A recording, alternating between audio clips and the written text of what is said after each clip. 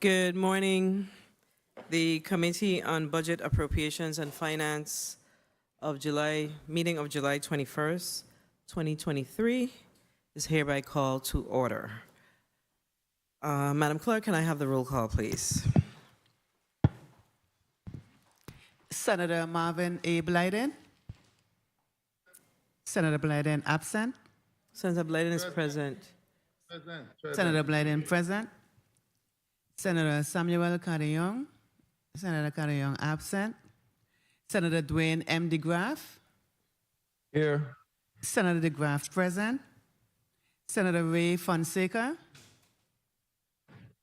Senator Fonseca absent. Senator Donna A. Fred Gregory. Here. Senator Fred Gregory present. Senator Novell E. Francis Jr. Here. Senator Francis Jr. present. Senator Jevan E. James Sr. Senator James Sr. absent. Madam Chair, we have 4 members present and 3 absent. Thank you, Madam Clerk. Do we have any correspondence to be read into the record? Yes, Madam Chair. You may proceed.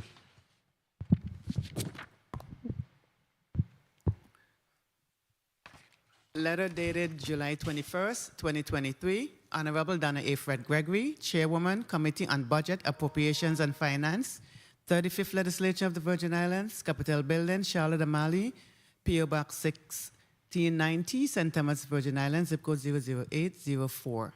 Dear Chairwoman Fred Gregory, I will be late to today's Committee on Budget, Appropriations and Finance meeting, which will begin at 9 a.m. in the Fritz E. Lowetts Legislative Hall in St. Croix, as I am in transit. Please accept my apologies for my tardiness. I look forward to joining the meeting as soon as I arrive. Your patience and understanding will be greatly appreciated. Sincerely, Samuel Carryover, Senator, 35th Legislature of the Virgin Islands. This concludes the reading of the correspondence, Madam Chair. Thank you, Madam Clerk. Can you please read today's agenda into the record?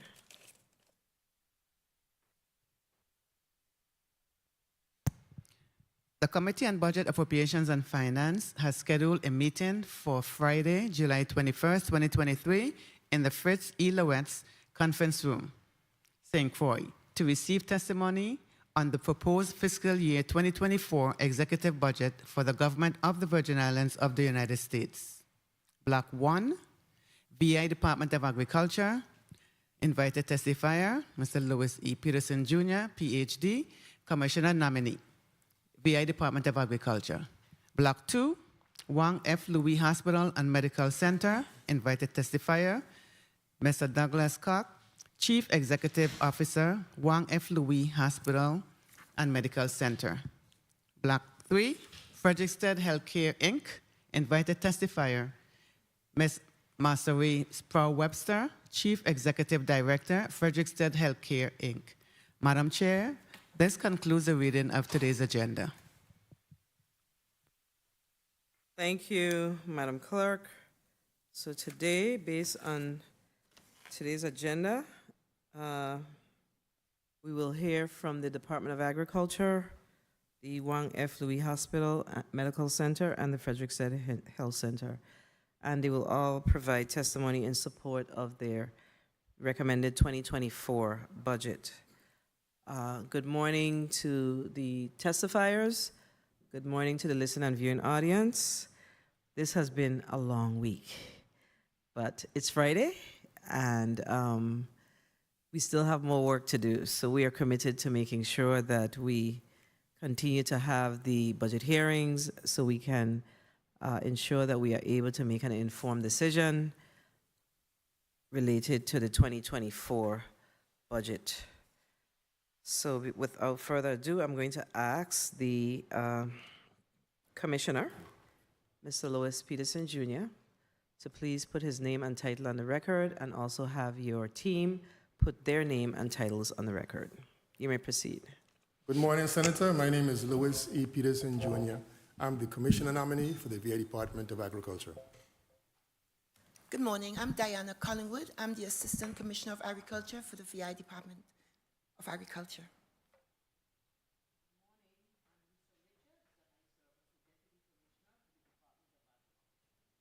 Good morning, Michelle Elliott, Administrator of Fiscal and Personnel Affairs. Ms. Elliott. Good morning, Aaron Bryan, Director of Administration and Management. All right. Okay, Doctor, I said Mr., but it's Doctor. Dr. Peterson, you may proceed with your testimony. Thank you, Senator. Good morning, honorable senators, Chairperson Donna Fred Gregory, Senator Noble Francis, and all the other members present of the Committee on Finance, and other senators present. We are here today to present and justify the Virgin Islands Department of Agriculture's fiscal year 2024 budget request. I am Louis Emmanuel Peterson, Jr., Commissioner nominee of the VI Department of Agriculture. Here with me today are Assistant Commissioner Diana Collingwood, Deputy Commissioner Reese Richards, Director of Administration and Management Aaron Bryan, Administrator of Fiscal and Personal Services Ms. Michelle Tuart Elliott.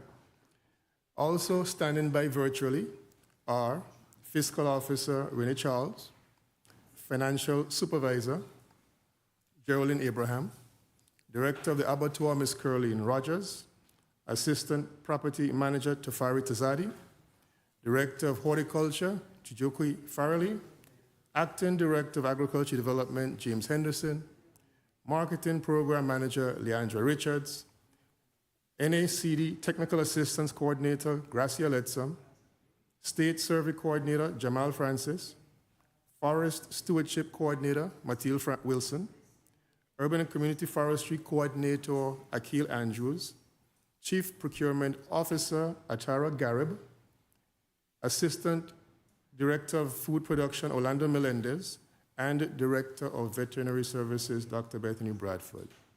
Although not present physically, we would also like to thank and express our appreciation to all the hardworking men and women of the VA Department of Agriculture, as well as to our farmers throughout the entire territory. Background. The VA Department of Agriculture was created pursuant to Title III, Chapter 17, Section 291. Act number 5265 repealed this section and established the Department of Economic Development and Agriculture in 1995. Act number 5265, however, as amended by Act number 6070, abolished the Department of Economic Development and Agriculture and created two separate entities, the Department of Agriculture and the Department of Tourism. The mission of our agency is to develop, support, and promote an economically lucrative agricultural industry in the U.S. Virgin Islands, while supporting farmers, consumers, and the environment. According to Title III of the VI Code, subsection 291, our primary responsibilities include providing basic agricultural services and technical support, creating activities and opportunities for the marketing and production of farm produce, inspecting and regulating agricultural products, investigating and regulating insect, animal, and plant diseases and environmental protection laws, supervising, coordination, cooperation, and compliance in federally aided or sponsored agricultural programs, and advocating or disseminating policies, rules, and regulations that allow for the effective exercise of our powers and duties in our responsibility to the territory's community and farmers. We fulfill our mission and responsibilities through our operational divisions. They include land maintenance and development, marketing, agricultural development, abattoir services, veterinary services, administration and management, forestry and conservation initiative grants, and the industrial hemp program, our newest program. With the approval of the U.S. VI's agricultural plan and the provision of $2.2 million to support initial plan implementation, our agency is now better poised to fulfill its mission. And for this support, Senators, we are very thankful to this body, the 35th Legislature of the Virgin Islands. With respect to our departmental updates and accomplishments from the administrative section, we are pleased to say that the telecommunication systems with the VIA phone service has been now fully restored since the loss of our service way back in 2017 during our hurricanes. Pursuant to Act number 8590, Bill number 34-0226, 188 farmers representing 168 on St. Croix and 20 in the St. Thomas St. John district received funding relief as a result of the drought that they faced. The $160,000 remaining from that appropriation is to purchase a water truck for the St. Thomas operation, and these monies will be encumbered prior to the end of this current fiscal year. The department is also up to date with payments to the animal shelters. The Animal Care Center of St. John receiving $12,500 quarterly. The St. Croix Animal Shelter Welfare Center receiving $43,750 quarterly. And the Humane Society of St. Thomas, Inc., receiving quarterly $43,750 as well, have all received quarters 1 and 2 payments for animal control. Each animal care center also received the full amount of spay and neuter funds for fiscal year 23. Animal Care Center of St. John, $20,000. Humane Society of St. Thomas, $50,000. And the St. Croix Animal Welfare Center, $50,000. Additionally, quarters 3 payments for animal control and spay-neuter funds for the Real Crucian Cats operation in the amount of $20,000 have been also approved by the Department of Finance. The Humane Society of St. Thomas received their 2023 food transit cargo van, for which $50,000 was appropriated by this body. This will be instrumental in aiding the organization to function more efficiently and assist with animal control in the St. Thomas St. John district. This truck was purchased from Metro Motors VI Inc. for $49,690 with a balance of $310, which was going to be used toward the uplift bulkhead installation. In our marketing area, the marketing division has continued to thrive with the continuation of the implementation of the WIC Farmers Market Nutrition Program to provide access to locally fresh-grown produce and vegetables from local farmers to recipients through the coupon distribution program. Through the Specialty Crop Block Grant Program, the Backyard Farmers Development Project assisted 50 participants in developing their backyard garden. To date, participants have received their supplies and are currently planting and harvesting crops. Through a competitive review process, as a part of the Growers Capacity Building Program, our agency selected 4 farmers that were provided education in plant and soil nutrition management, irrigation systems, pest management. To enhance project success, some materials and supplies were purchased for those selected farmers. These items included seedlings, fencing, water tanks, irrigation supplies, soil, ground cover for weed control, and fertilizer. In addition to that, some of those recipients also received land preparation services. The Senior Farmers Market Nutrition Program, which provides resources in the form of fresh, nutritious, unprepared, locally grown fruits, vegetables, honey, and herbs from farmers to low-income seniors in our community, proved to be a success in the past. However, the program was not feasible in 2023, but will be reestablished in the upcoming fiscal year 2024.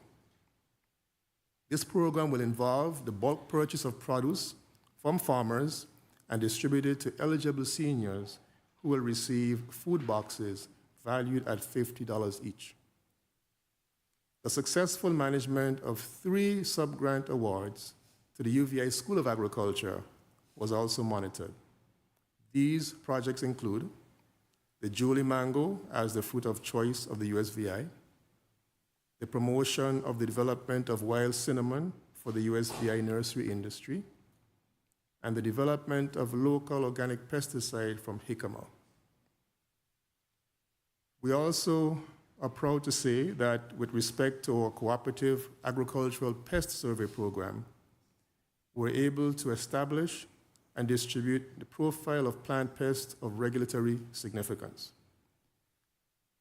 We also talk about the establishment and maintenance of a comprehensive trapping and surveying network, having more than 30 traps in the field, as well as more than 25 visual survey locations. We also talk about the enhancement of the VI Department of Agriculture's outreach potential and relationship with local farmers as a result of the CAPS program. We confirm the absence of specific plant pests and that impact domestic movement of plants and products. We also, through this program, were able to detect early and in the introduction of an exotic pest, specifically the mango stem borer. And then we continue to safeguard the economic and environmental stability of agriculture through the CAPS program. With respect to veterinary services, we supported the USDA, the St. Croix Abattoir, and the USDA Wildlife Services in the implementation of the second year of the enhanced surveillance for African swine fever within the protection zone. We also supported work including the animal capturing activities, collecting data on GPS location, animal identification, documenting samples collected, locations collected, and maintaining a VI farmer database. The Veterinary Services Program also experienced an increase with respect to services. We're speaking of a 10% increase with respect to the number of farmers that they serviced and the number of animals that they sprayed for insect and disease control. They provided education to livestock farmers, provided medical supplies to farmers, as well as to horse owners. In the area of our nursery, we located a new hay vendor that offers competitive rates, thereby allowing the department to provide some relief to our livestock farmers without having to inflate the cost of purchase for hay to those farmers. In the nursery area, we always strive to maintain a routine level of service with respect to the sale of seeds, seedlings, soil, fertilizer, and livestock feed. And finally, in the nursery area, we were able to provide some gift packages in the form of a variety of vegetable slips as a result of multiple events that we hosted or co-hosted on and off the grounds of the Department of Agriculture. In the area of forestry, the Forestry Stewardship Forest Legacy programs have a total of 7 active grants that are open to date with a balance of $102,000 for the Forest Legacy Program and $294,607.79 for the Forest Stewardship Program. The Forest Stewardship Program received a grant for greenhouse and nursery materials and supplies under the Hurricane Recovery Fiscal Year 2022 project. This project objective is primarily to grow healthy plants and distribute them to Virgin Islands recipients to help mitigate against the huge tree damage and destruction caused by Hurricanes Irma and Maria. The Forest Legacy and Forest Stewardship Program coordinator is currently in the process of extending 4 grants that were opened in years 2020 and 2021. In the area of urban and community forestry, we have 2 sub-grants that are open to date, and they are as follows. The Mahogany Road to Jolly Hill Nature Trail. This is a $20,000 grant in which a nature trail will be constructed from Mahogany Road to Jolly Hill. This project will provide brochures and publications on the environment during tours. The planting of non-invasive trees, non-invasive native trees, and educational hikes with signage will provide cultural and medicinal information. Secondly, Preserving Our Tree, Saving Our Trees project, which is an elementary school program. This is another $20,000 grant at the Claudio Marcos School here on St. Croix that offers experiential learning through a forestry curriculum that will be implemented in a manner that incorporates the application of science, historical events, math, and writing in the program. It is designed to enable students to develop positive attitudes towards science through forestry and agriculture. The Urban and Community Forestry Division is currently in the process of administering 2 more signage projects. The first is the roadside signage project to erect 20 signs on St. Thomas, St. Croix, and St. John, aimed at informing the public that there is a governing tree law protecting native and heritage trees. The other project involves the installation of signs for the mango tree orchard on the grounds of the Department of Agriculture here on St. Croix. Accomplishments include the installation of benches for outdoor classrooms, which were received and installed at the Claudio Marcos School. Trees have been replaced and protected to avoid loss due to poor landscaping practices and drought, again at the Claudio Marcos Elementary School. Teachers have been using the urban forestry curriculum to teach students about being good stewards of the environment. And finally, teachers are integrating urban forestry concepts in ELA, math, science, social studies, art, and cultural education. In the area of food production, our staff assisted farmers throughout the year by providing the following: land preparation services, water distribution and delivery services, as well as infrastructure repair, and we're making reference to pipeline repairs, pump repairs, etc. In addition to conducting hay baling operations across St. Croix, again to serve farmers, especially in times of drought. The food production area also assisted other government of the VI entities by providing staff support and heavy equipment support as necessary. We hosted and co-hosted numerous youth groups and camps that are school-based on our premises, as well as provided heavy equipment repair in both St. Thomas, St. John, and the St. Croix districts. At the abattoir, we successfully slaughtered, during the past year, 42 cattle, 52 pigs, 31 goats, and 92 sheep. We also filled 2 critical positions of sanitation manager, 1, and secondly, the quality control officers, which were great accomplishments for us. Due to the age of our abattoir facility on St. Croix, the department has continued to face numerous challenges, including equipment failure and malfunctioning. Our staff works diligently to mitigate these challenges and minimize the negative impact on the agency's clientele. Ideally, all outdated equipment need to be replaced in order to maximize the efficient operation of our abattoir. The department staff is actively identifying sources of replacement equipment as we speak. On St. Thomas, permission has been granted to demolish our derelict abattoir facility in Estate Nada.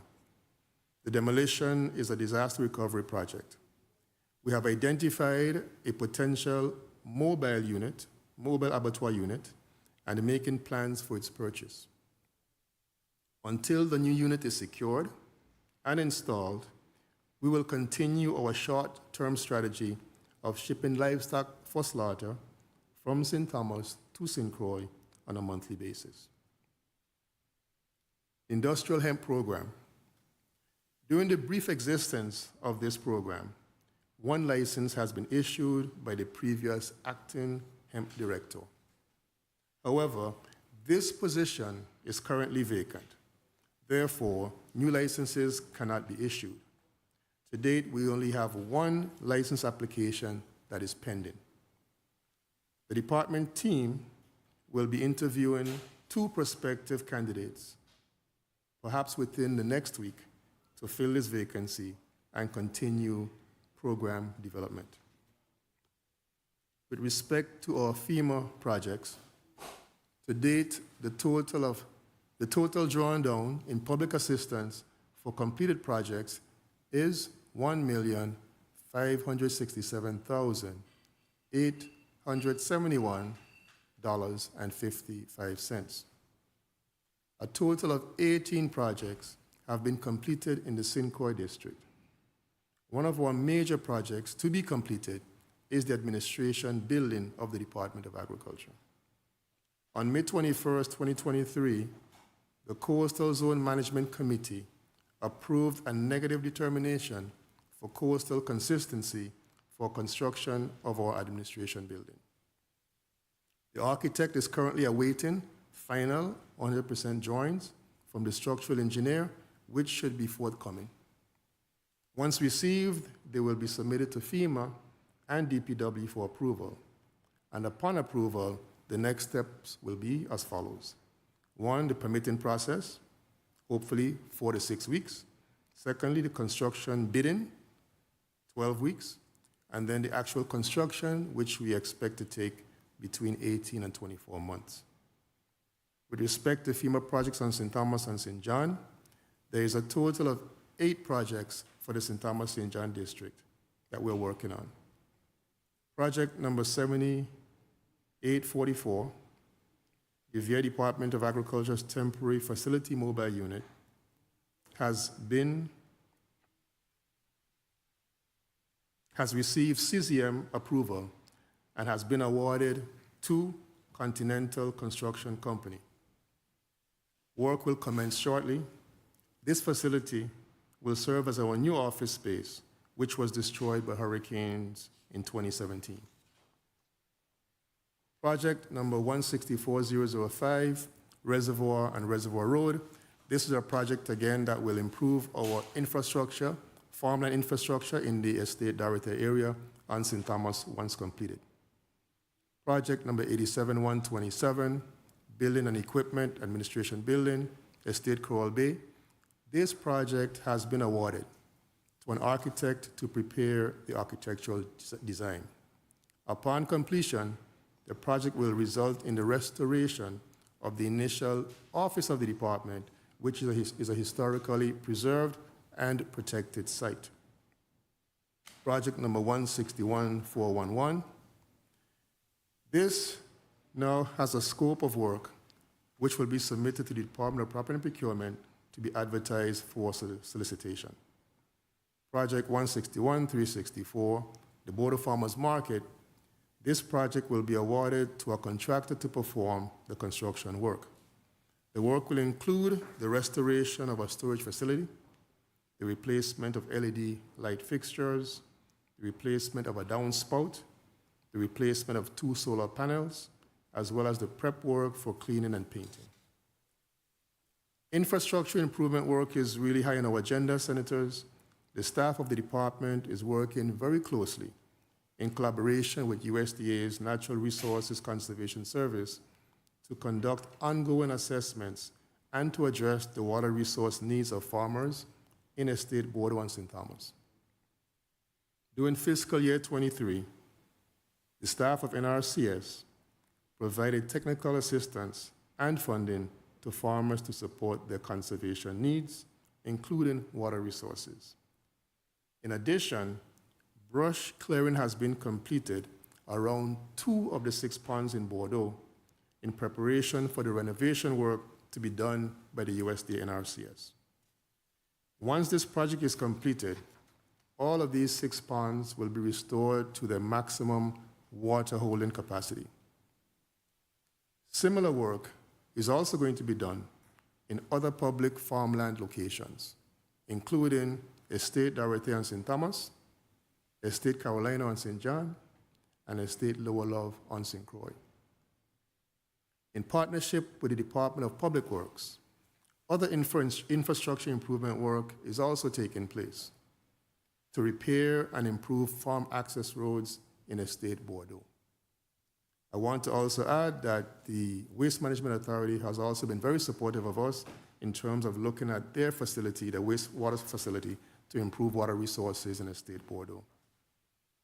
In terms of opportunities, the fiscal year 2024 budget of $8,372,393 is an increase of 28% as compared to the 2023 budget allocation.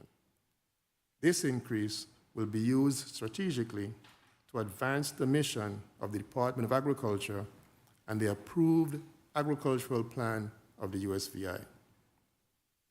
The majority of fiscal 2023 operational funds have been used for salaries, the purchase of vehicles, and infrastructure repairs and maintenance. We are pleased to report that the VI Agricultural Advisory Board and the newly established VI Conservation District have been actively engaged with the Department of Agriculture.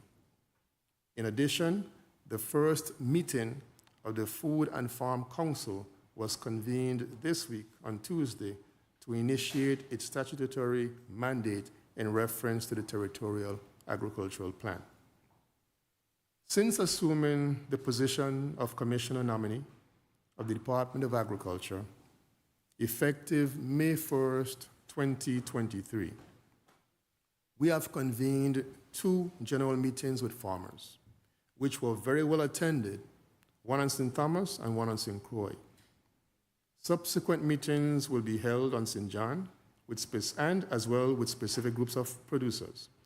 The purpose of the meetings was to share the department's vision and expectations with our clients. In addition, we were interested in receiving input and feedback from farmers based on our presentation, which was delivered in the form of the department's 7-point agenda. Based on the responses received from our farmers during those meetings, we are confident, Senators, that we are off to a positive start with our partners, our farmers. Our team expresses heartfelt appreciation to those who attended and provided invaluable input. Other tremendous opportunities exist in collaboration with the UVI School of Agriculture, especially with respect to training and preparing the next generation of farmers and other professionals in the field of agriculture, providing outreach support for producers, as well as in conducting relevant research to address challenges faced in the agricultural sector. Moreover, the authorization of the USVI's agriculture plan, with the authorization of the USVI agriculture plan, the department looks forward to major prospects for progress with the support of the legislature of the Virgin Islands. This development marks a positive and unprecedented moment in our history when a plan for the territorial development of the agricultural sector was mandated, authorized, and funded, at least initially, by the Virgin Islands legislature. Senators, our team looks forward to your ongoing collaboration, support, and funding of the approved blueprint, which we will be guided by as our agency moves forward. Across the divisional units of the department, the commonly faced challenge is undoubtedly a shortage of adequate staff to efficiently complete assigned tasks. This reality may manifest in delayed responses regarding land preparation, water delivery, equipment repairs, etc. Moreover, as a result of the staff shortage, the department staff have become multitaskers, not by force, of course, but out of their own sense of commitment to the agency.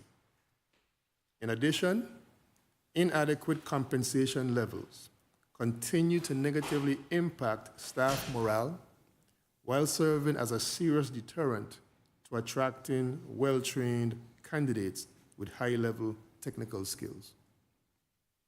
During fiscal year 2024, we will be addressing the issues of staff shortages and compensation based on available funding. The Department of Agriculture is also plagued with aged infrastructure, outdated equipment, and as a consequence of this state of affairs, our abattoir, as mentioned before, as a consequence of this state of affairs, our abattoir facility in St. Croix has not been consistently fully functional. And as mentioned before, the abattoir facility in St. Thomas is scheduled for demolition. These challenges have created prospects to build a new modern facility on St. Thomas and opportunities to replace outdated equipment on the St. Croix. Similarly, the marketing building on St. Croix houses a series of coolers that are occasionally used to store excess produce from farmers. However, they are routinely in disrepair and also in need of replacement. 2024 budget projection. The fiscal year 2024 general fund request for the Virgin Islands Department of Agriculture is $7,372,393. An amount of $4,424,729 is appropriated to personnel and fringe benefits, while $265,876 is allocated toward supplies, $160,000 toward utilities, and $2,521,788 toward other services, which includes $1.5 million to support local farming initiatives per Act 8259, and $500,000 contributed to the Agriculture Revolving Fund. The Animal Shelter Services contracts for $400,000 and operational staff funds for the industrial hemp program at $300,000 are under the miscellaneous section, and an additional $1 million from the tourism fund. We also anticipate receipt of $270,805 in non-appropriated funds from the Agriculture Revolving Fund, generated from sales and services of planting materials such as seeds, seedlings, and trees to the community. Federal grants already awarded, such as the multi-year USDA Specialty Crops Grant, Forest Legacy Grants, Urban Forestry Grants, and other grants, total $1,084,339 million, and this results in $10,427,537 in funds available for fiscal year 2024. Additionally, federal funds totaling $8.3 million have been assigned to the Department of Agriculture and will be allocated October 1st, 2023. These supplemental resources will be used for various projects, including land purchase. A detailed description of these initiatives have been prepared and can be made available for your review. In terms of looking ahead, Senators, the VA Department of Agriculture team will continue to develop programs and policies to fulfill its mission using its 7-point agenda. With the support of all partners and stakeholders, this approach is designed to encourage improvement in all aspects of the food producing sector by inspiring a new thinking, a new paradigm. At the core of the 7-point agenda is the shared responsibility for our collective success. As service providers, as farmers, consumers, and the community in general. This new modus operandi will be critical for the successful implementation of the Territorial Agriculture Plan. Some basic elements of the department's 7-point agenda include the following: a public educational campaign regarding the USVI Agriculture Plan, strategies to improve the public image and public relations efforts of the Department of Agriculture, strategies to improve the relationship between the department and its clients, strategies to improve the department's delivery of programs and services, strategies to improve farmland infrastructure, strategies to improve the performance of farmers, strategies to improve and expand public and private sector partnerships, and finally, strategies for succession planning. In other words, training that new cadre of farmers and other professionals. In closing, and on behalf of our team, I express my sincere appreciation to all of our farmers throughout the territory. Our producers represent the cornerstone of the industry and the reason why the Department of Agriculture exists. Our farmers are the ones who have assumed the sacred task of toiling and producing food for our community, despite the numerous challenges and hardships that they face, environmentally and otherwise. In addition to our food producers, our appreciation is also extended to those members of our community who constantly advocate for agricultural growth and development. We are thankful as well to the members of this body, the Finance Committee, and the 35th Legislature as a whole for your ongoing encouragement, monetary support, and the opportunity to present our fiscal year 2024 budget request. We also acknowledge and thank our Honorable Governor and Lieutenant Governor, as well as the entire Brian Roach administration for their leadership, support of the Department of Agriculture. Finally, we would like to close by once again acknowledging and thanking our hardworking staff, our team, our family at the VA Department of Agriculture for their support, their sacrifices, their tireless efforts, and dedication to our community and our farmers in particular. And with that, I close my testimony, Senator. Thank you, Dr. Peterson, for your testimony before this committee this morning. I want to take the opportunity to recognize Senator Javon James Sr., who is a member of this committee. Please mark Senator James as present. And Senator Fonseca, who's also present. Senator Carla Joseph, who is an honorary member of this committee. Good morning. And Senator Novalee Francis Jr. I think you were on the present row, correct? Yes, okay. All right, so good morning, everyone, again. And we've heard from and Senator Bulkes, non-committee member, also honorary member. Thank you for being here, Senator Bulkes. We've heard from the Department of Agriculture as it relates to the 2024 budget and the accomplishments and what's happening within agriculture currently. Let me ask you, you did have a few individuals on teams, correct? Yes, we did. I'm going to ask them to please put their name and title on the record. I see we have a Atara Garab. Please put your name and title on the record.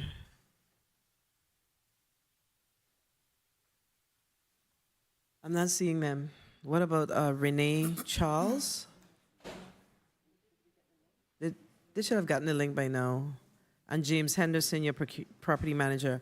So let us know, just signal me when they sign on so I could have them put their name and title on the record, okay? And I see that we have some young people coming into the chambers this morning. And I'm told that they are participating in the Youth About Face program, Office of the Adjutant General, and of course, that's the National Guard. So good morning to y'all. Good morning. Good morning. So I suspect that you'll be here with us for a short while, observing the what we do here in the legislature. So we look forward to you staying with us for a little while, or of course at your pleasure. And at some point we'll take a recess to greet you. Okay? All right. Okay. Dr. Peterson, you, I think I have a little, what is the FY 2023 budget of the Department of Agriculture is some, what did I do with that paper? It's $5,372,391, correct? And when you speak first, please put your name on the record, okay, for the reporters. Is that correct? I have Please enter into the mic. Aaron Bryan, Director of Administration and Management, 5,338,171. Vice budget. General fund? So I've had to say this to several departments. The legislature is the entity that would revise a budget. Because you don't have, your budget was line items. I suspect that your revise, where you're referencing the revise is based on the utility in particular, that the utilities went into the single payer account, or did we move some appropriations to increase your budget or to increase your budget? These are the numbers I pulled from the ERP system, but I think it will be the Okay. utilities. So your budget for FY 2023 was $5,372,391. And let me repeat it again. $5,372,391, and that's based on the appropriations.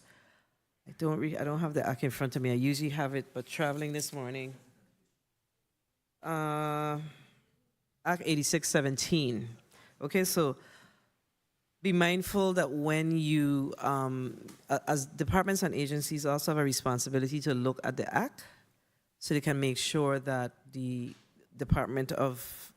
Office of Management and Budget is actually giving you your due. Okay, so you have a responsibility to look at your act to make sure that the categories that are identified in the act are what you're actually receiving and what's uploaded on the ERP system at the Department of Finance. Okay, so Thank you, Senator. usually they would move your utilities into the single pay account. So you would see that difference, but that's the only difference that you should see in your budget on the system, because I think 160,000 was budgeted in the utility, appropriated rather, for the utility system, payments. So that would have moved to the single payer, but it's still your responsibility to monitor that, correct? All right, got it. So this year, the recommendation that came down from in the executive budget is $7,372,392. So we on the same page with that? Good.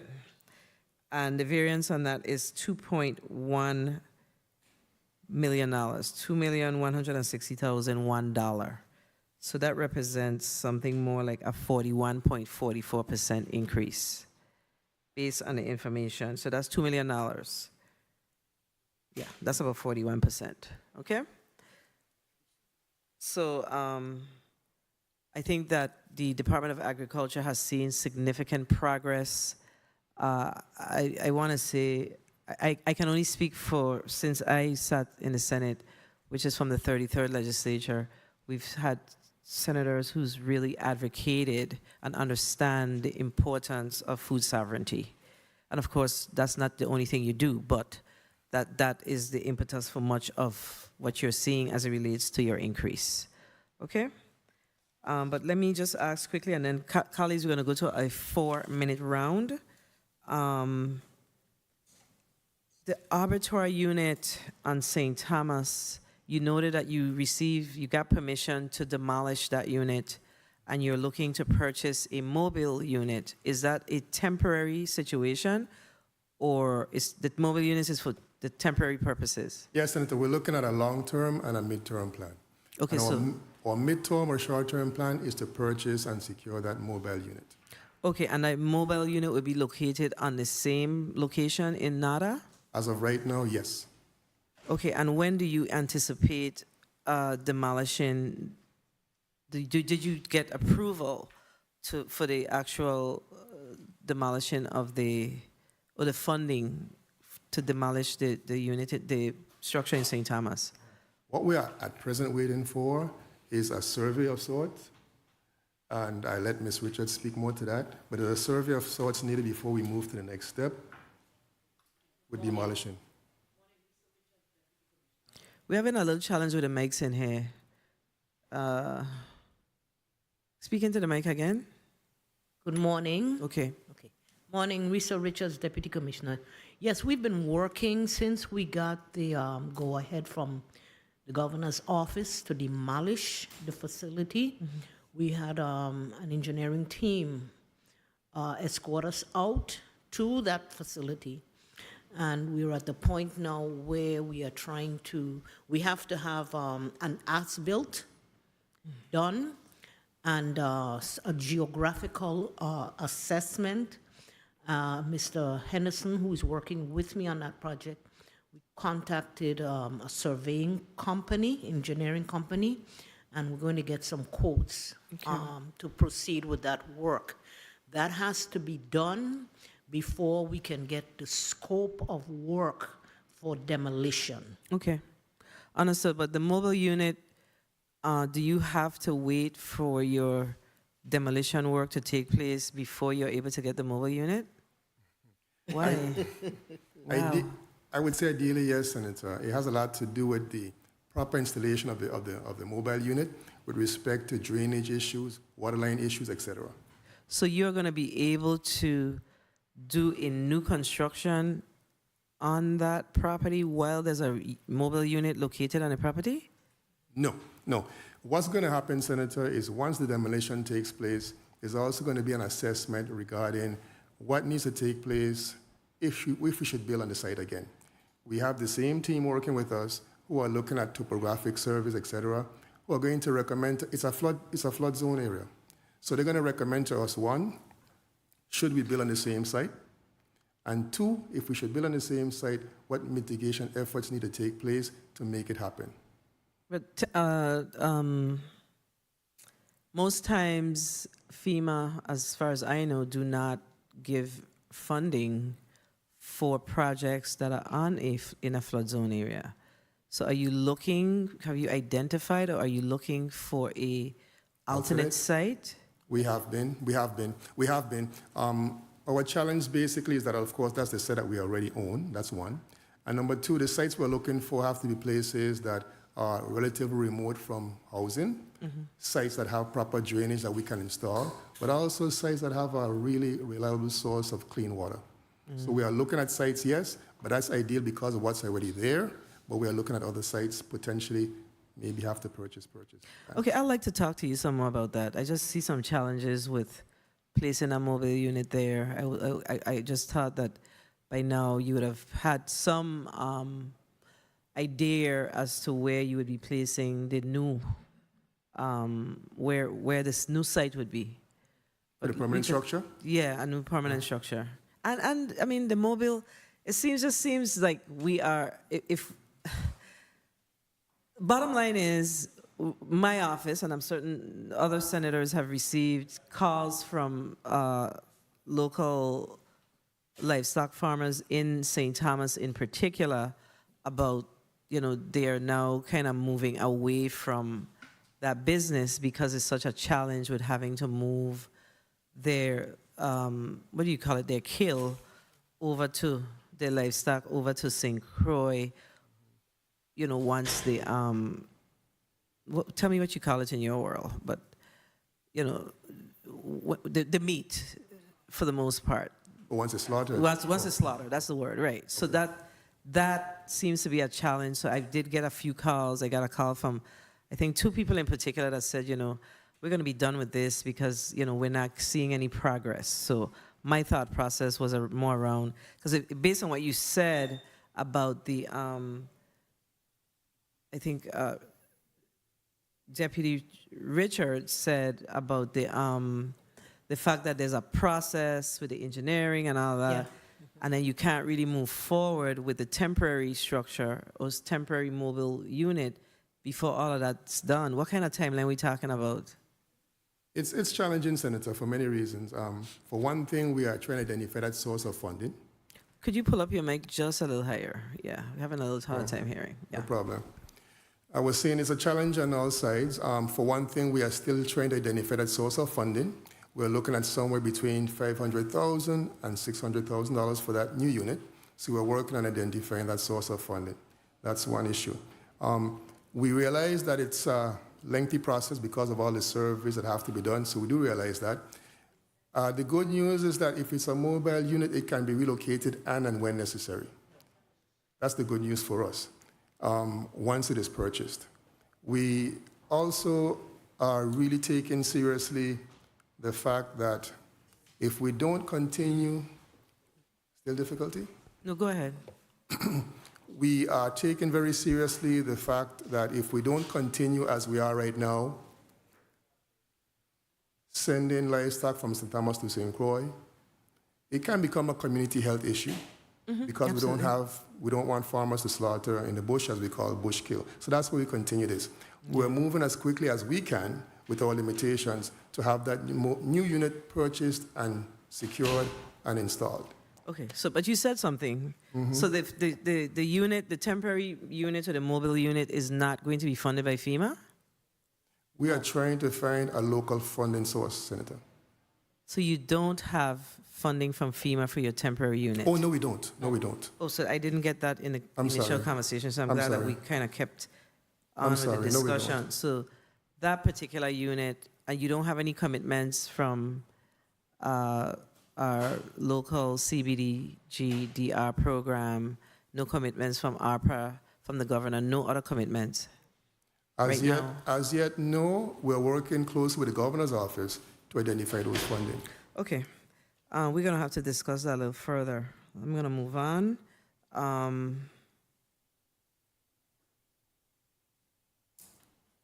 We're going to start with the first senator, the Senator Angel Bulques Jr. You recognize for your 4 minutes. Thank you, Madam Chair. Good morning, Madam Chair. Good morning, colleagues. Good morning to central staff. Good morning to the listening and viewing audience, and good morning to the Department of Agriculture. Dr. Peterson, how are you doing today, sir? Good morning, Senator. I'm fine, thank you. How are you? Okay, good. Good so far. So far, I'm doing good. Good. I see that we have a 28% increase. And I was curious because I was looking at your grant funding, and I have concerns surrounding the movement of those grant monies. And I'm trying to find out what factors are holding up those monies from being moved, because I see monies dating back to 2018, others in 2020 with nothing expended. So I'm curious to know what the holdup is for those grant funding monies. Thank you for the question, Senator. I'm going to ask Assistant Commissioner Collingwood to respond. We had a conversation about those fundings recently. Yes. Good morning, Diana Collingwood, Assistant Commissioner. In many cases, for example, in forestry, we were out of staff. We didn't have a coordinator. Despite our best efforts, it took us an entire year to fill that position. So currently, we have someone on board as of the end of January, and then they're required to do all the reports. It's one thing to have the funding, and in some cases, in marketing, we had funding allocated, but they weren't in objects that were spendable. So currently, we have submitted modifications so that those funds can be placed in categories where they can be expended. We mostly were focusing on ensuring that all our reports and actually the confidence in our ability to spend is in the case with our funders. It's mostly staff related, and working on that. But currently, we're in a position where we can move forward with those expenditures. Okay, let's try to do that as soon as possible because those funds don't affect our general fund. And, let's spend every red cent that's available, especially when it comes to facilitating our farmers. Yes. I also had a question surrounding your major sources of local funding, meaning how you generate funds for the department. What are the major sources of funding and are they currently sustainable in the long term for you? Good morning, Michelle Elliott, Administrator of Fiscal and Personnel Affairs. Well, we receive a lot of our funding from our sales, and as of right now, as of June 30th, actually, we're in a better place than we were last year regarding our sales that we get through the nursery, the feed, the hay, and abattoir, different things like that. So as of June 30th this year, we collected $204,613.33, and June of last year was actually $170,152. So that's an increase of $34,460, basically 20% Okay, thank you for that increase. information.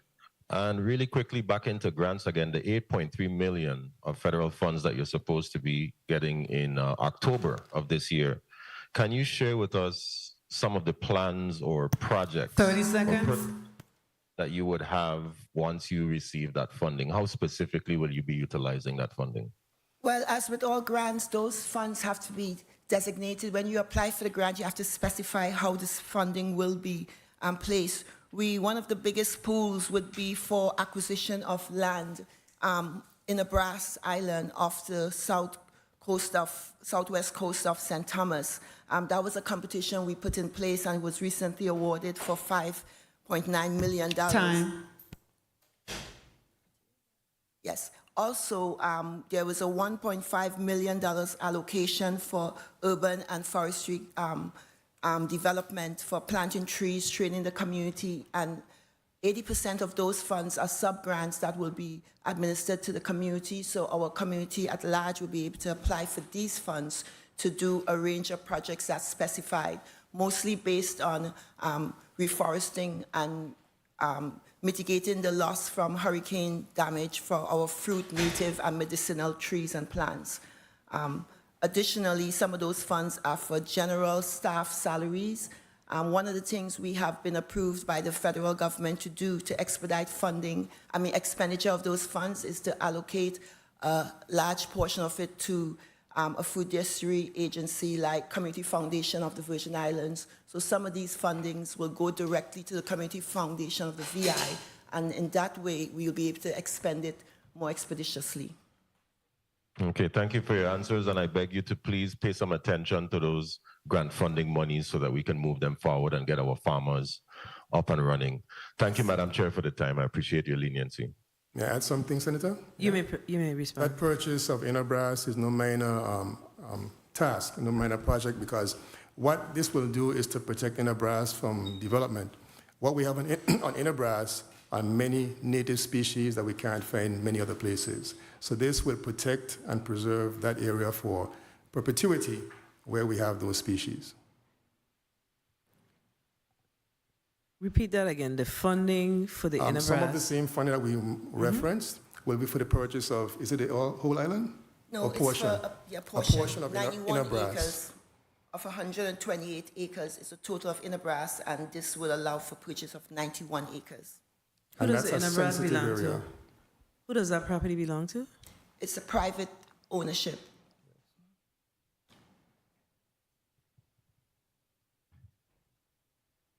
Okay, we're going to take a 5-minute recess so we can greet our guest that's here with us today. The committee stands in recess for 5 minutes.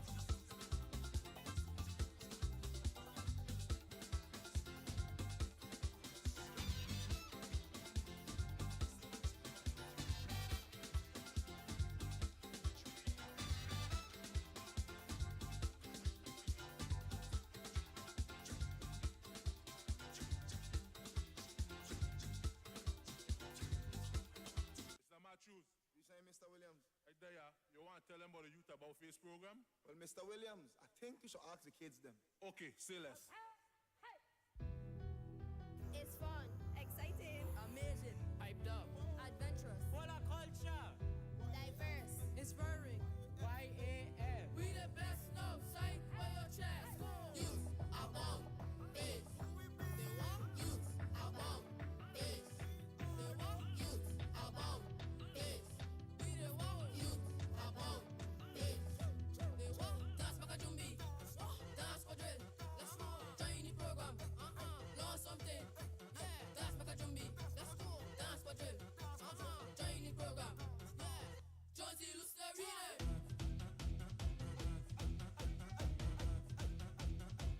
Jonesy Lucerine.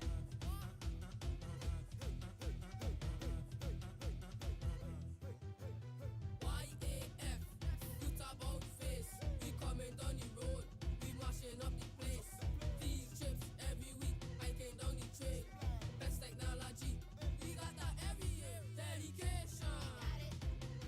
We got it. Meditation. We got it. Education. We got it. Celebration. We got it. Youth about this. They want Youth about this. They want Youth about this. We they want Youth about this. They want education. Plenty education. Celebration. Plenty celebration. Elevation. Plenty elevation. Youth about face. We the youth about face. Dance makajumbi. Dance for drill. Let's go. Join the program. Learn something. Yeah. Dance makajumbi. Let's go. Dance for drill. Join the program. Yeah. Jonesy Lucerine.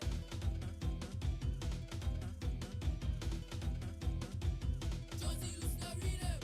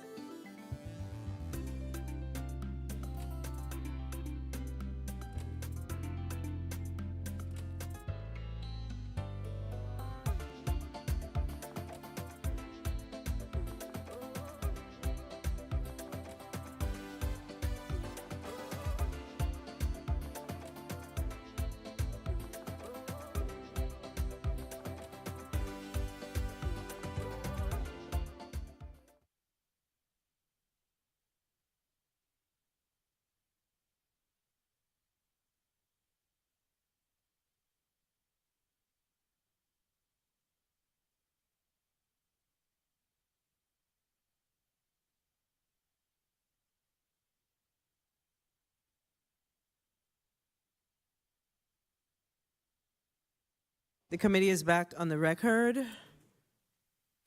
I'm now seeing, okay, the committee is back on the record. Let me take this opportunity to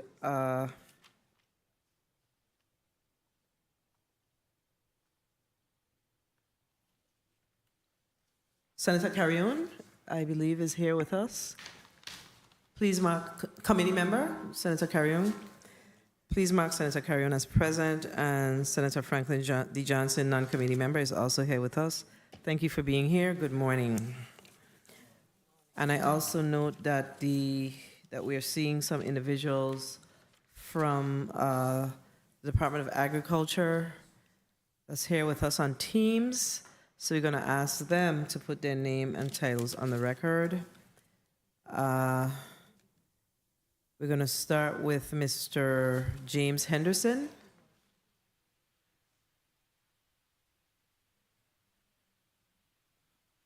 Okay, so Mr. Henderson is not here. I'm basically counting the names that I saw, that I got from the Commissioner's office. Renee Charles, Fiscal Officer. Are you on Teams? Randy Charles, Okay. Fiscal Officer. Okay, so we need you to turn on your camera. Is your camera on? Boy. Okay. Oh boy, your camera is misaligned. Yes. Okay. And you need to pull it down just a tad bit. So pull it.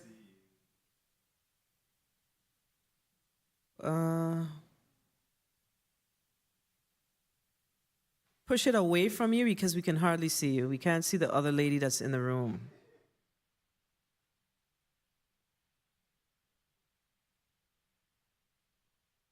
Taller.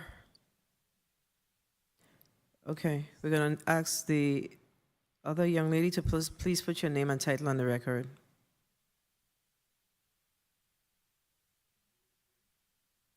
We're unable to hear you. There's someone else in the room with you, Miss Charles? Atara Gary, Chief Procurement Officer. Say that name again, we are unable to hear you. Atara Gary, Chief Procurement Officer. All right, Ms. Gabi, Chief Procurement Garib. Officer. Say that again? Ms. Garib. Garib. Garib. Garib. Okay, Garib, Chief Procurement Officer. Okay, y'all have kind of oddly showing up on this screen, but we'll figure it out as we go. Is there anyone else online for the Department of Agriculture? Yes, Tafari Tizadi, Assistant Property Manager. Could you say that name again, sir? Tafari Tizadi. Oh, Tafari Tizadi. Oh, you're very Yes, familiar good to morning us. to you. Yes, good morning. How are you doing? Pretty good, thanks. All right. Okay, just for future reference, you can always go to the respective chamber in your respective island when we're having these budget meetings. Okay? Thank you, Senator. All right. So we're going to continue with our meeting. I know there was a discussion before we took the break about the inner brass and the purchase of the inner brass for some $5+ million. And you are to receive a grant for that purpose from, where are you getting the grant from? This is from the Forestry Service. From the Forestry Service. And of the islands that we own in the territory, we were not able to utilize any of those other keys that we have for this similar purpose. We have a lot of keys that belong to the people of the Virgin And Islands. they may become future projects for us, Senator. In this case, we're speaking about a very sensitive location on Inner Brass that we want to protect for perpetuity from development.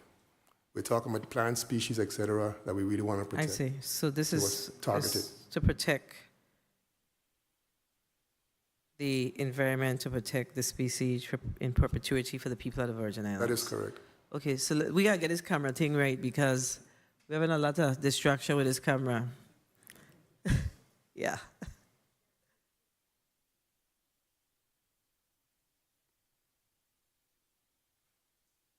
And there's someone else on the screen I'm seeing. Okay. Okay, this is becoming a little struggle for us. There's someone else on the screen.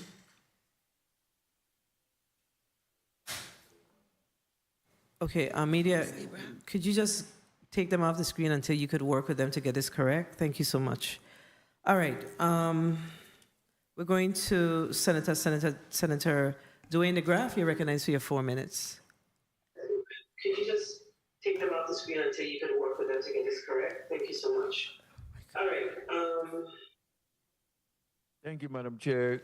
Good morning, colleagues. Good morning, testifiers, all viewing, listening, and present. Commissioner, the property that you have up from Bon Esperan down from Estate Pearl area, what's on the corner there? Does agriculture still own that land? Yes, we do, Senator. Okay, could that be the new site for the abattoir to move to? I would say a potential, there's a possibility there. As we speak, we are renovating that site that has not been used for quite a while as a new shared office space. We are partnering with the USDA Wildlife Service, and at the end of this renovation project, we're going to share space with them, as well as, well, our office and their office will be located there. So I'm saying that to say, Senator, that potentially it can be a new location, We are right now working on the cisterns. There is no, I don't think, well, we have to look into a couple of things. I am hoping that there are some portable water lines in the area. That would be very essential to the process. If there are only cisterns to rely upon, it may create a little bit of a challenge, but we need to have a very reliable source of potable water. And that would be one of the things we investigate to consider whether or not it would be a really reliable location. So I would say to you, potentially yes, pending other investigations of the site. Okay, the mobile van could go there anyhow, mobile vehicle. Let's go straight to wages for your employees. The previous commissioner said that he was in some consultation with Office of Collective Bargaining in regards to the wages and stuff. Did you follow up on that, or are you aware of that situation for moving some of the salaries in your department?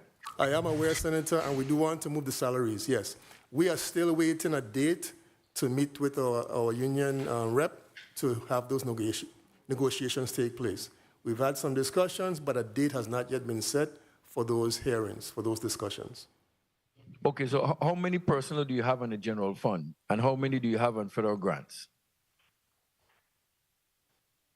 I'll ask Mr. Bryan to help me with that. Sure.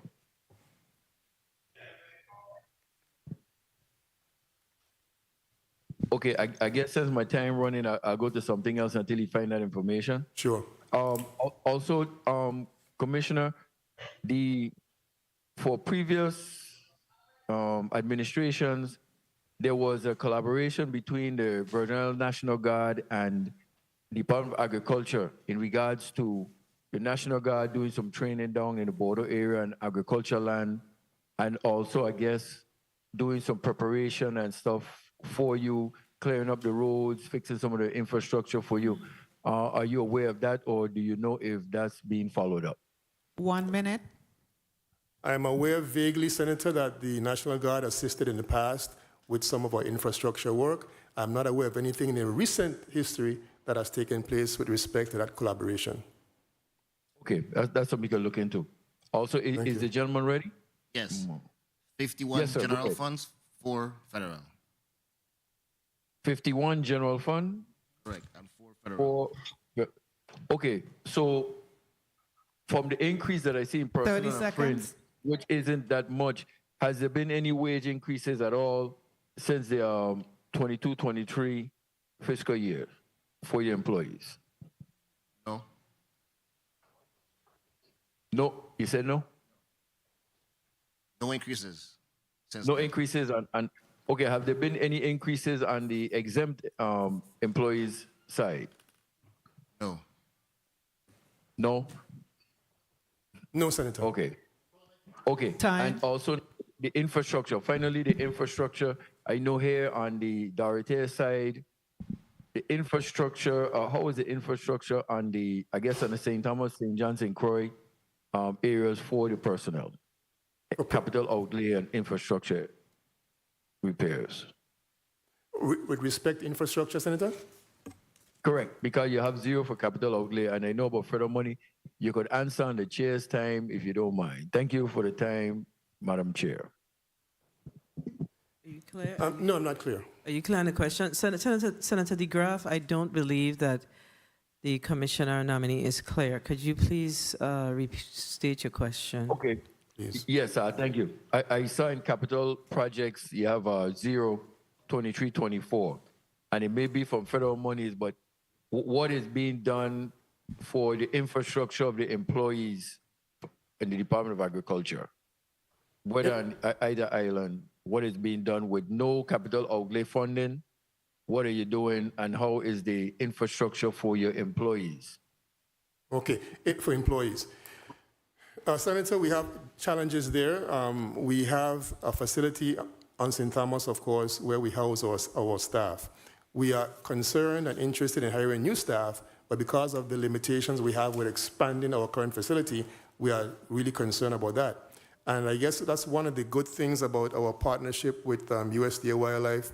When we have our new facility on St. Thomas at the Bon Esperance site, it may be able to assist us there with maybe 1 or 2 more staffing that can be housed there. The other thing I wanted to say had to do with one of the FEMA projects, but I don't think it's going to impact our infrastructure that much with respect to staff. But one of our FEMA projects is supposed to improve some of the housing issues at the state direct there, but only minimally,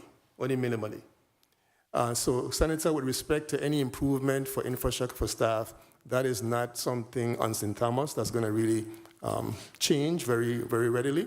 I thought you were making reference perhaps to infrastructure for the farmers. That's what I was going to respond to.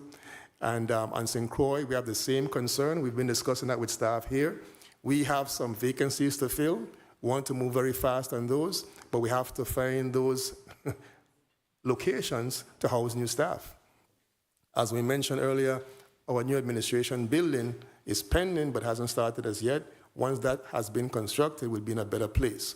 But with respect to expanding and having more locations for new staff, it is a current challenge. Okay, so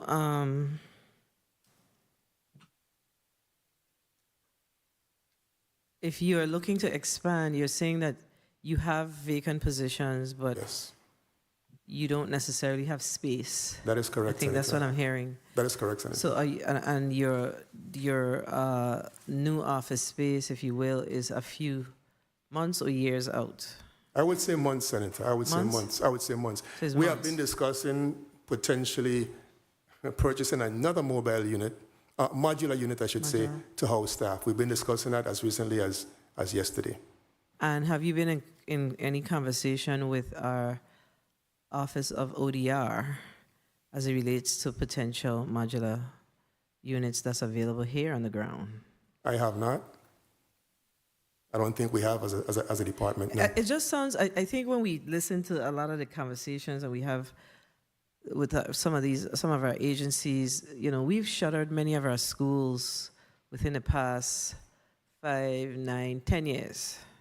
So we have to start looking at what is our available inventory, government inventory, so we could begin to really place people in spaces that they can work out of. And I'm certain that it has a cost because you have to do some upfitting and some renovating, but it's worth the look.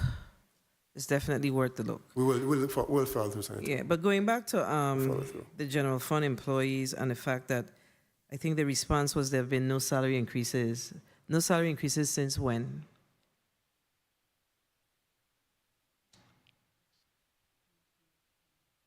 So we are in 2023. Can I recall the It's been that long? increase?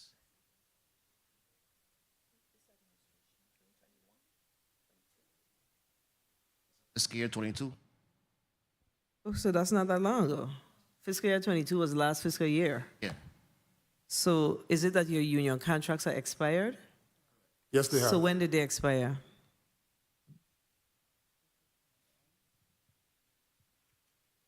You could come back with that, but we need to know when your union contracts expired. And you're saying that you granted salary increases in the year of 22 or fiscal year 22? Because that could have been the year of 21 as well. Effective October. You guys speak into the mic. You have to hold the mic in your hand. Yeah. Fiscal year 22. So So, October 21. so October 21. 1st, 2021. Okay, so you saw salary increases then. Yes. All right, so that's about a 2-year, we're in 23, so that would be 2 years. But your union contract has expired. What union are the employees under? Overlook Overlook. and Say that again? Overlook and Steelworkers. Steelworkers and Yeah. Gova. Overlook. Overlook. Oh, okay, Overlook. Our local. Okay, all right. So, Senator, excuse me, I've just been informed that our current negotiation or contract expires with Overlook on September 30th, 2024. okay, so if it expires in 24, then in 20, does it have a language for salary increases on an annual basis, or would you know, what is that's important for us to know, whether or not the current contract that's in place has a clause for salary increases on an annual basis or in a particular year. Okay? Ongoing, we've been, Diana Collins. Put your name on the record. Sorry, yes. Diana Collingwood, Assistant Commissioner. We've been having ongoing conversations, collective bargaining conversations with Overloo and Attorney Springett, and we are awaiting their input. We've done everything we can and provided input, but it's something we've been diligently working with Overloo to do collective bargaining on the current contract. No, that's not what we're asking. In the contract, does it have a component for salary increases, or is it just language about the management of the staff, if you will? I'm unsure of that, but we'll have to find out. Because if you have that, then you should also have what is the salary increase costs for that respective year. You see what I'm saying? Yes, Senator. Yeah. I mean, A point of otherwise, if you're not looking at it from that, and I'm not certain what your contract says, but if it's included in there, then the last thing you want to do is be in violation of your contract. Okay? We'll investigate it, Senator. All right. Point of information. Thank you. Senator Point of DeGraff, you information. recognized for your point of information, and we're going to Senator Blyden. Yes, thank you, Madam Chair. Along the same lines, that's why I asked if from the previous commissioner, in conversation that he was having with OCB regarding wage increases, and that was one of the issues to find out if a 24 contract that expires, if there was an annual increase, so it would take them up to that point rather than waiting until 24. That was some of the conversation that we are having. That's what I wanted to know. Thank you, Madam Chair. Thank you, Senator DeGraff. So basically what you need to do is look at you have to look at you have to manage your union contracts to determine what's in there and what those, so please look at it and share the information with us so you can return that information back to the committee for both of the We will. respective unions. Senator Marvin Blyden, you're recognized for your 4 minutes.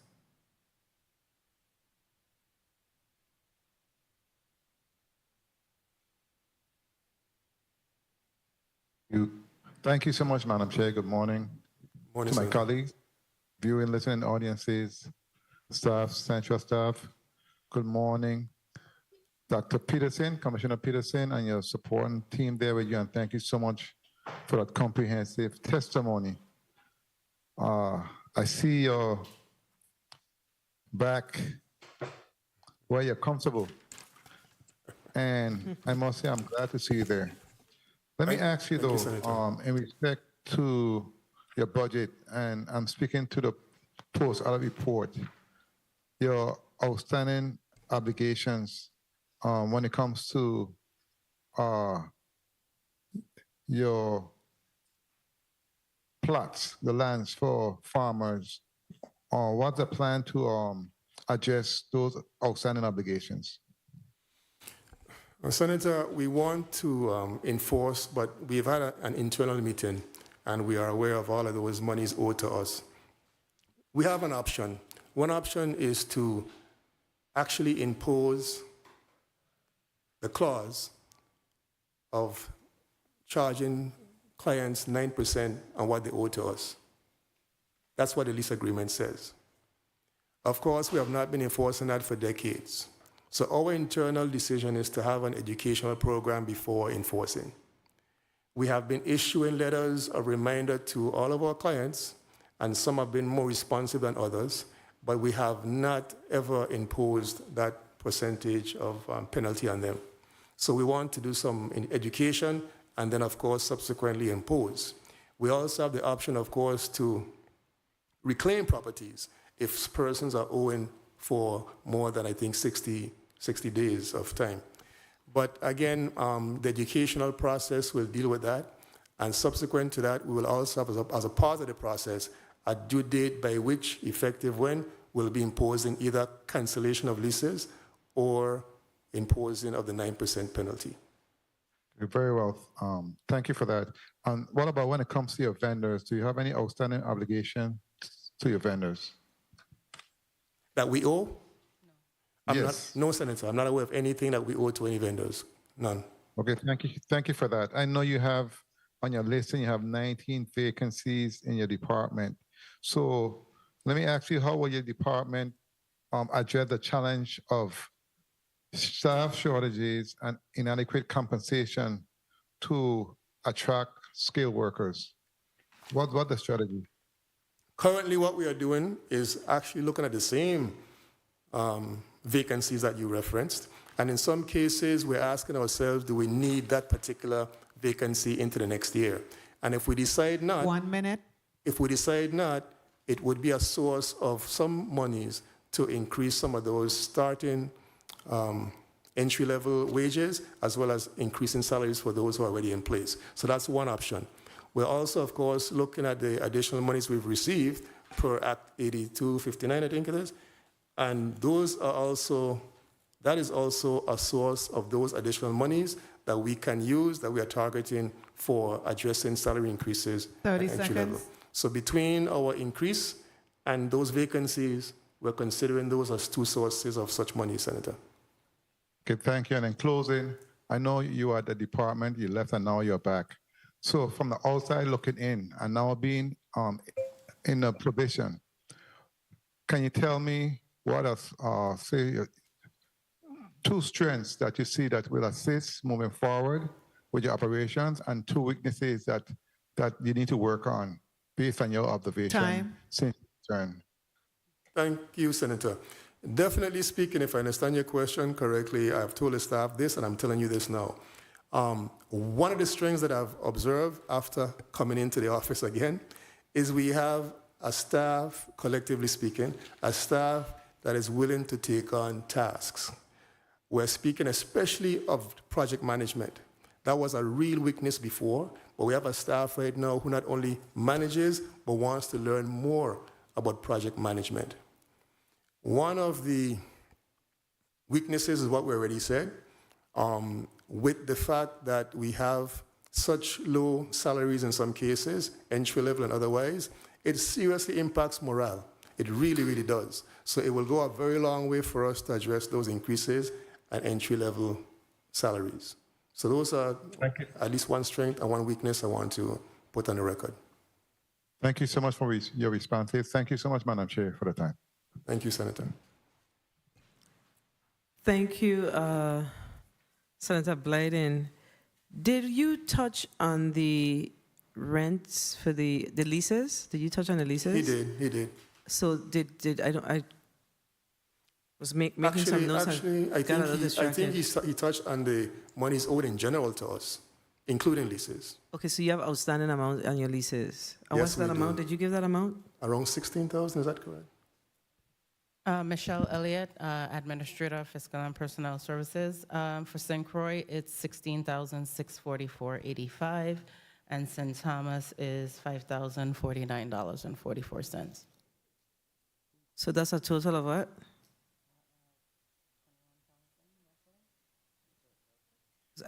What did you say for the St. Thomas amount? 16? $5,049.44. That's 11, like 21,000. Okay.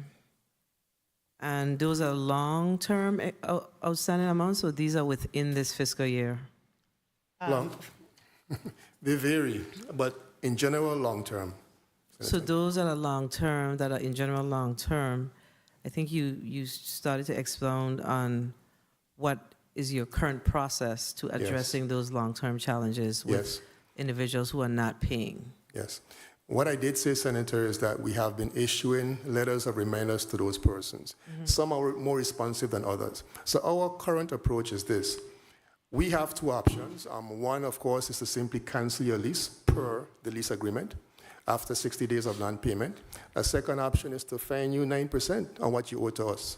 But since we have not been enforcing this for we don't know how long, or decades, we are planning an educational campaign before enforcement. Okay. Yes. Got it. Okay. So do you have timelines around? So you plan an educational campaign. Once that campaign is done, then you start with your 60-day, then you start with your evictions. Because there must be some process in place so people can understand that that this is a serious matter. Correct. Because let us just keep it very real here. your lease payments takes care of some of your operations. That is correct. And, we hear a lot of complaints that we are not supporting agriculture in the Virgin Islands like we should, but those that are within the industry, they have to do their part, because at the end of the day, the government cannot provide all of the agriculture resources. That is correct, So, Senator. I just like to keep it real. That was a part of our discussion with senators, with farmers Yes. during our general meetings. All right, just making sure we have that piece. Senator Fonseca, you're recognized for your 4 minutes.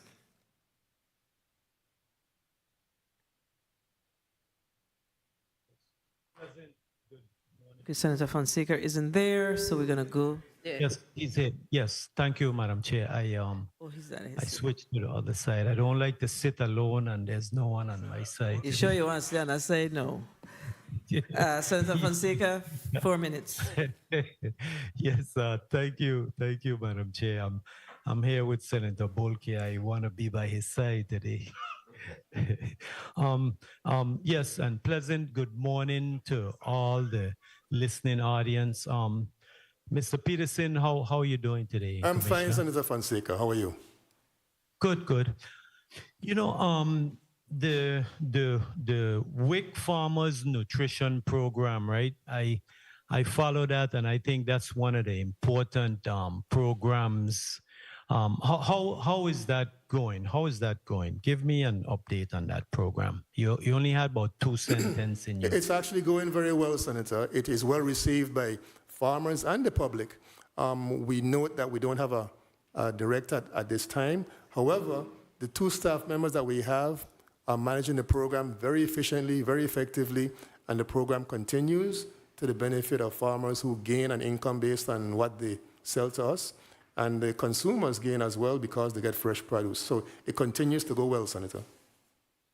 Okay, good. And I have to congratulate you because this is very important. I noticed that you had meetings with the farmers because you go down Bodo farmers and you talk to Sparks and all them farmers, and they said that was a part of the problem, the communication. And so tell me, what did the farmers tell you that is their greatest need? I know it's probably water, and I'm going to ask you later about the 160,000 for the truck, but what did the farmers highlight to you? One of the things, of course, infrastructure improvement, Senator, as you already mentioned, but also very high on their list was simply, it might seem simple, but it's big and it's important. They made reference to the need for improvement between the department and farmers, relationship-wise. So that is at the core, one of our 7-point agenda items, to work on improving the relationship between the department and our farmers. So that they referenced as well as infrastructure. Okay. The marketing billing in St. Croix with the coolers, how much do you have it in your budget to replace those coolers? How much do you need? Because that's a very important item. We do not have it in the budget per se. I think we received a quote several months ago, or maybe a year now. So we are trying to get an updated quotation. So how much would that be? Do you know? So it's you have reliable. a quote? Excuse me? We're looking for an up-to-date quote that is reliable, that we can share. I don't know. More or less. Well, since we're going to have the markup, right? I definitely would support giving your department 1 that minute. additional funding to get those coolers, because that's important. You want to keep your produce clear. So now let's get back to the water truck. The $160,000, you had it encumbered, or you purchased the water truck. Now, where are you now? Ms. Elliott will speak to that.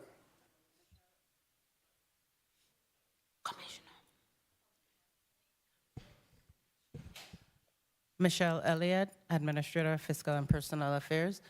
So 30 seconds. We will encumber the funds based on the fact that the MAC, as we indicated in previous testimony, I think in February, still wasn't able to manufacture the truck. But because we know the fiscal year is ending, we will encumber the funds based on a quote that they will provide. And we know, so that'll be within a week or so. Okay, so when do you plan to get the water truck? Time? Once the truck is manufactured. It's not manufactured yet. They were Oh having boy, so you issues. have a time like 1-2 weeks more? No, longer than that, definitely. That's why we're going to encumber the funds to make sure the funding is A there. month, 2 months? You got to estimate how long it's going to take to get a water truck? I can get the email to read from Mac for you, but based on to fit the terrain of St. Thomas, right now they're trying to build it. Madam Chair, can I be allowed to finish my last question? Sure. Okay. Okay. So how about the cistern? You had money to build a cistern, and I understand you change it. Is it still to build a cistern? Where are we with the cistern that you were supposed to be building? What's happening with that? My understanding, Senator, is that those monies were reprogrammed, and it will no longer be used to construct the cistern. A portion of it was used for other infrastructure improvement, including piping, but the balance is what we're referencing, the $160,000, and that is what's going to be used for the water truck, and a cistern will not be constructed. Okay, so you don't have the water truck, you don't have a cistern. So how are you getting the water? You're trucking the water down to the farmers? That's how you're doing it? The answer is yes. We are trucking the water to the farmers, yes. However, the truck that we currently have is not a brand new truck. It's actually a second-hand truck. It was obtained from the fire service, and so it is not always reliable. It is sometimes in need of repair, hence the need for the new truck. Right, Okay, thank you, Madam Senator Chair. Fonseca. Yes, thank you. Put in the budget to get a new water truck. We need a truck right away, water. Thank the you, plan- Senator Fonseca. Yes. Your time was long called. We have to move on. Thank you, Madam Chair. for your time. Yes, please. You said that the cistern is the monies were reprogrammed? Yeah, we have plans to construct new cisterns, Senator. No, stay with me. But yes, You said that the funds were reprogrammed. The funds Correct. were available from what source?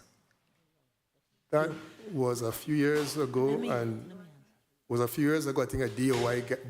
It was a Okay, DOI so it's grant. interior funds. So the It's money was interior not spent, funds. so it was reprogrammed. That is correct. Okay, understood now. All right, got it. Senator Francis Jr., you're recognized for your 4 minutes.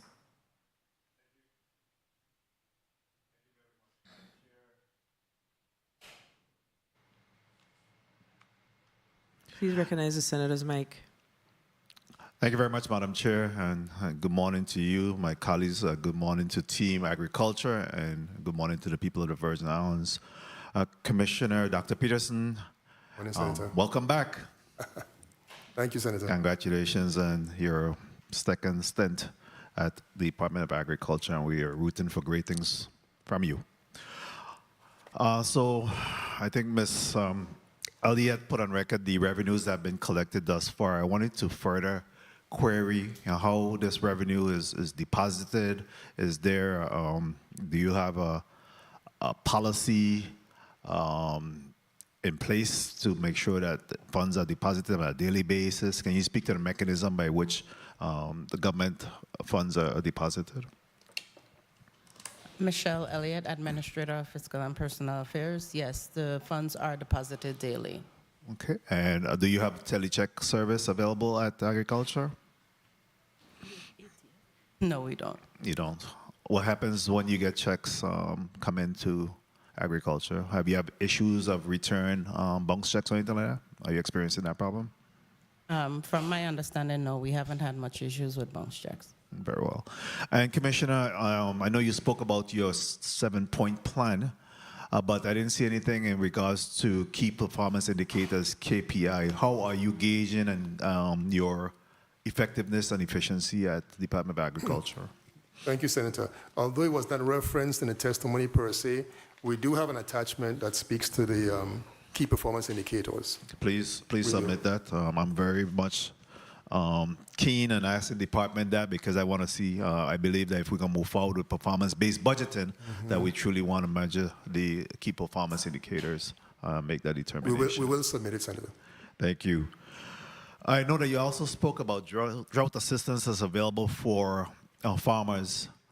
How do you consider the horsemen in that consideration when you're allocating drought assistance?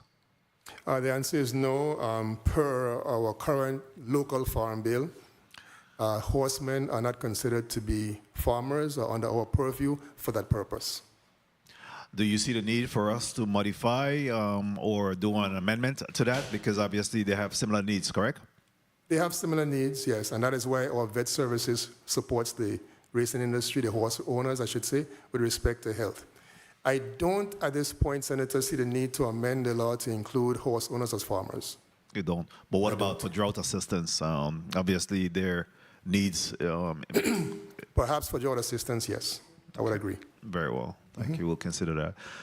Do you have any federal funds in jeopardy? We do have some federal funds that we have to. In jeopardy, no. No. In jeopardy, no.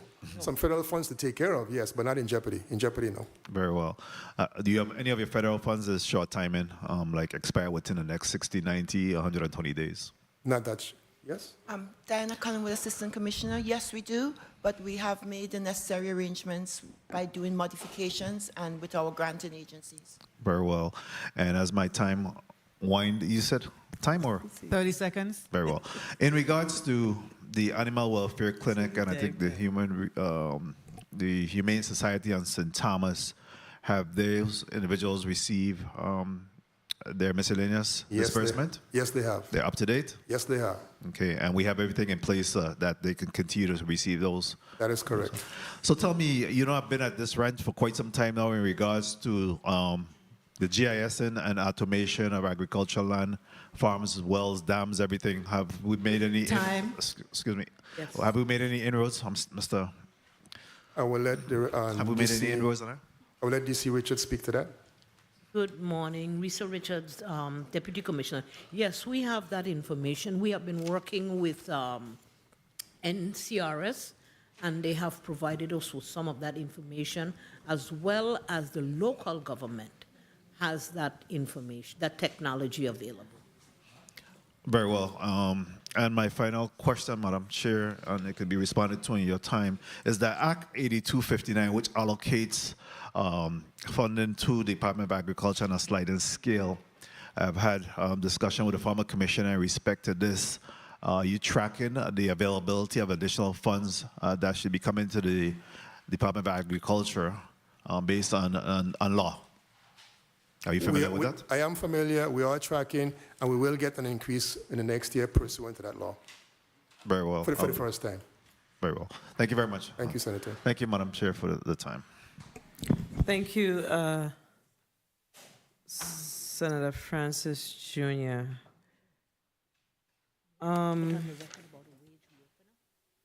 The revolving fund. I had it here.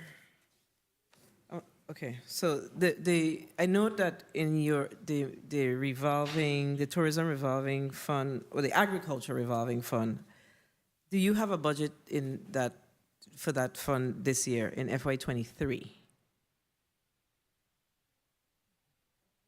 I will let Mr. Bryan speak. Sorry, Pete? Put the mic, bring the mic closer to you. If it was budgeted? Yes, agriculture revolving fund. Do you have funding in that account that you're? Yes, we do. And how much money have been set aside for you to utilize this year, 2023? You could come back to me. I note that in FY24, did you note that there's a recommendation to place of $2 million, and it says contribution to the agriculture revolving fund? Are you aware? I am, yes. Do you know where that funding is coming from? We could look for it, but I was wondering if you had, when you scrubbed the recommendations, did you see where the $2 million was coming from? General fund. Other services? Pardon? Other services, general fund. So it's an addition, so that would move your budget, that would move your general fund contributions to a $4 million contribution then, because you have a $2 million in the regular operation, and then under your agriculture revolving fund, it seems like the GVI wants to give you a additional $2 million in there. That's what you're receiving from that? Explain to me. It's a $2 million that was added to the general fund. Right, but it's going into the agriculture revolving fund. Correct. Okay. It's the same Let 2 me- million. Pardon? It's the same 2 million. If I can You clear mentioned that up. additional Yeah, 2 million. verify it for me, because I'm, Hi, so yeah. Ms. Elliott, Yes. Administrator. So from my understanding, the 2 million for the Act 8259 for the scale, it's 1.5, and then the 500,000 for the original 500,000 we were receiving. for the So that's agriculture. where they're It's- proposing to put the Correct. funding in. It's combined. So we need to look at the act, because I'm trying to figure out, does the act speak to placing those funds in the agriculture revolving fund or to scale up your operating funds? I think it's to scale up your operating funds, right, Mr. Bill Spencer? Yeah. That's what I understand as well. Yes, so we have to look at that to make sure that that's being appropriately placed, because we see the scale up already in the budget with the additional 2 million. So based on the numbers I'm seeing, it's 4 million. Not that we have an issue with it, but I want to make sure that we're clear with With the how it's source. being allocated. Okay? All right, Senator Joseph, you're recognized for your 4 minutes.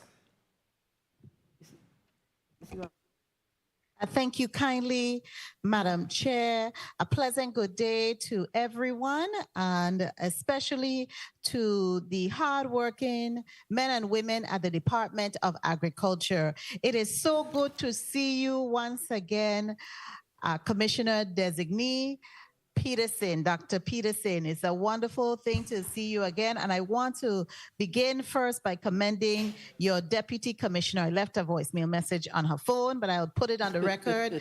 I got a call and actually a visit from one of your clients and customers at Triple H, and they said they have been receiving their allotment. And I'm very appreciative that you took charge and had worked that through. I deeply appreciate that. And I know that is coming from monies received for the video lottery machines operation here to take care of stray and retired horses in the Virgin Islands. Now, with your budget, I do have some probing questions.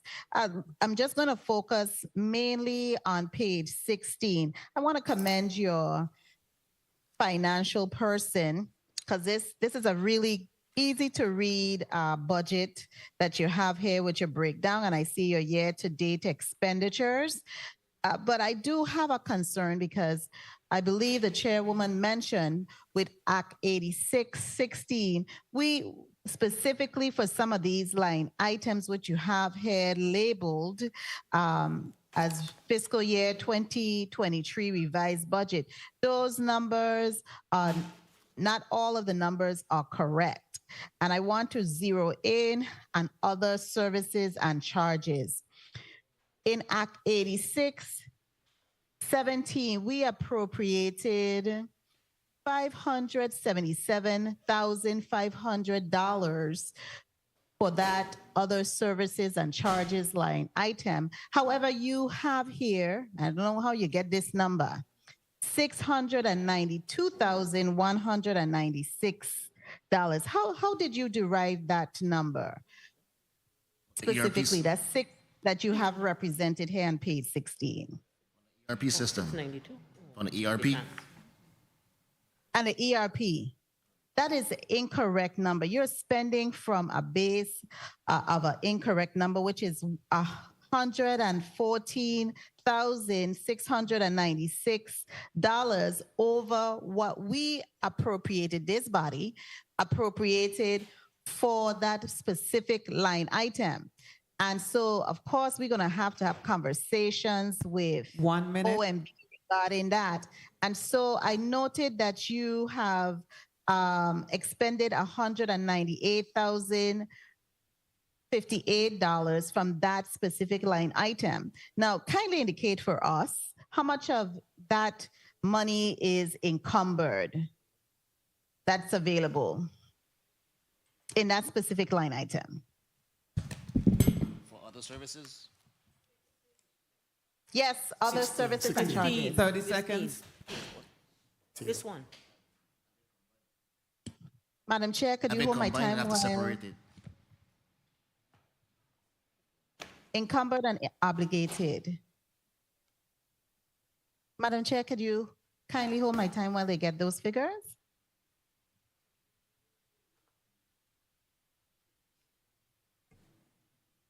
All time. You can move on to the next question and they'll come back to it, Senator.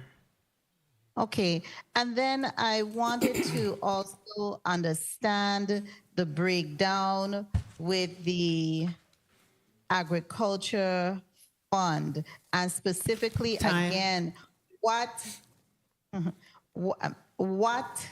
services, what charges are going against this fund for other services and charges in the agriculture revolving fund, as well as the tourism advertising revolving fund? Because I noted you don't have a marketing director on board yet.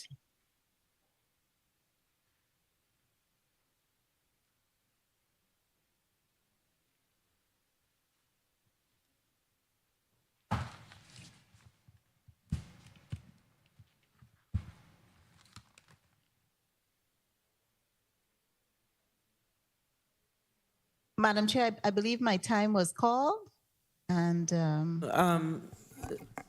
We have to take note of these questions because you're not getting the responses. So yeah, I am not. one second. The senator sort of lost about a minute and a half, so you're going to give that back to her. But give me a minute. I need to be clear on what are the questions that you've asked Senator Joseph that were not answered, so we could make sure we get them answered. One. Certainly. One, in the general fund, we have 198 under other services and charges, $198,058 that is available. I asked how much has been encumbered, obligated of that monies that are available. One. Two is the same questions regarding the other services and charges under the tourism revolving fund. How much of the remaining balance have been obligated and encumbered? And the same question under the agriculture revolving fund. How much of the remaining available balance have been obligated and encumbered? But all right. If they could give, if they okay. could give me the amount for the appropriated for the general fund, I could live with that today. General fund, 143,779. Okay, you know, no, that's a problem. That's 100, how much you say? 143,000. So based on my calculation, you would have had only if you, I don't know why OMB do it, you are over your appropriated amount. If you have 143, because the balance based on our appropriated for that specific other services and charges for the general fund, the balance based on your expenditures as of June 14 would have been $83,362. We have an issue here now, and it may be a small one, and you could just have to reclassify. But with these revised budget that OMB put in the ERP, erroneously, we are going to have a challenge with really looking at the budget in depth. Thank you so much, Madam Chair. Okay. Thank you, Joseph. So I'm very mindful of misunderstandings. So we need to make sure we clear this up. So the other services and charges category that the senator is referencing, okay, is budgeted at 800. It's the budgeted at 577,550. So I don't know if that's an error. It may be an error. So we just need to clear up the error if it's an error. So under the FY 2023 budget that was approved by the legislature, the available other services and charges category was $577,500. Okay? And what she's indicating is that there's some revised budget. Again, I can't repeat it enough. The legislature has not revised any budgets since October 1 of 2022. So I'm not certain where we're having the revised budget conversations from. So is the person that prepared this, are they here so we could understand exactly where our confusion is coming in? Because I'm uncertain. Clarification. So you have to speak into the mic, please. Clarification. On encumbrance for other services, 79,342. No, but let's go back though. If you look at your page 16, right? Your budget, your general fund total budget for the Department of Agriculture, just general fund proper, was $5,372,391.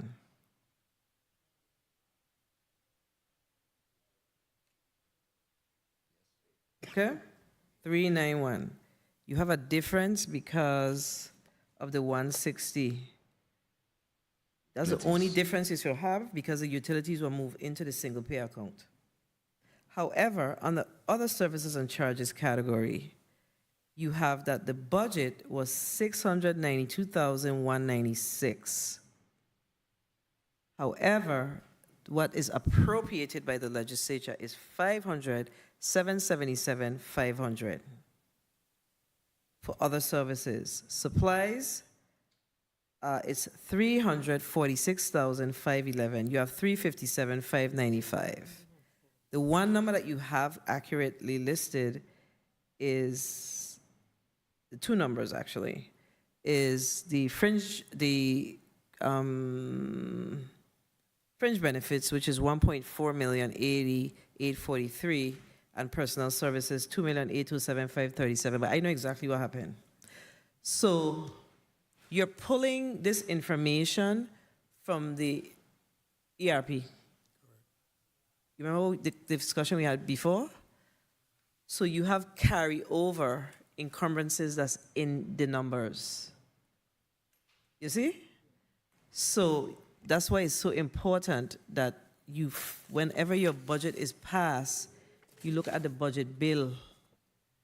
That's how you manage for that particular year. So internally, you have some carryover encumbrances from prior years that's inside them numbers. That's what it is.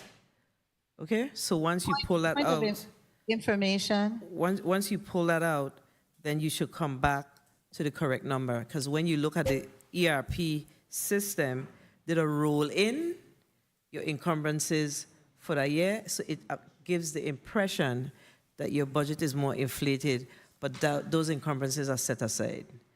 Senator Joseph, you have a point of information. And if you have any, if you need to get a little clearer on it, feel free to call me. I'm willing to assist you.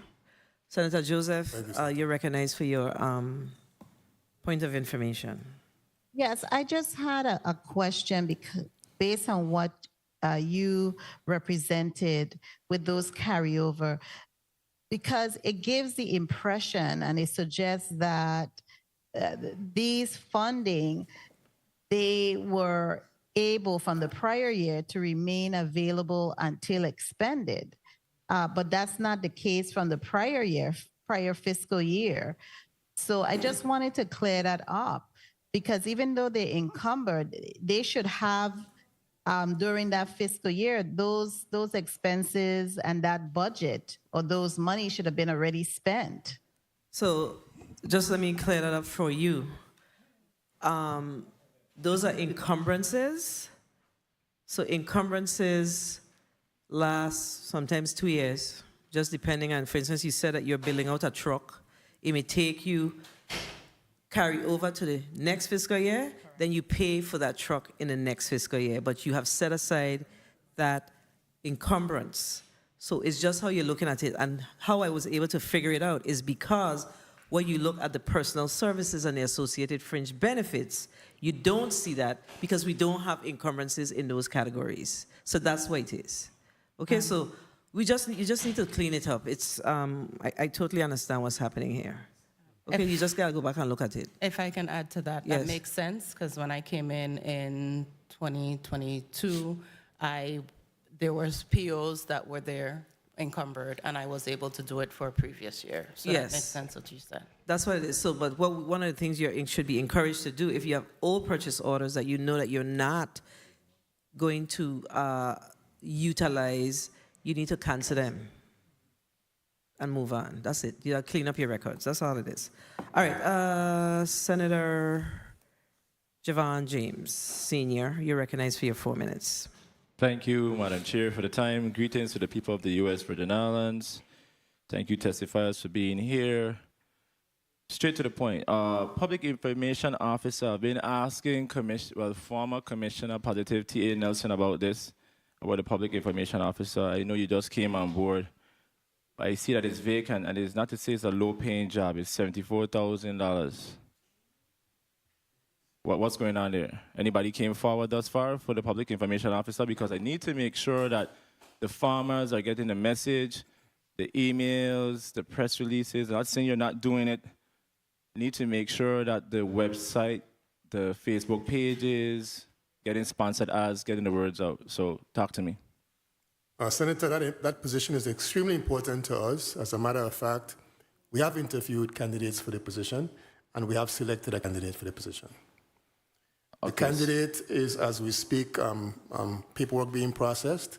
We were still hoping that the candidate can come on and be on board near the end of this month, but someone has been selected.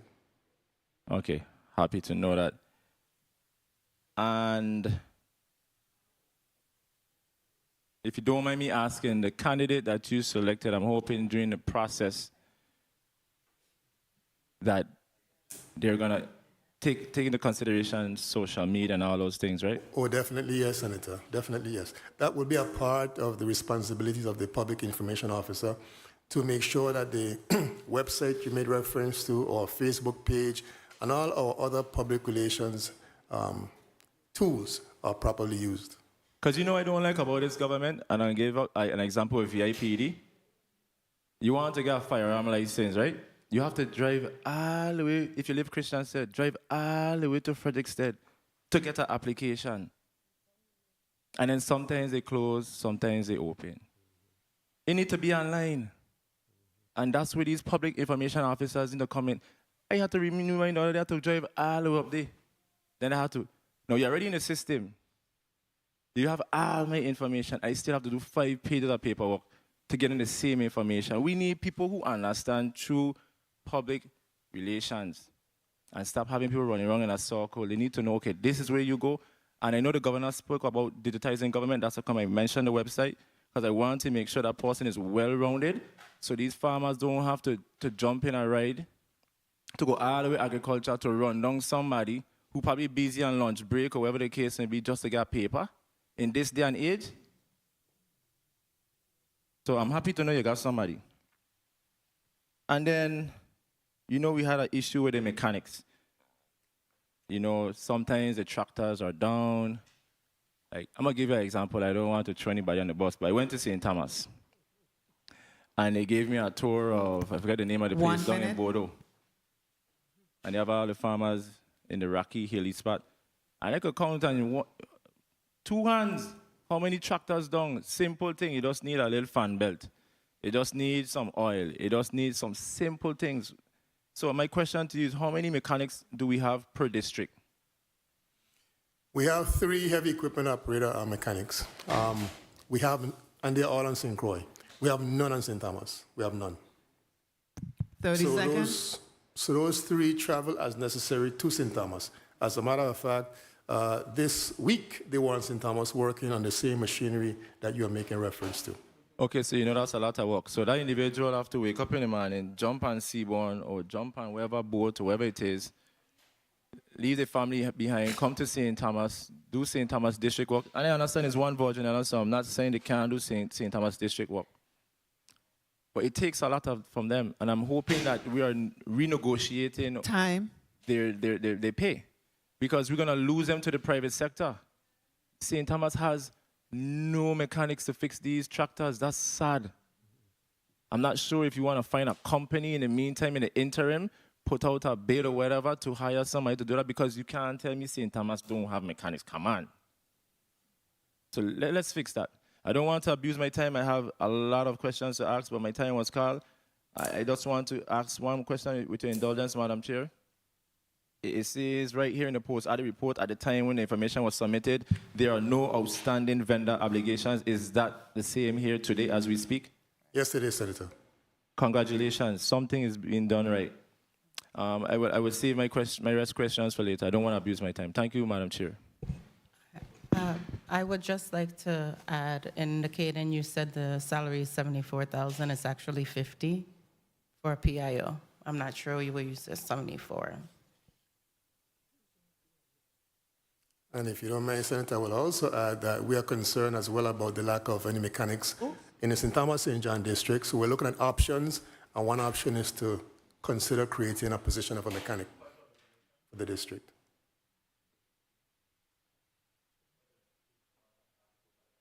You're recognized for your point of information. Madam Chair, I just have a quick point of information based on what was said by the team or support team of the Department of Agriculture.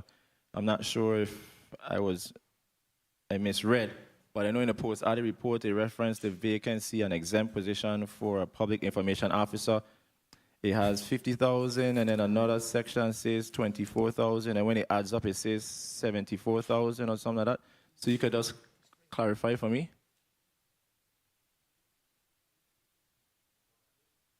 Page 13 of 20 in the post-audit report. I know it says 50, but it also has 24,000, yada, yada, and then it adds up to 74. You have to speak in the mic.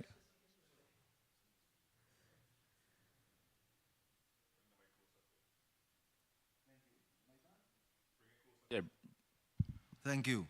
I have a vacancy for Public Information Officer. The 50,000 is the salary. The 24,000 is the fringe, and that adds to 74,000. Okay, understood. So the salary is 50,000. Stand corrected. Thank you, Madam Chair, for the point of information. So that's budgeted at 100%? Yes, it is. Okay. All right. That's good. I want to go back to the Agriculture Revolving Fund, because we have to make sure that we're doing things the right way as we build our budgets. Because when we do things the wrong way, then it permeates and it continues year on year. So this year, based on what was presented to us by the Office of Management and Budget in the 24 requests, there is a line item. Mr. Post Editor, can you pass me the paper? There's a line item for $2 million. So it's under the miscellaneous section where we give the funding. Do you have the paper?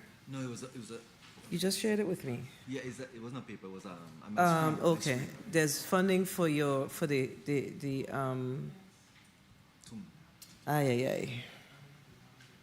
There's funding for, under your miscellaneous section, where do you, what items are usually under the miscellaneous section of your budget? Of the budget, because it's not your budget in that case. So is the funding for the... Animal shelters and the hemp commission. Say that again? Animal shelters. And the hemp commission, right? So this year, there's an additional $2 million. Did you see that? For, it's a contribution to the Agriculture Revolving Fund. So,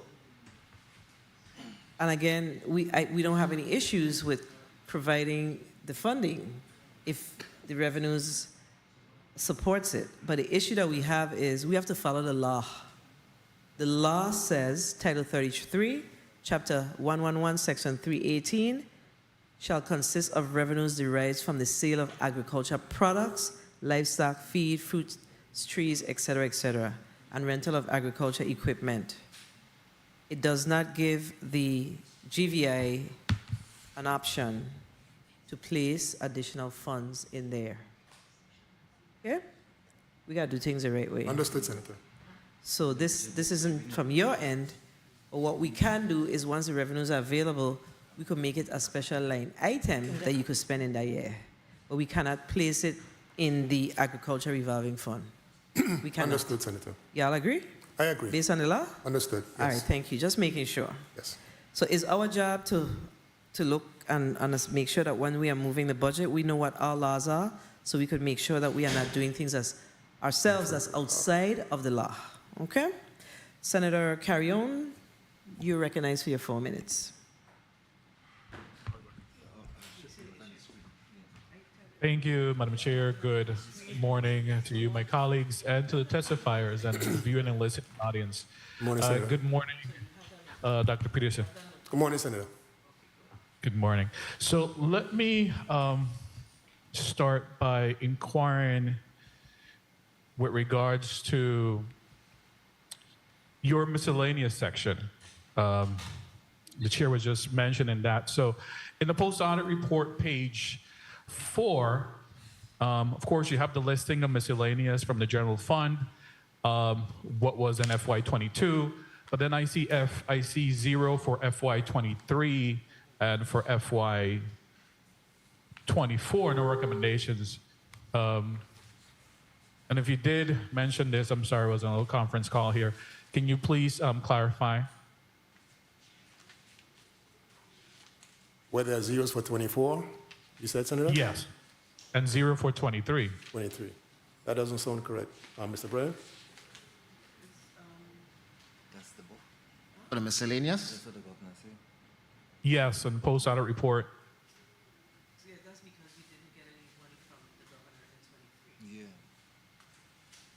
There's nothing. And as my time is running, I also want to know what revenues you've collected, because you are a revenue collecting department. You have fees, permits, and so forth. So what's your revenues thus far for FY23? Michelle Elliott, Administrator of Fiscal and Personal Affairs. As of June 30th, we collected $204,613.33. Okay. And what are you projecting for FY24?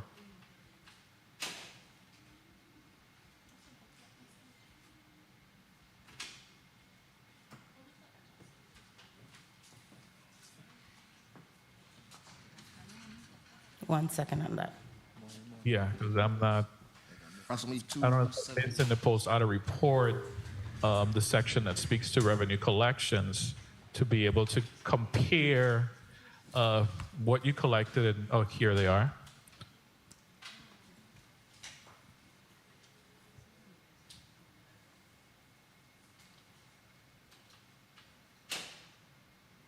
Anticipate 270,805. 270,000. That's for FY20 for FY24. Your projections.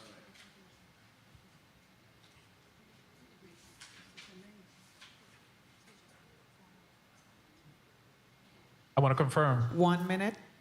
So are you expecting an increase in revenue collections? What's that percentage?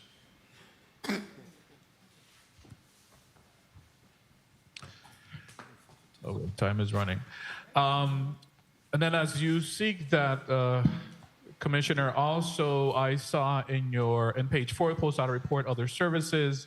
So you have 0 for debris removal, 0 for rental of machines and equipment, and also 0 in your section for grants for FY23 and FY24. So I want to know why is that? And then I also want to find out with regards to your animal warden position, if that has been filled. And I'm very concerned of what's happening with in St. Thomas. I believe your vet position has been vacant hasn't been filled since 2009. So how are you providing that services without any veterinarian on the island of St. Thomas? Yeah, we actually don't have a vacancy that says vet at this particular point in time. But our vet technician, who has worked many years along with the vet, has been able to provide those services to date. Our vet technician. So what you have is a vet technician on St. Thomas. That's correct. But, and what about the animal warden position? We don't have that on the books right now. It was presented to us in the last budget presentation by the former commissioner, and the idea was that that position was going to be filled. I don't want to abuse my time, Madam Chair, but there were some questions that they were trying to figure out some numbers and figures for me. So if on your time, if they could respond to that.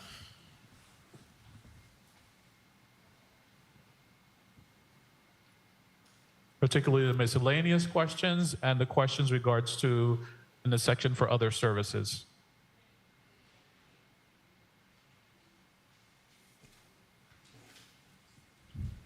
Has the senator time been called? Okay, so Senator, carry on. Let's just be a little clearer. What is it that you needed to get that you have not gotten? So in the other services and post audit report, Page? Page 4, there is a zero request for rental of machines and equipment. The grant section is also in zero, and the debris removal was also in zero. So I was wondering what's the reason for that. And then in miscellaneous, in the post audit report, also on page 4, there's Wait, no you're going- request. you're go- one second, Senator. I'm trying to follow. So on page 4 of 20 of the post audit report, you've indicated that, what is it that's zero? On page 4, rent machines and equipment. Zero for this actual year and 5,000 for FY25, for FY24. Okay, so that's basically what they have expended as of this reporting period. That's not what was budgeted, because remember, the overall category has 500 and something thousand dollars in it. You see?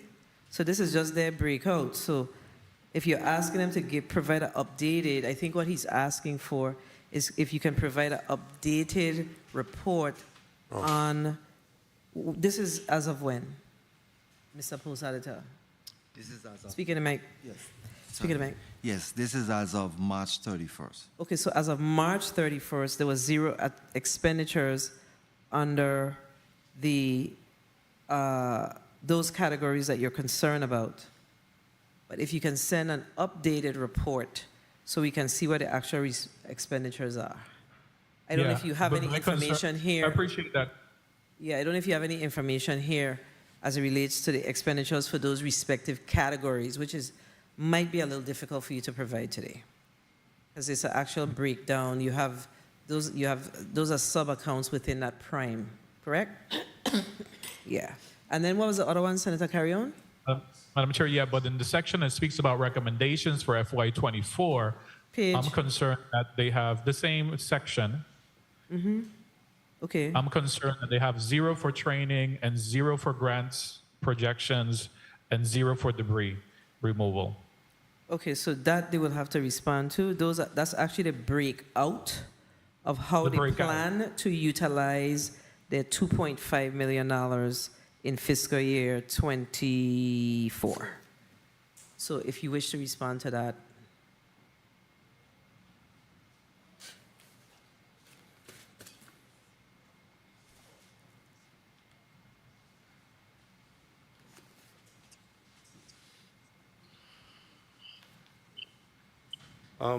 When we sat and discussed perhaps how to utilize... Put your name on the record, the reporter is saying. I'm sorry. Lois Peterson, Commissioner nominee for the Department of Agriculture. When we sat internally and began to discuss how that 2.5 could be used, some of the things we discussed and thought about had to do with some of the same increases in salary that we mentioned earlier. Some of the entry-level salaries and some of the staff were there in place already, trying to address those concerns. We also spoke about perhaps utilizing some of those funds to create a local safety net, is what we call it, perhaps, on an annual basis. Currently, when we have disasters, drought included, we rely strictly, for the most part, on federal funding with their requirements. However, our goal is to create a local safety net program with our own requirements that farmers perhaps can rely on year in, year out in cases of disaster. Those are some of the things we spoke about using the 2.5 for.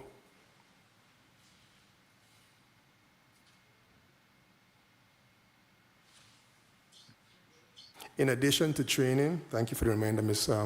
Richards, we did speak about training as well, which would be a very big part of our professional development initiatives for staff. So training is going to be a part of how we utilize our increase of 2.5 million. We also made reference to invest in a portion of that. We spoke earlier about the coolers that we need to be replacing. Well, we're looking at perhaps using a portion of those funding to perhaps impact that need of us to replace our coolers, and not just the coolers, but other outdated equipment.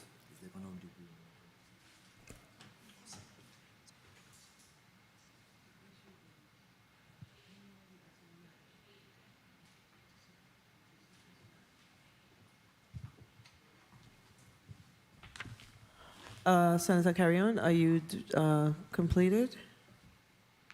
Yeah, I'm not quite satisfied with the response because the breakdown is 0. So I was wondering why nothing was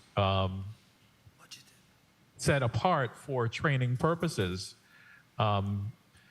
which I think is very important for the staff members. And then the response regards to the miscellaneous section, at least in the post-audit report, nothing is showing up for 23 and no recommendations for the current year. So. Thank you, Madam Chair. Okay, so let's try to clear that up. I already closed the page. Let's try to clear that up. So, Commissioner nominee Peterson, do you have consideration within your FY23-4 budget for training? Yes, we do. So where is that located in the budget? Because you have, what I'm seeing here is on that same page. Just for the sake of this conversation, I'm seeing other services not otherwise categorized, and you have $2,015,000 in there. So I suspect that those funds would be spread across this particular prime, which is the other services category. Because this is basically a projection for 24. But as you get into 24, you identify your needs. So just share with the senator what are your training, what are you looking towards as it relates to training of the employees, the staff in FY24? Sure. When we discussed how the funds could be used for training, Senator, we discussed many areas. For example, as recently as yesterday, we spoke about our abattoir staff who needs to be trained at a higher level. We spoke perhaps about taking them to locations in Puerto Rico for that purpose. We spoke about when we hire new staff in that same division, having them undergo the same training. We also discussed staff who are in the heavy equipment area, those who service our heavy equipment and our automobiles in the need of more technical and higher level training to do what they do. Because the equipment that we purchase nowadays and the vehicles nowadays are a little bit more involved, technically speaking, than the older vehicles. So those are two areas that we did make reference to. In addition to supporting what we want to do in NACD, we want to talk about staff going for training with respect to the conservation district that we're trying to build. There's going to be a need for that because that is a relatively new area for us, and we don't have staff who are very well trained or versed in that area. So just this week, 2 staff did attend, and we intend for more staff to attend that same training in the upcoming year. Okay, so do you have a training budget? The senator is basically asking to see what your training, to identify your training needs and to determine how are you utilizing the budget to accommodate your training requests. We can prepare and submit what we've been discussing in-house. We can prepare and submit what we've been discussing So if you can in-house. submit to this committee your training projections for FY24, we would appreciate that. We will. And then going back to the senator's concern on page 2 with regards to the tourism advertising revolving fund. So basically, what you're saying is, if you look at page 2 of the post-audit report, the senator's concern is that he's seeing zeros in supplies and other services, but it appears that what you've done this year is you've included the entire $1 million for capital projects. So you're not utilizing any of the funds for other services or supplies. Is that an accurate analysis based on this report? It's mainly to repair the admin building. So the $1 million, Senator, is to go towards the repair of the admin building. So in FY23, so have you started repairing the admin building? Are you using some of this? Not started. Are you using the $1 million in 23 for the admin building? FY23. To demolish? You have to speak into the mic, please. Just demolish of the building. So you use the $1 million to demolish the building? We haven't used it to demolish some of the funds to demolish the building. That's what we have done so far. Okay, so in FY 2023, you have used a portion of the $1 million to demolish the building for the demolition. Yes. And in FY 24, you're going to use another $1 million and whatever is left, because I believe these funds are available until expended naturally. So you'll use the balance to begin the Construction. the construction. The new building. Okay, so Senator, carry on. I just want to make sure that that we've cleared that up, so you could respond, so we could be clear, so you could move on. Because I think the questions were important. No, thank you, Madam Chair, for taking the time to get some clarity on some of these issues. We still have some doubts the way how they laid it out, but I'm understanding your line of questioning and the response they're providing. All right, thank you. Okay, so now we're going to move on to Senator Johnson. Senator Johnson, you're recognized for your 4 minutes. Good morning. Thank you very much, Madam Chair. Point of information, Good morning. Madam Chair. Good morning to the testifiers. Good morning to the listening and viewing audience. Good morning, Commissioner. Good morning, Senator. You spoke about the abattoir. Yes. And I think you're referring to the St. Thomas abattoir as far as how you're going to repair it? We spoke about repairs in St. Croix, and demolition on St. Thomas. So St. Thomas haven't demolition that building for how long? How long that building been sitting there? It's been sitting there for a few years in a state of disrepair. The demolition has been approved, except that we have to have an as-built survey to develop a scope for the demolition work. That as-built survey is yet to come to us. What has the cost been for livestock coming over and going back over? What have that cost been? The cost basically has been to the department. On average, about $500, per month when we ship animals. So that cost is incurred by us to send the animals to and bring them back from St. Croix. The farmers only pay whatever cost they would have paid if they were slaughtered on St. Thomas to begin with. Now, I know that there was a lot of work done on this St. Croix abattoir, but we're still having a lot of problems. What seems to be the problem there? The problem, Senator, is an old structure and old equipment. Right now, three things. Right now, we are trying to get quotations for a new hoist. The hoist that is there, Senator, is decades old. So old that with the last breakdown, we had a difficult time, almost impossible time, finding the replacement part. So we are going to be purchasing a new hoist altogether. The second area is the boiler. The boiler, also decades old. We are constantly repairing this boiler. So we are right now looking for the cost of purchasing a new boiler.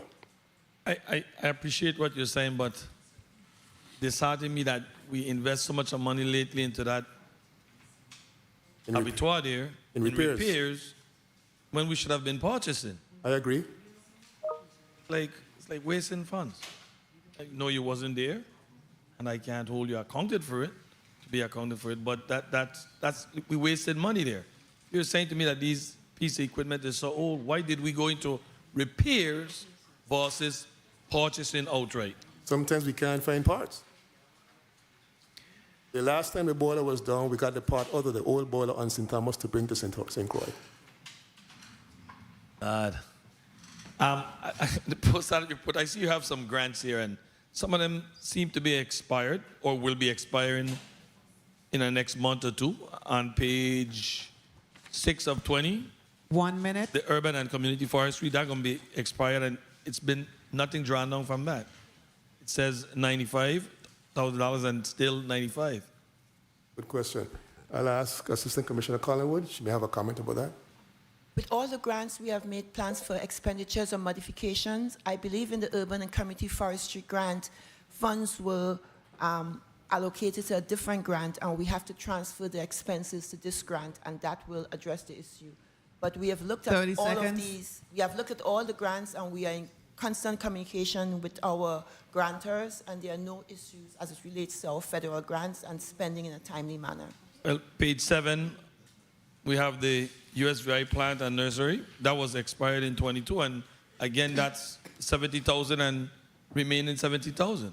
Those funds were, the order is in, and those funds are slated to be expended. There's no issue with those But fundings. did you get an extension on it? Because it says expires 9/23/2022. There has been an extension in that grant. There is no issue with us losing those funds. How long of an extension did you get? When we do get an extension, it's usually for either 6 months or 1 year based on our plans for expenditure. I'm not looking exactly at what you're looking at, but I'm pretty sure that all those grants, modifications and extensions have been secured. I think my time has been called, but it's important that when we get these grants, and this keep happening to this government, just about every agency, every time they come, these grant money that are sitting there, and everyone said that they get the extension, and by the time we turn around, we find out that we lose some of the money. And I hope that this is not going to happen with these grants that are very close to expiring, because we get one story here, but at the back end, we find out that we lose all of these grant money. And agriculture in a place that can afford to lose grant money. You can't. Farmers out there, I have a friend that's a farmer that he's killing his cows, and because of them he can't give them to slaughter, killing them and burying them. That's very sad. So I sure hope we could get this abattoir up, but our farmers could have access to bring those animals to be slaughtered and go to sale.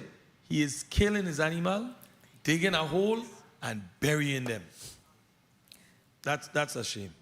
Right here on St. Croix. All right. Thank you very much, ma'am. I think that's what we were alluding to earlier. That's happening in St. Thomas as well. Yeah, it's a challenge because of the issues that we have with the abattoir. But let's go back to the federal funds, because who manages the federal funds in agriculture? There's more than one area of management there, Senator. We have some forestry funds that are federal, managed by 2 different direct coordinators.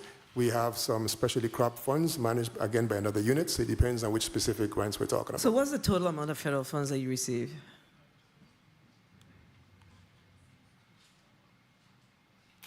That's your total. And I ask that question because when I look at it, you got 487, that's $1 million, 3, 4,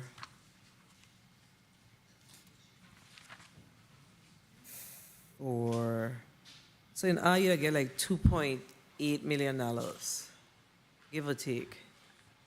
So you have several people managing $2.8 million in federal funds? Am I correct? We have the forestry stewardship program. We have the... So what's the amount of the forestry program? What's the grant amount?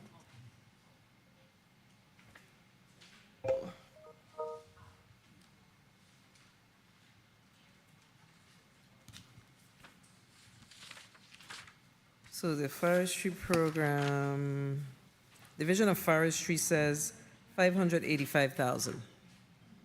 That make sense?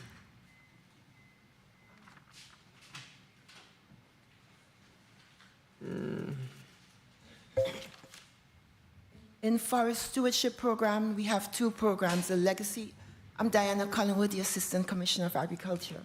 In Forestry Legacy, we have a balance of $102,000, and Forest Stewardship, there's a total of $294,607.79. We also have the Urban and Community Forestry program. And in that grant, we have a total of, seems like 186,000. 1 second. The first thing that's important to us is what is your total grant award? What's that number?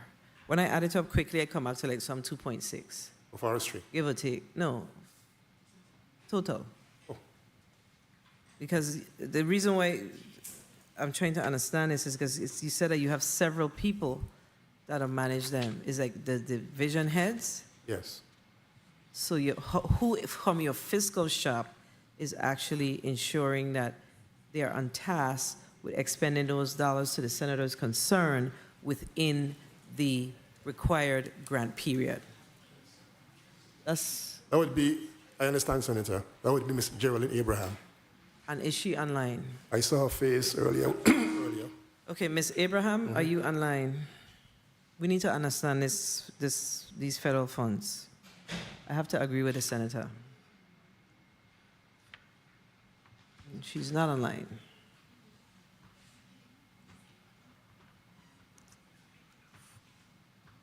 Okay, so we're going to have to get from agriculture a clear picture on your federal awards. Okay?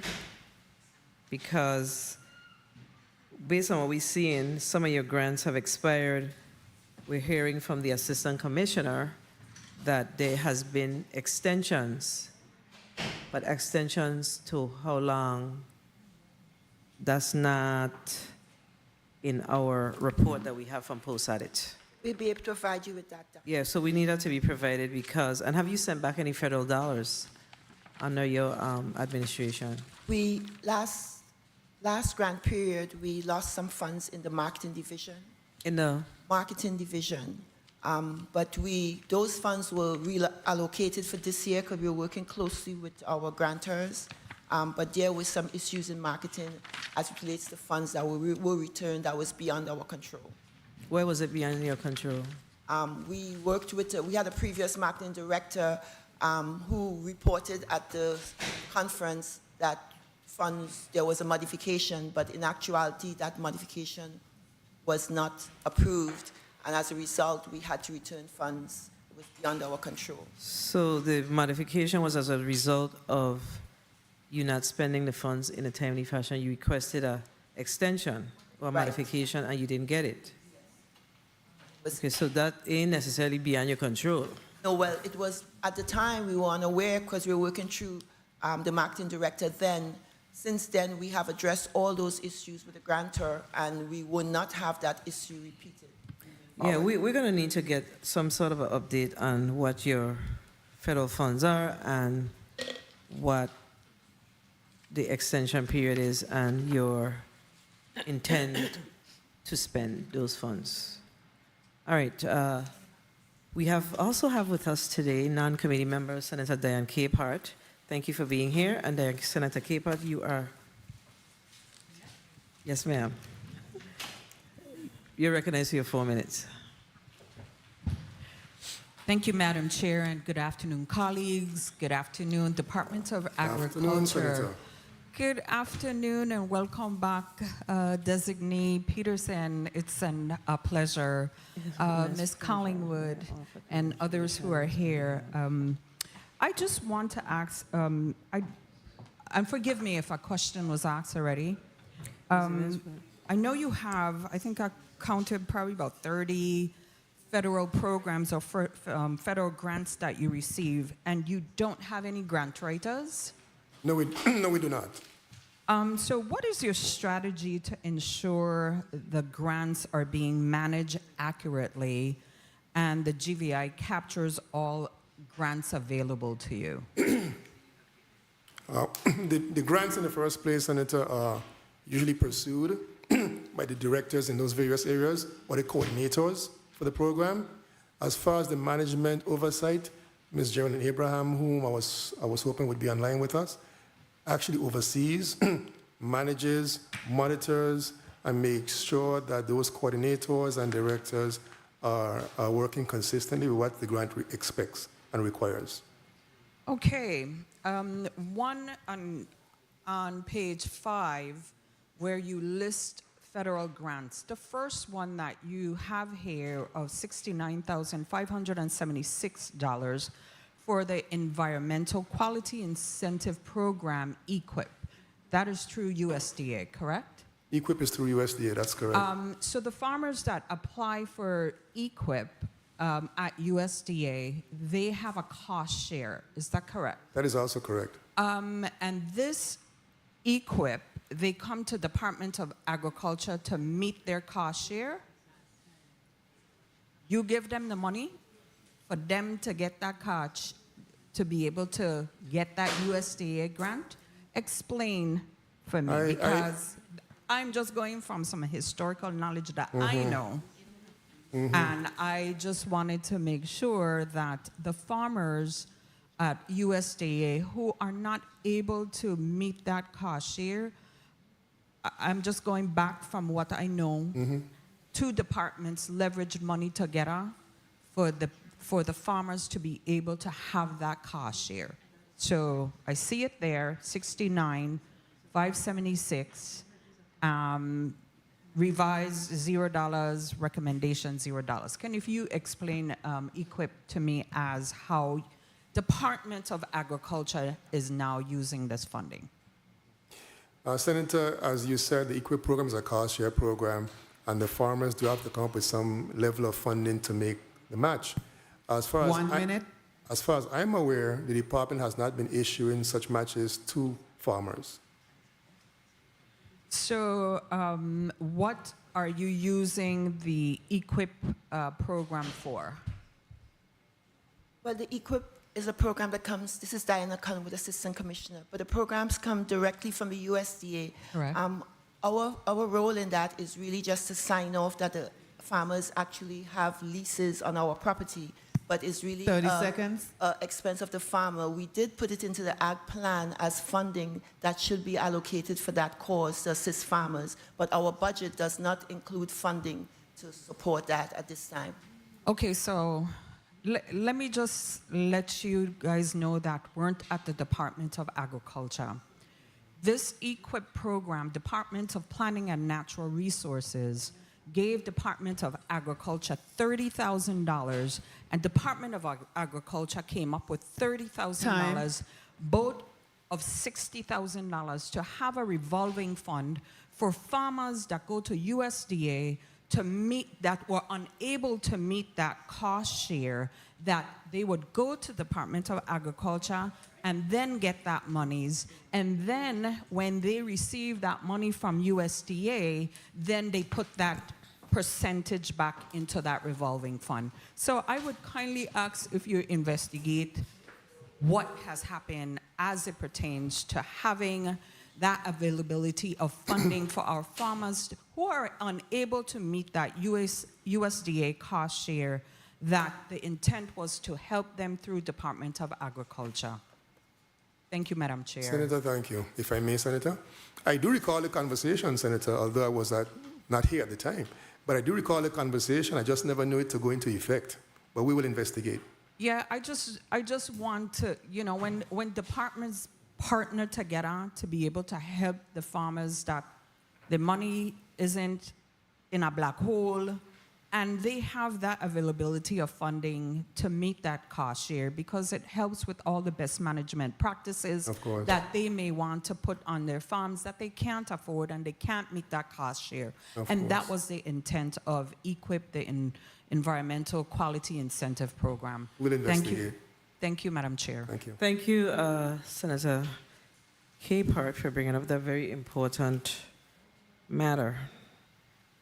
Colleagues, I just have to, we're going to wrap up, but I have to make sure that I circle the general fund categories before we leave. So under the personnel services, we see that there's a requested increase of 56,000. So what's the purpose of that additional 56,316? You have it, page 2 of the post-audit report. hire additional staff. To hire additional staff. Okay, so that's a new position? You have a new position in your budget? In new positions, Anita?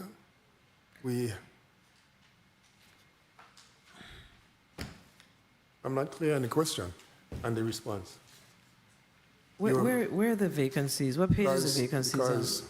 Mr. Post Editor, huh? I'm not sure what it says because we don't have a copy of that. Do you have the Post Edit report? We do not. No, we don't. Never. Are we asking ID's number and And I am That's why you couldn't wondering, should we follow. have one? You didn't say anything.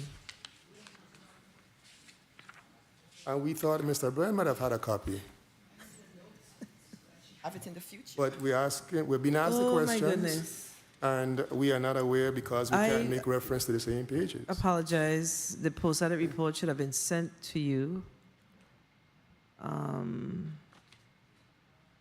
So I'm gonna take a one minute recess so I could give you a copy of what I have here as far as this page that I'm trying to Okay, very good. circle up so we could wrap up this meeting because we That see should that help.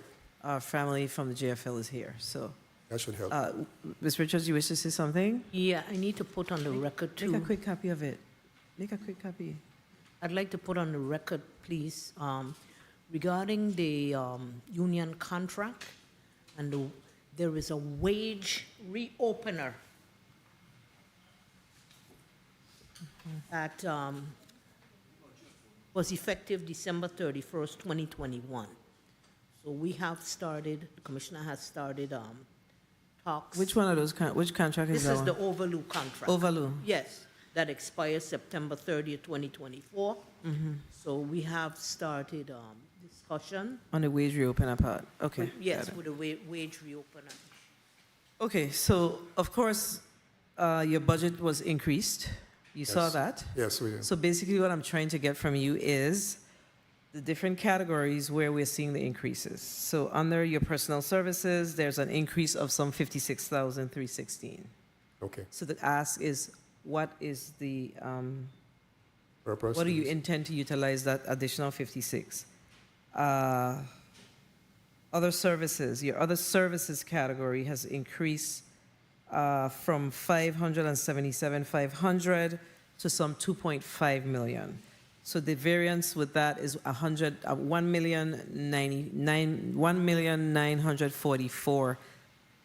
1,944,288. That's a 336% increase. What do you intend? What is the breakout of the purpose of those additional funds? Your utilities have remained stagnant. So under the utilities category, what are you currently projecting as your utility payout for FY 2023? Do you have that? 160. So 23, you intend to spend the entire 160? Okay. All right, so what about the other categories? Other services, the additional 1.9. What's the purpose of that additional 1.9?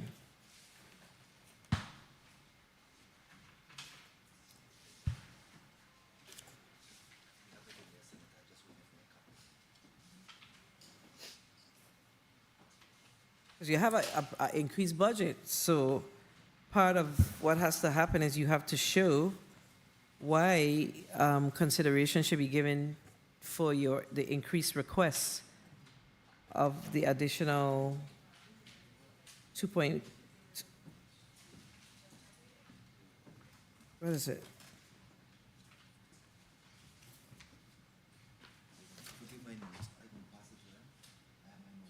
$2.1 million.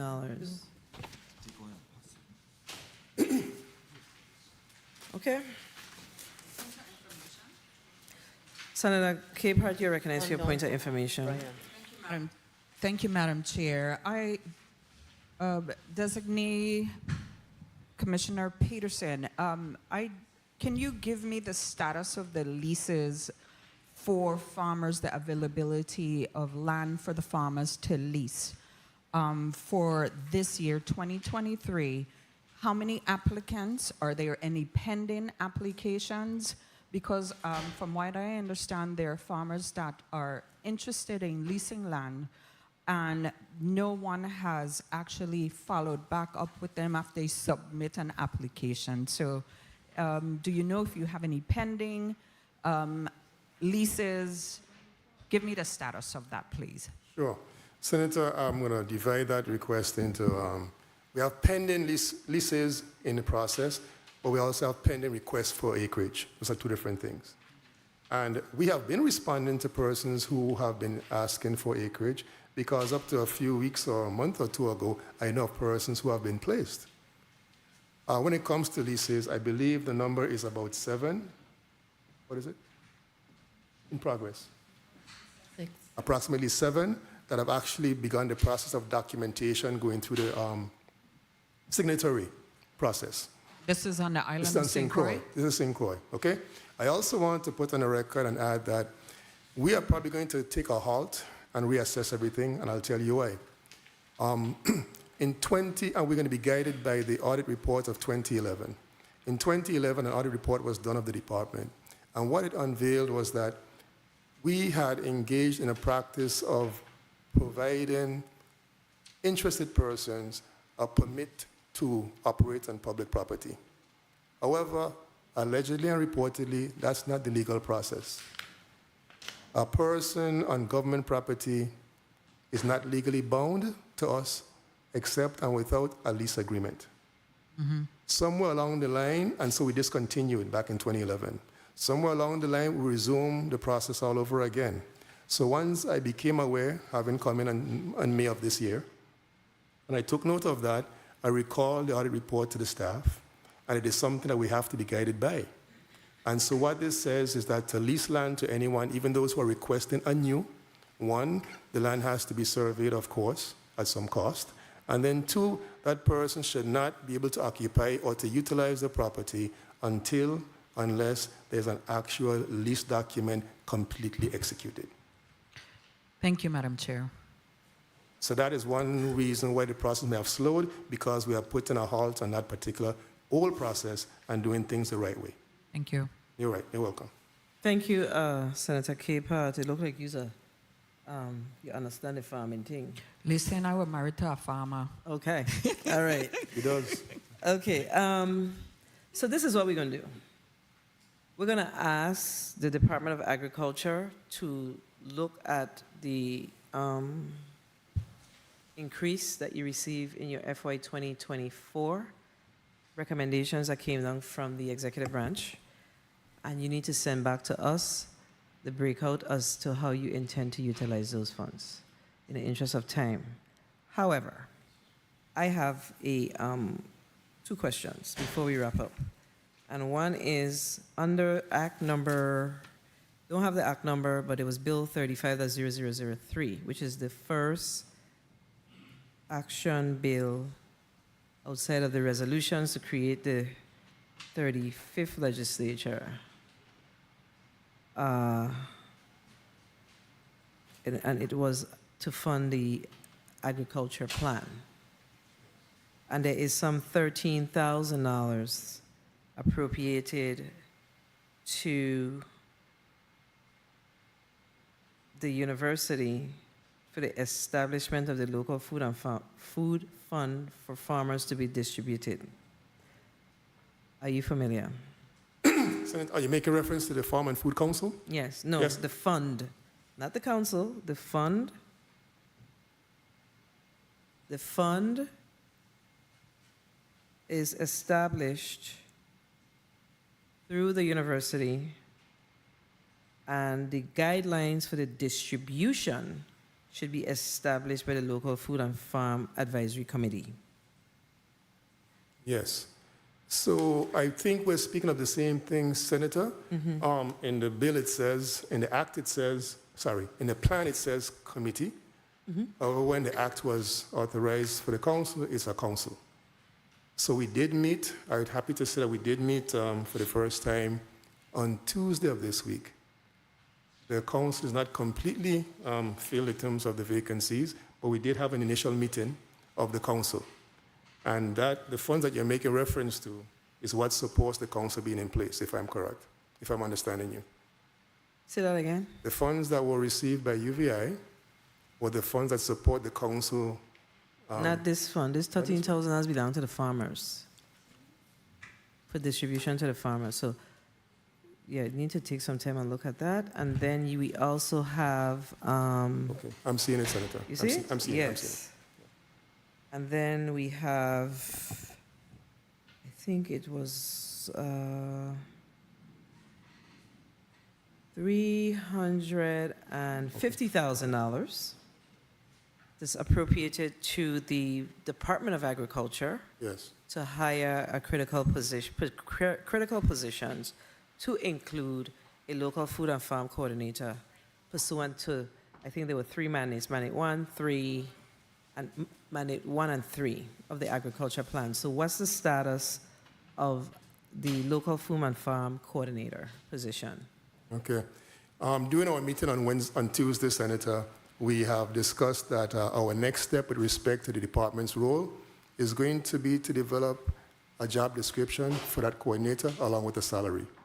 Our next meeting will be in 2 weeks on August 4th, and during that meeting we will be discussing and finalizing what the council feels about the salary and the job description.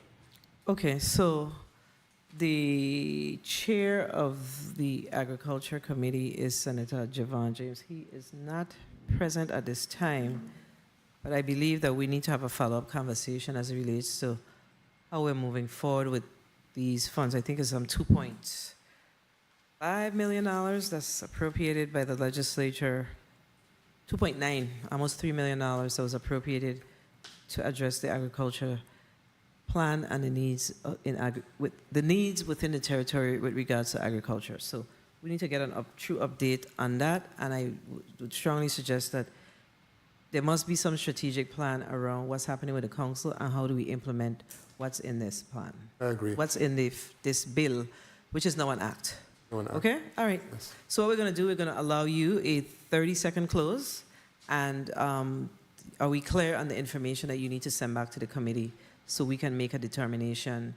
And if we have any other follow-up questions, we will definitely reach out to you. But are we Yes, we clear are. on what you need to send back to the committee so we can really true up what's in front of us as it relates to this budget request? Yes, we are, Okay. Senator. Okay, so you can In allow the closing, 30-second close. I simply would like to thank this committee and the body for allowing us the opportunity to present our 2024 budget. And I have every confidence in the fact that along with your support, our farmers and our team here and who are not here, that we will be able to execute the plan as we have just spoken about. So I want to thank our team who are here. I also want to thank the entire staff of our Department of Agriculture in both districts for their support in preparing not just for today, but in what they do on a regular basis, and our farmers as well of the territory. So thank you, Senator, once again. And thank you for being here with us today. And most definitely, we have supported agriculture in this institution, and I know that we intend to continue to do that. We just need to get the information so we can make informed decisions. Right? The committee stands in recess for 10 minutes.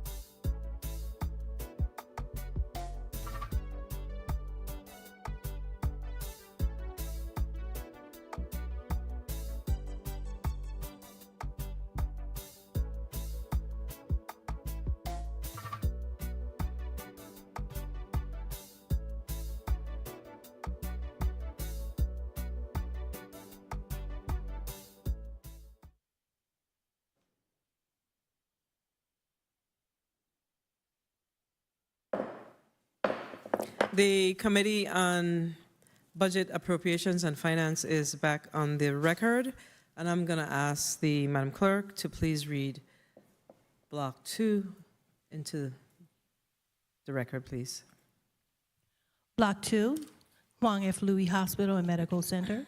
Invited testifier, Mr. Douglas Cook, Chief Executive Officer, Huang F. Louis Hospital and Medical Center. Madam Chair, that is the second block. Thank you. I'm going to ask the testifiers to please put their names and titles on the record, and we're going to start with Mr. Cook. Good morning, or good afternoon. Douglas Cook, Chief Executive Officer.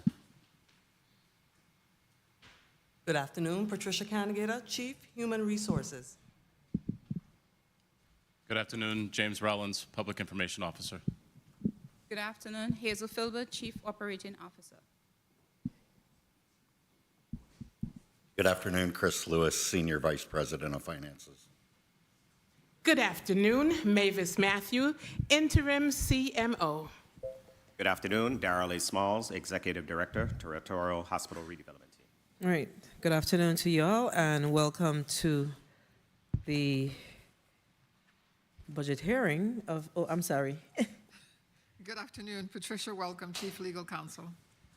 Good afternoon, Doris Plastic, Chief Nursing Officer, and we also have not a member on the team via Okay, somebody's video online. conference, yes. Please put your name and title on the record. Yes, good afternoon, Greg Bryant, Chief Information Officer. Thank you. All right, so we're prepared to proceed. So welcome to your hearing for the 2024 budget consideration. Mr. Cook, you may proceed with your testimony.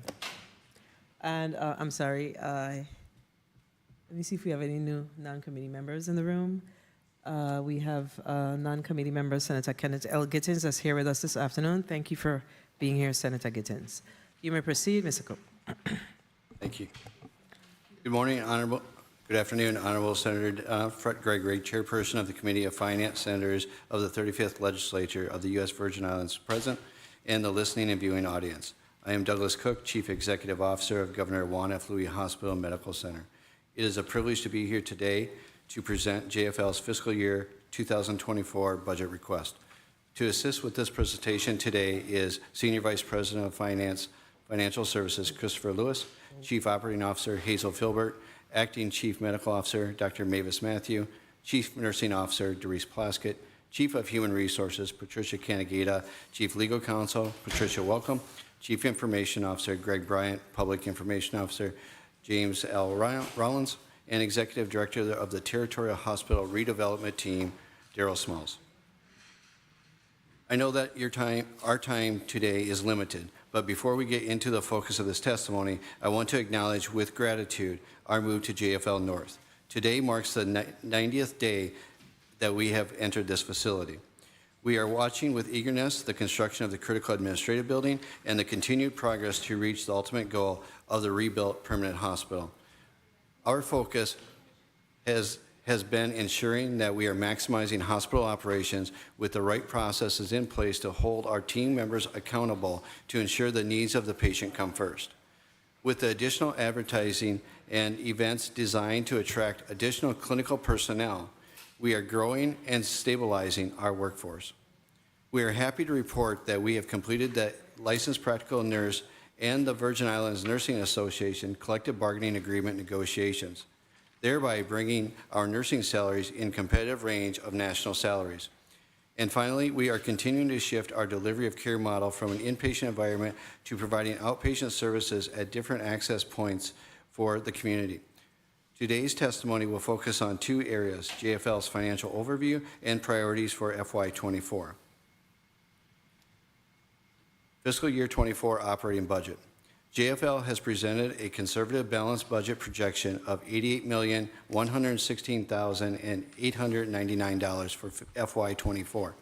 We are currently on track to end fiscal year 23 at $82,614,570.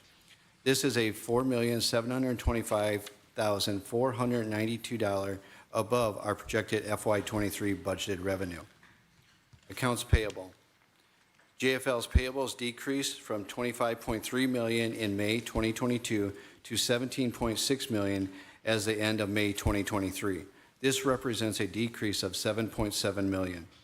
JFL continues to pay down on prior year past debts. As you can see from the graph, by working with the key stakeholders such as this committee and the executive branch, we have decreased our accounts payable from $54 million to $17.6 million over the past 5 years. We appreciate all the support given to clean up these legacy accounts. Without this ongoing support, JFL would have to continue to use its slim operating margins to pay down legacy debts, such as the Internal Revenue Bureau. We are now paying out $1.5 million annually to the IRB and directing those funds away from critical needs that could be used to improve the quality of care being delivered. JFL also continues to work with GERS regarding the past balances that were not paid. We are pleased to report that we have paid all outstanding debts and remain current with GERS. We have sent all documentation to GERS awaiting their reconciliation of all accounts. To ensure that none of our retired employees are impacted, JFL has made overpayments to clear any outstanding balances until full reconciliation is completed. This was a suggestion of this committee last year, and we are proud to say we have listened to you and have accomplished this task. Our budgeted revenues for FY23 were $77.8 million, and we are forecasting that we will end the year with $82.6 million, which represents a potential increase for the second year in a row of $4.7 million. Included in your testimony package is a report showing our revenues through May and forecasts for the end of the fiscal year. Uncompensated care. The verbatim definition of uncompensated care is found in Title 19 Virgin Islands Code, Section 221.22, which reads as follows. Uncompensated care means the sum of charity care and bad debt resulting from the health care services provided by the corporation after due diligence to collect. Contractual adjustments in reimbursement for services based upon the agreement with the payer are not uncompensated care. For the year 2023, we project the annual uncompensated care cost to be approximately $35.9 million, based upon the VI code definition. We would like to thank this body for the annual allotment of $26.7 million, plus the $2 million supplemental, for a total of $28.8 million. However, this still leaves with a shortfall of approximately $7.1 million. In previous Senate hearings, we have discussed the issue of boarders at JFL. Boarders are patients that have been discharged. There is no medical reason for them to be admitted to our hospital, and neither Medicaid, Medicare, nor private insurance carriers pay for their continued stay after they have been medically discharged. Boarders come at a cost to the hospital and add to the issue of long wait times in our emergency room. This is because boarders are unnecessarily occupying inpatient beds, forcing our inpatients with legitimate diagnoses to be housed in our emergency room. We have also had to cancel elective surgeries because of lack of bed space. This is being occupied by boarders, which further decreases our revenues. For example, using real data in May of 2023, there were 8 boarders. The cost to keep these boarders for that month alone was approximately $402,527. We acknowledge that this cost is reflected within our uncompensated care numbers. However, the boarders represent several other negative financial and operational impacts to our hospital. For example, the increased wait times in the ER due to patients being occupied by boarders, beds being occupied by boarders are the primary reason people leave our emergency room without being seen. The same month, we had 156 people leave the ER without being seen, resulting in a loss of potential income of $769,651. JFL continues to work through our interagency debt. The total owed by government agencies for services provided by JFL is over $1.3 million. not reflecting any bad debt prior to fiscal year 21. Financial officers from the various agencies now communicate monthly with us and provide detailed reports of balances owed to and from each other to reconcile, identify fund sources to pay these debts. JFL's payer mix is a direct reflection of the demographic and the socio-economical reality of our community. Commercial payer mix is 34%, Medicare 34%, Medicaid 28%, self-pay 2%, and others 2%. As you can see from the slide, patients with government payer account for 81% of our discharges, but only reflect 60% of the dollars collected. The hospital continues to benefit from the self-determination presumptive eligibility initiative within the Medicaid program, rather than individuals being registered as self-pay when, in fact, they are unemployed or underemployed and do not have the means to pay. They are pre-qualified based on information that they provide at the point of entry into the hospital. However, they are still responsible for showing up to the Medicaid office within a specific period or to the on-site JFL resource to confirm their eligibility. New revenue streams. The last year has been spent on ensuring that we focused on patient care, especially getting moved into JFL North to be able to provide a safe and quality space to take care of our patients. Now that this has been completed, we have the capacity to innovate and create new revenue streams. These are our actions that we are putting forward. Number one, attract and grow outpatient services, including imaging, laboratory, cardiac diagnostics. Number two, attract and grow outpatient surgical volume with sustainable blend of commercial patients. 3, negotiate carve-out pricing for specific surgeries and procedures with high supply cost. 4, reestablish a territory's cardiac center, providing a full complement of cardiac services, including cardiac catheterization. 5, expansion of outpatient clinics, providing better access to care for patients in need. Meditech expands. Earlier this year, we decided to pause the meditech expanse project to direct our resources to the successful transition to JFL North.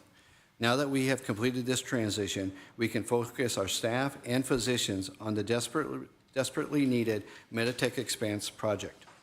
As we start this project, we ran into the issue that we do not have enough staff to complete the building and testing phases. Meditech uses a formula to see how much staff a hospital has to complete the expanse project. Meditech will no longer give a start date for the project until we have enough staff identified for the project. Our CIO reached out to the consulting partners Huron to see what it would take to fulfill the positions with consultants to get the project started and completed. We received information from a cost standpoint on what it will take to meet these requirements of Meditech and guarantee a successful project. We received a figure of $1,746,450. This gives us the expertise and personnel needed to complete this project and be able to provide care and support to the USVI community that we so desperately need. The slide lists the benefits of going to the Meditech expanse for reference. We are working with the board and will be asking this body and other stakeholders to identify additional funding sources for this critical program outside the annual allotment. Our sister hospital in St. Thomas and us are in an extraordinary situation. We desperately need this for the good of every person in the USVI. Last year, I was asked by this committee if I had all the funds necessary to support our operations. I responded that we needed to continue to do more with less. I believe we have started to move in that direction over the last year by looking at our opportunities to reduce costs. We have brought in more revenue than budgeted and sustained our operations through the opening of JFL North. However, there is a clear need for additional funding to support capital investments and projects that will provide better access to high-quality care and services that the St. Croix community needs. On this slide, I am showing a list of capital equipment that JFL needs. The cost of this equipment is approximately $18 million. We will be presenting our plan to the board, along with this list, with a 3-year capital investment strategy and requesting that this body, along with the executive branch, help us find additional funding opportunities to support some of these projects. In conclusion, I would first like to thank my team for their contributions to this testimony. The assembly of this type of information is not easy when faced with so many variables and unknowns. I would like to thank our board of directors for their ongoing support and guidance of our organization. We extend our appreciation to the governor and the entire executive branch for their constant collaboration. We also extend our appreciation to all members of this body who encourage and support JFL and are always ready to assist us. We stand ready to answer any questions that you may have. Thank you.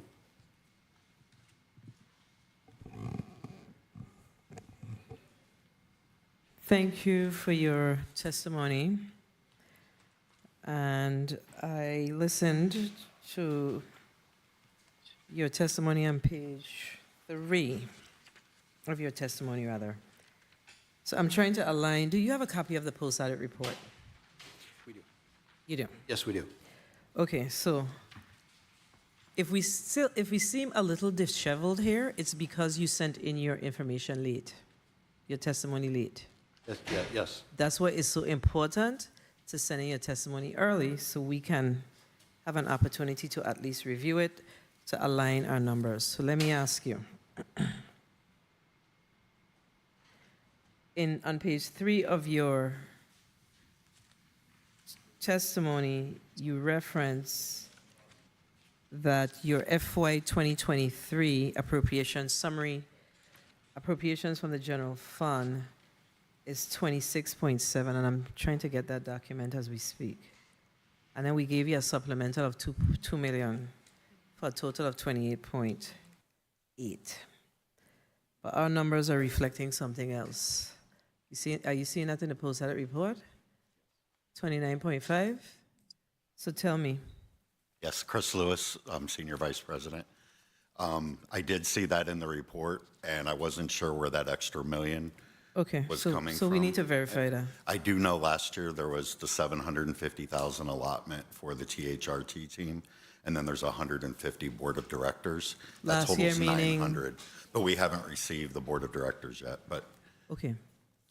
When you say last year, what do you mean? fiscal year 23. Last fiscal year. Yeah, speaking So on fiscal year current fiscal 22. year. I'm speaking of this current fiscal year. I Okay, apologize. so let's be clear. Okay. So fiscal year 2023, as of October 1 of 2022, what, based on your records, what are the appropriations? The 2.67 million plus 2 million, and you just made reference to something else. Correct. That was the supplement. And then there was No, give me the number. Give me the number. 2 million. It was 2 million. It was 2 million even, broken into 2 parts.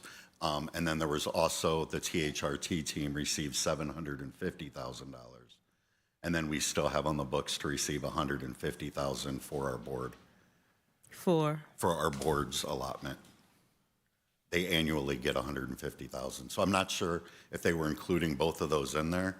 That's what it is. That would have been. Because we don't have a separate budget for the boards. So that's where that number is. So if we add it back, it should come back to 29.5. Yeah, it's off by 100,000. Yeah, that's what it is. Yes. Just wanted to make sure I cleared it up. Okay. I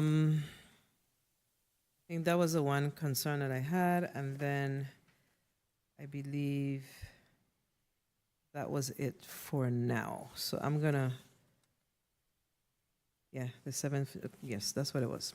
Okay, so Senator Bulkes, you are recognized for your 4 minutes.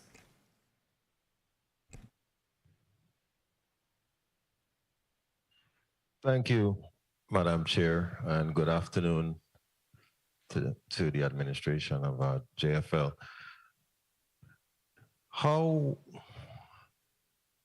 Let me ask, the budget that you're requesting, does it also account for potential changes in federal health care policies, Medicaid reimbursement rates, or other external factors that impact your financial outlook?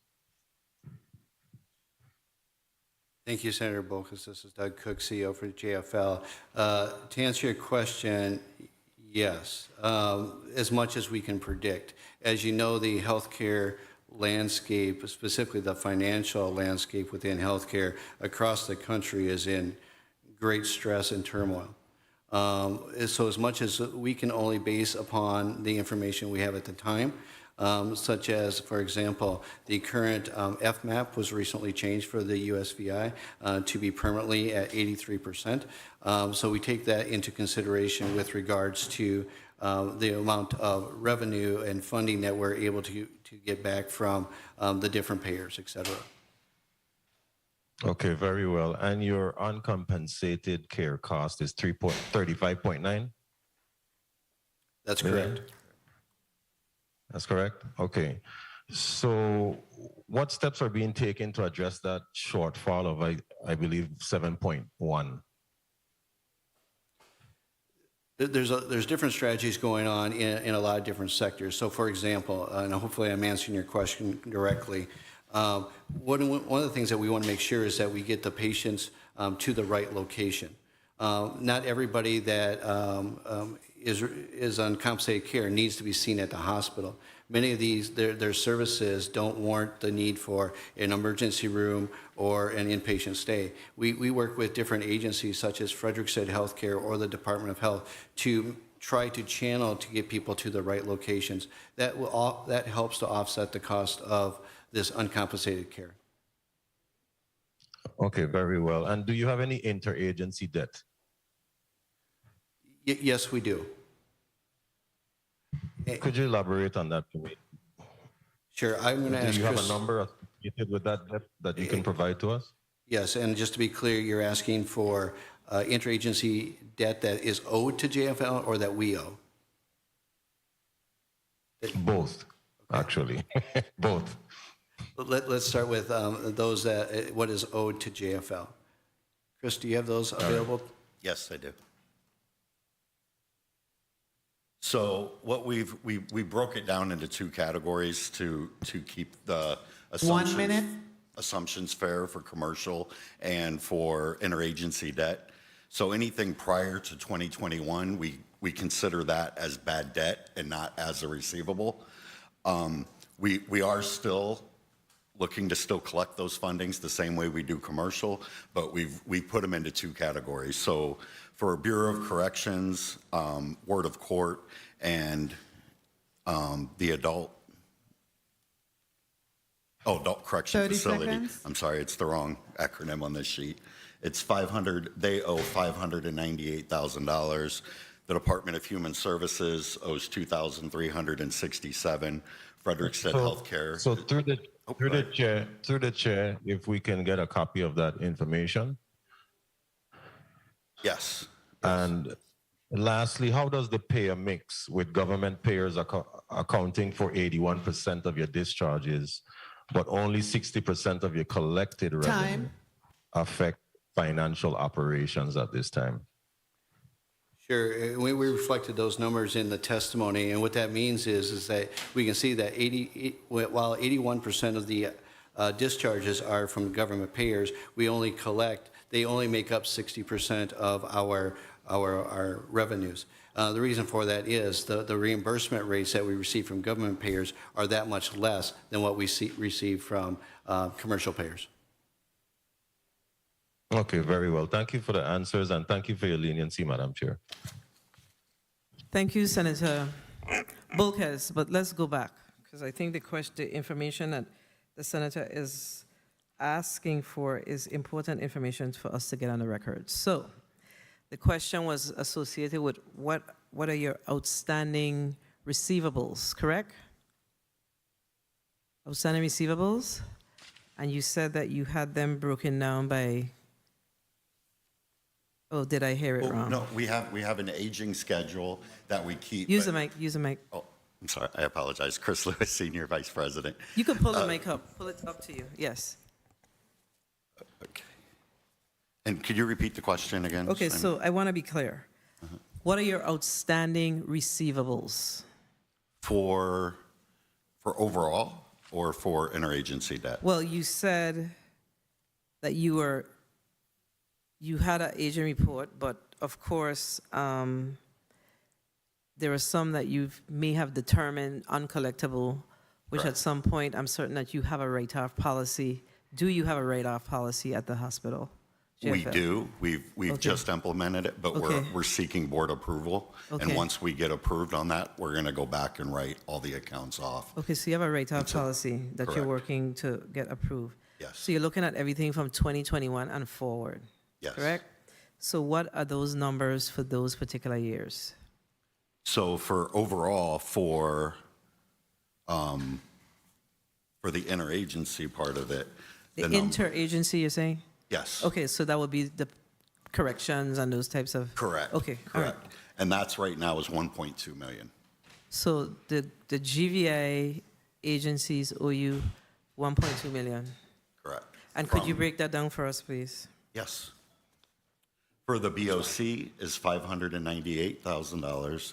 For the Department of Human Services, it's $2,367. Frederickstead Healthcare is $69,915, and Department of Labor is $590,000. And that's to the tune of 1.3 rounded up. 1.3. And then, I guess these other amounts would be what you would consider your uncompensated care costs or outstanding amounts from 21 forward. And what's that number? For Bureau of Corrections, it's $6 million. For Department of Human Services, it's $168,000. For Frederickstead Healthcare, it's $1,000, and Department of Labor is 2.8 million. And what's that total? 8.9 million 8.9 million. in our bad debt. And that's from 21. That's prior to of 21. It's Correct. prior to 21. Correct. There's invoices in there Oh, dating I back see. to Okay, I see what you're 2005. saying. Okay, so, so your overall numbers outside of our interagency is what? Talking about for commercial, for patient care? Correct. Our receivable number is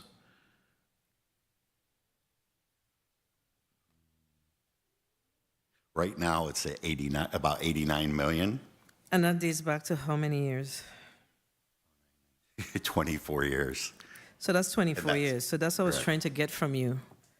You said earlier that you're looking to write them off Correct, yes. up to Our true receivable number is between 15 and 20 million. 15 and 20 million. Correct. Okay, so that would that is take it. from about 21 forward. Correct. Okay, got it. So 15 million in receivables. All right. Just wanted to clear that up for the senator, but I think that he did ask for the information to be provided in writing, so can you still please forward that information to the committee to get it straight? Thank you. Senator DeGraff, you're recognized for your 4 minutes. Chair. Thank you, Madam Chair. Good afternoon, colleagues. Good afternoon, testifier. So what did you ask for this year from last year? 28,750? General fund? Yes, sir. Okay, and last year was what, 27,250? No, are we speaking of fiscal year 22 or this current Fiscal year 23 and 24. 24 is 28,750. Correct. Fiscal year 24. Correct. That's And the what- that's what we 23 was received. 27,250.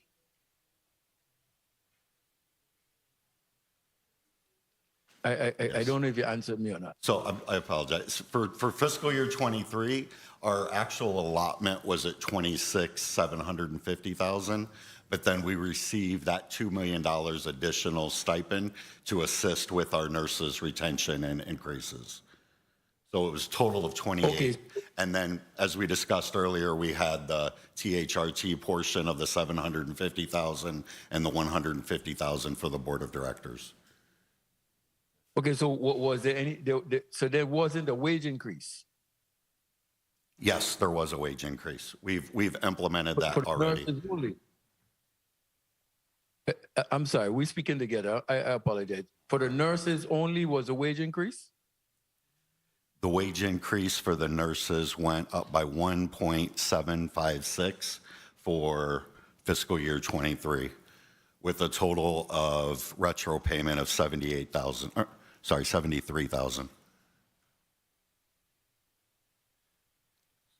So Senator, Okay, this is Doug Cook, CEO. Only the nurses receive wage increases? I'm sorry, Senator, can you repeat that question? Only the nurses received wage increases?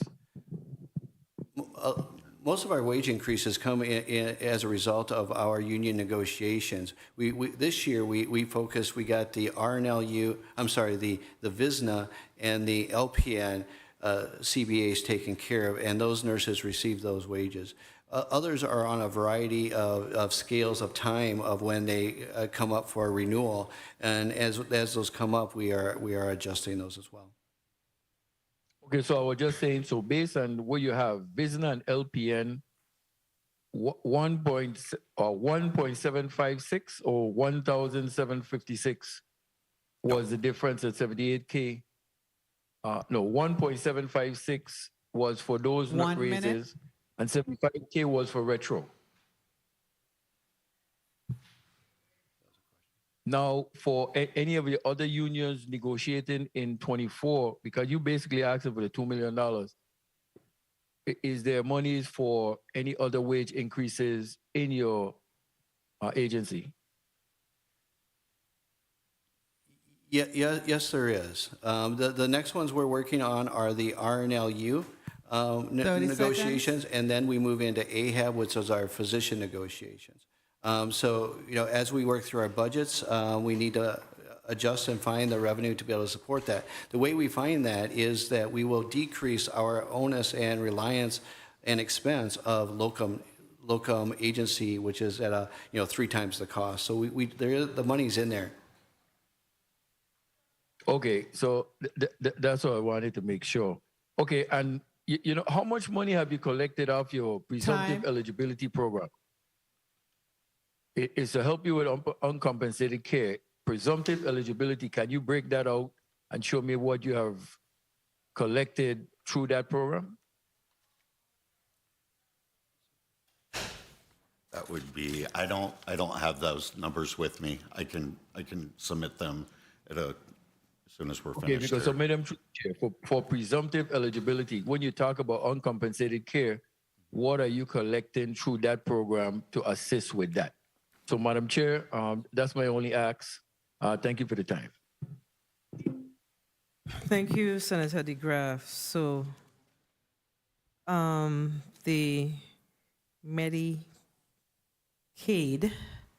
program, I know that there were systems that were set up, because we've been discussing this for quite some time, and there were systems that were set up over the years. So would you say that currently the presumptive eligibility system that you've set up in the hospital, is that working?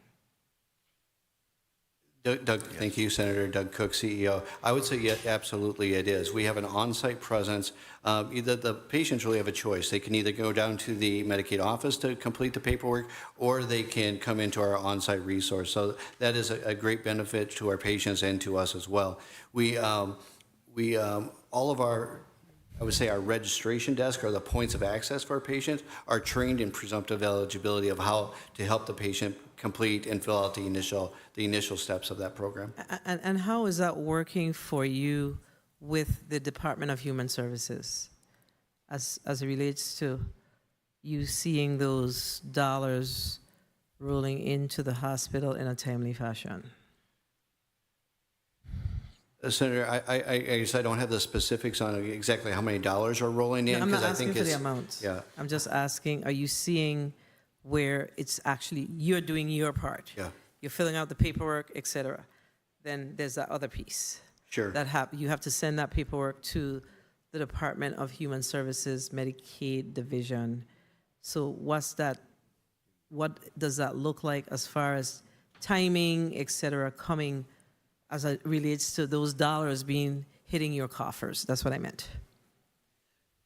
Chris Lewis, Senior Vice President.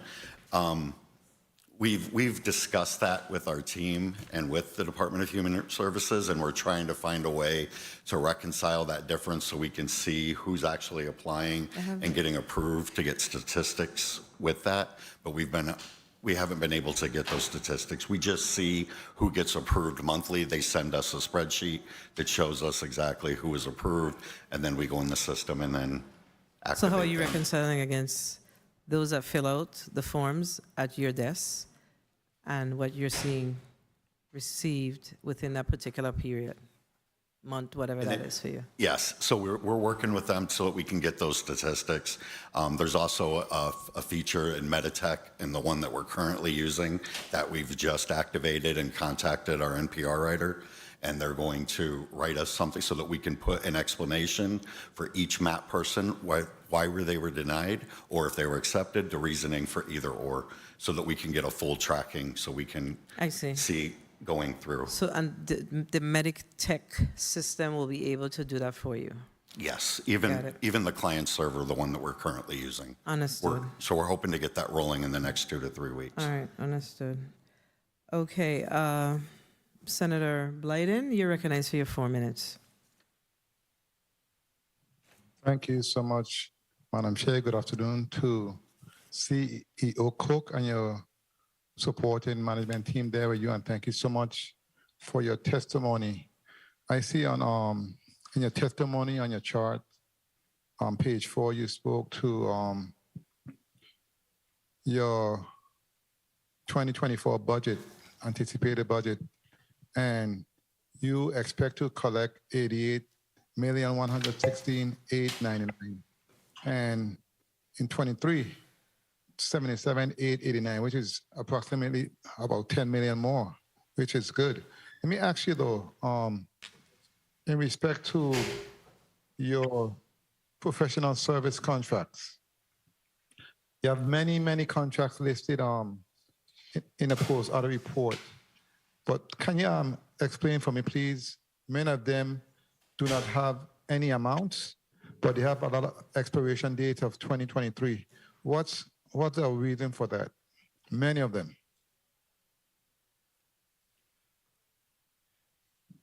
Thank you, Senator You Blyden. Senator Blyden, thank you for the question. This is Doug Cook, the CEO. I'm going to defer to Attorney Welcome, our Chief Legal Counsel, to answer that question. Thank you. Good afternoon, Senator Patricia Welcome. Apparently, when this information was submitted to the post-audit division, there were items that have since been updated. Like, I can't speak to it. So you do have that information, you just have to submit it to the chair in order for us to see it. So I'm requesting that at this time, okay, if you can submit those that's missing to the chair. But let me ask in respect to your consulting services, doctors first. It says not to exceed $240,200, but that expired March of this year. So the question is, how were all of those funds expended, and do you have a new contract in place? Senator, I can't speak directly to doctors first. Maybe someone from Fiscal could speak to that. But it expired in March. I don't know if there was an outstanding payment while it was still on the list. Senator, this is Doug Cook, CEO. Dr. First is a contract with an agency for the use of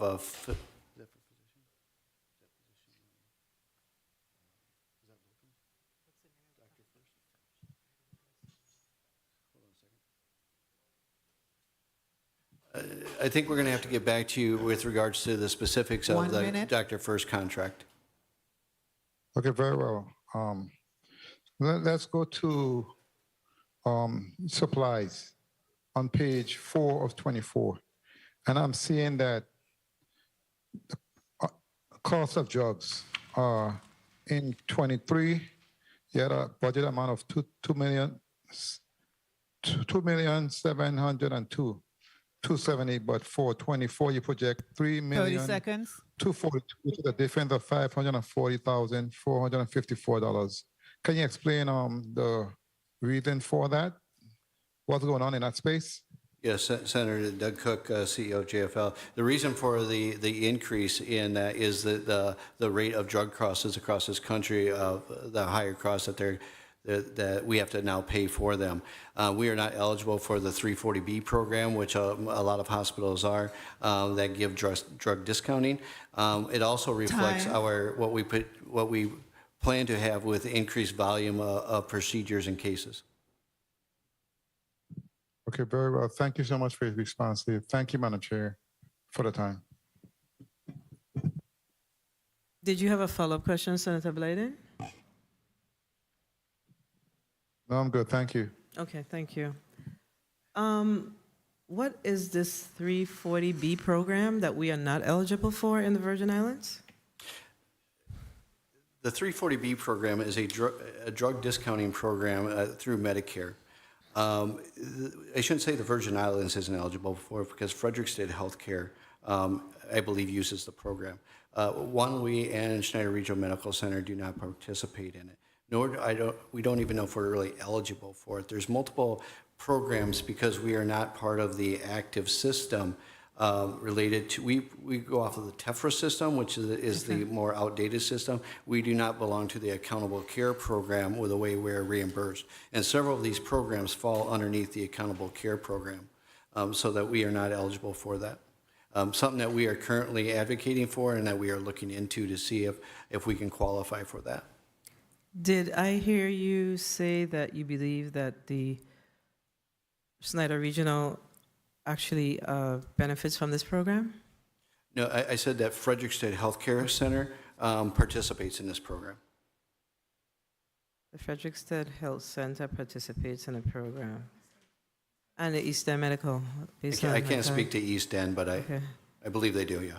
Okay, so I just need to have a better understanding of the program. So I'll drill down on it for myself. I'll do my own research so I could understand it. I'm trying to understand why they would be able to, why they qualify and the hospital don't. Happy to talk offline as well as we do research. Very well, thank you. So let's go back to the 2.5 million, 29.5 million, I'm sorry. So in FY23, there was $750,000 that was appropriated to support your disaster-related employees. So you didn't have to utilize your limited dollars to support that work. So the legislature, I believe I was the sponsor of the legislation. So your disaster-related type employees who's helping to rebuild a hospital, there was a pool of money so you could have, it's like a revolving account as you're reimbursed, as you pay out and the reimbursement come in. So it's like a washer. It goes, it's revolving rather, right? So tell me, you've received the entire 750, and how is that working for you? Do you envision that there is a need for us to provide additional supports? And I ask that question specifically because I see that there's, when did we, Mr. Smalls, when did we appropriate those funds? What year? Good afternoon, Senator. The $750,000 appropriation was for fiscal year 23. And the rationale behind that is because we were not in receipt of our management costs at that time. Mm-hmm. However, we are now in receipt of the management costs in the St. Croix district. Okay, so is there a need?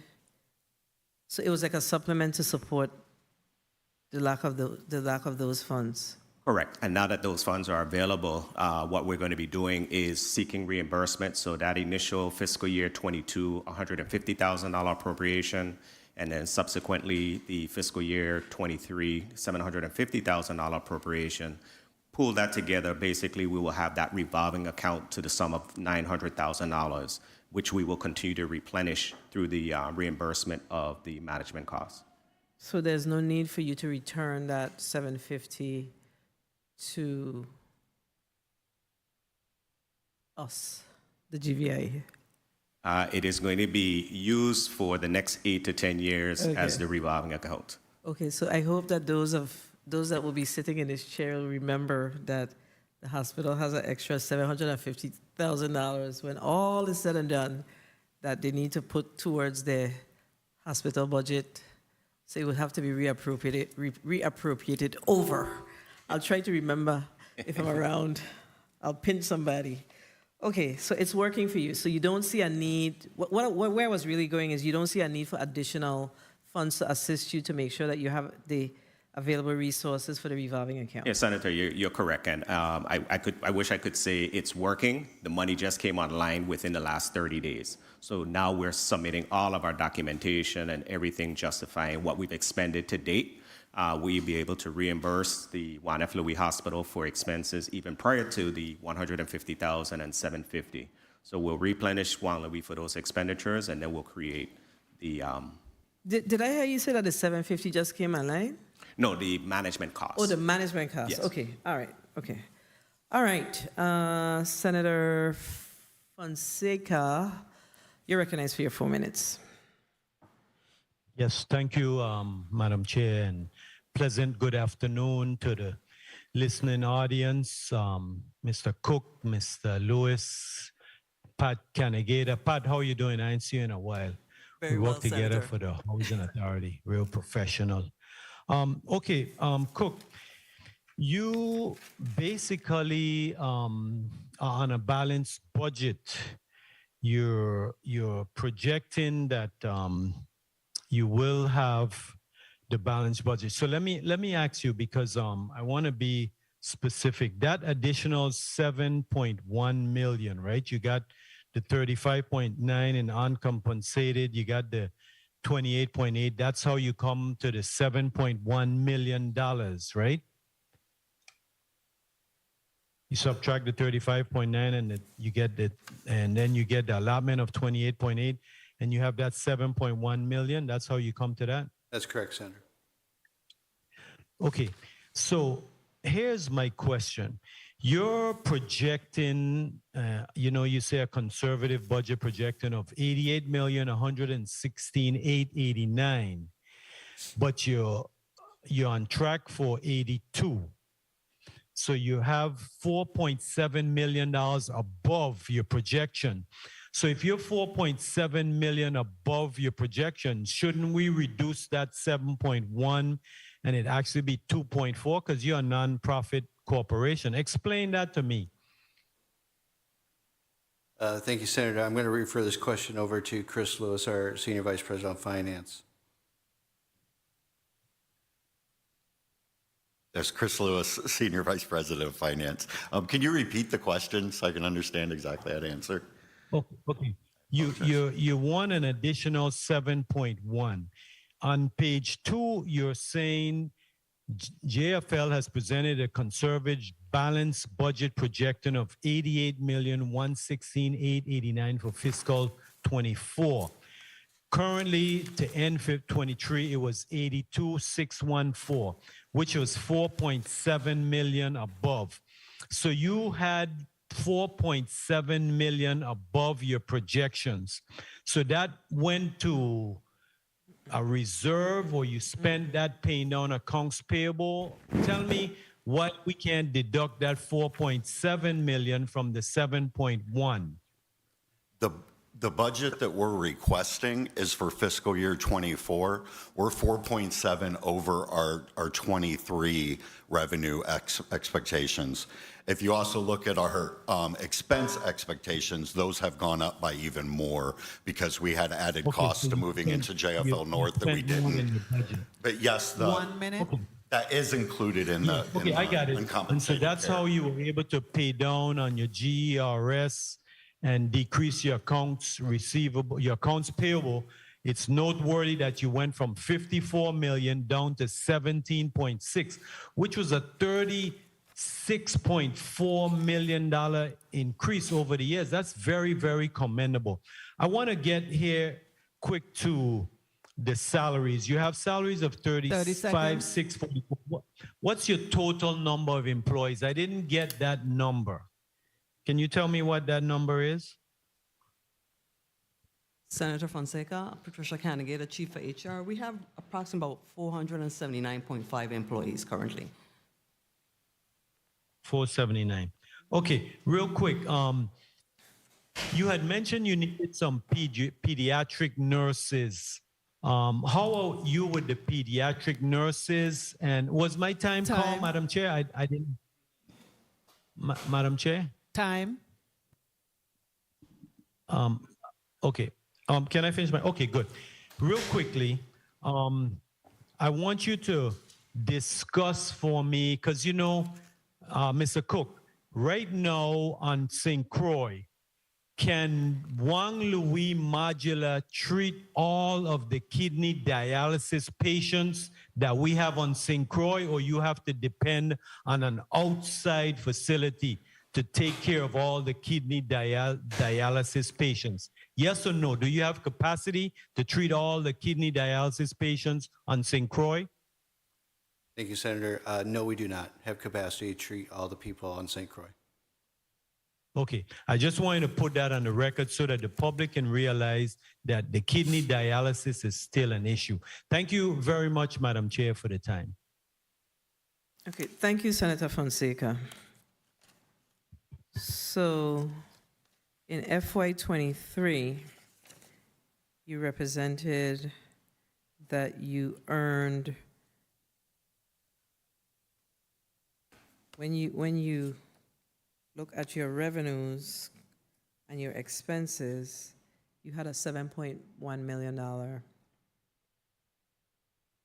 So I don't want to use the word it's kind of hard to use that word when you're dealing with the hospitals. There's no surplus. Yeah. No. There was $7.1 million in excess of what you projected as far as your expense and your revenues. So I guess the $7.1 million,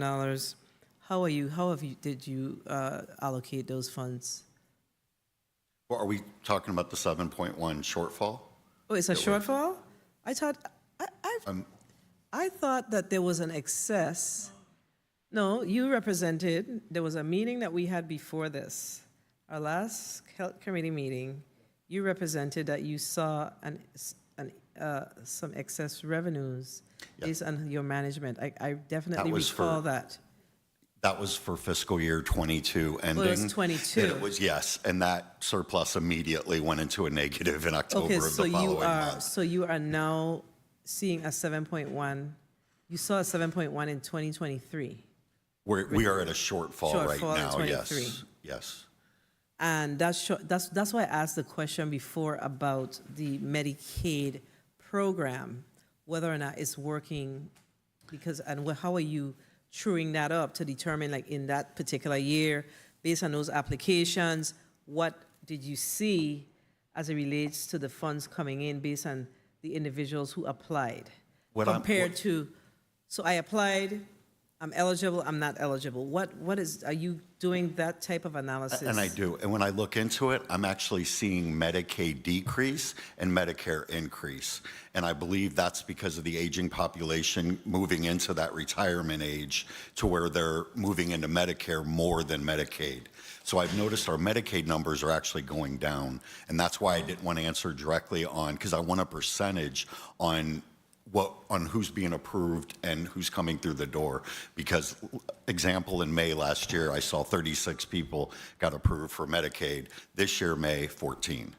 So we've been noticing that decline. Is that based on the applications, though? Based on No, that's based on who's being approved. the actual approvals? Correct. Are you looking at at your desk, that desk that you have as you come into your hospital, and comparing, so these are the applications and this is what we're seeing approved?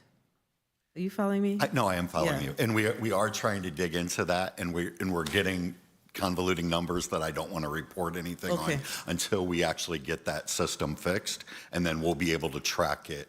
But you recognize the importance of tracking that? Oh, yeah, most definitely. Okay, got Most it. definitely. All right.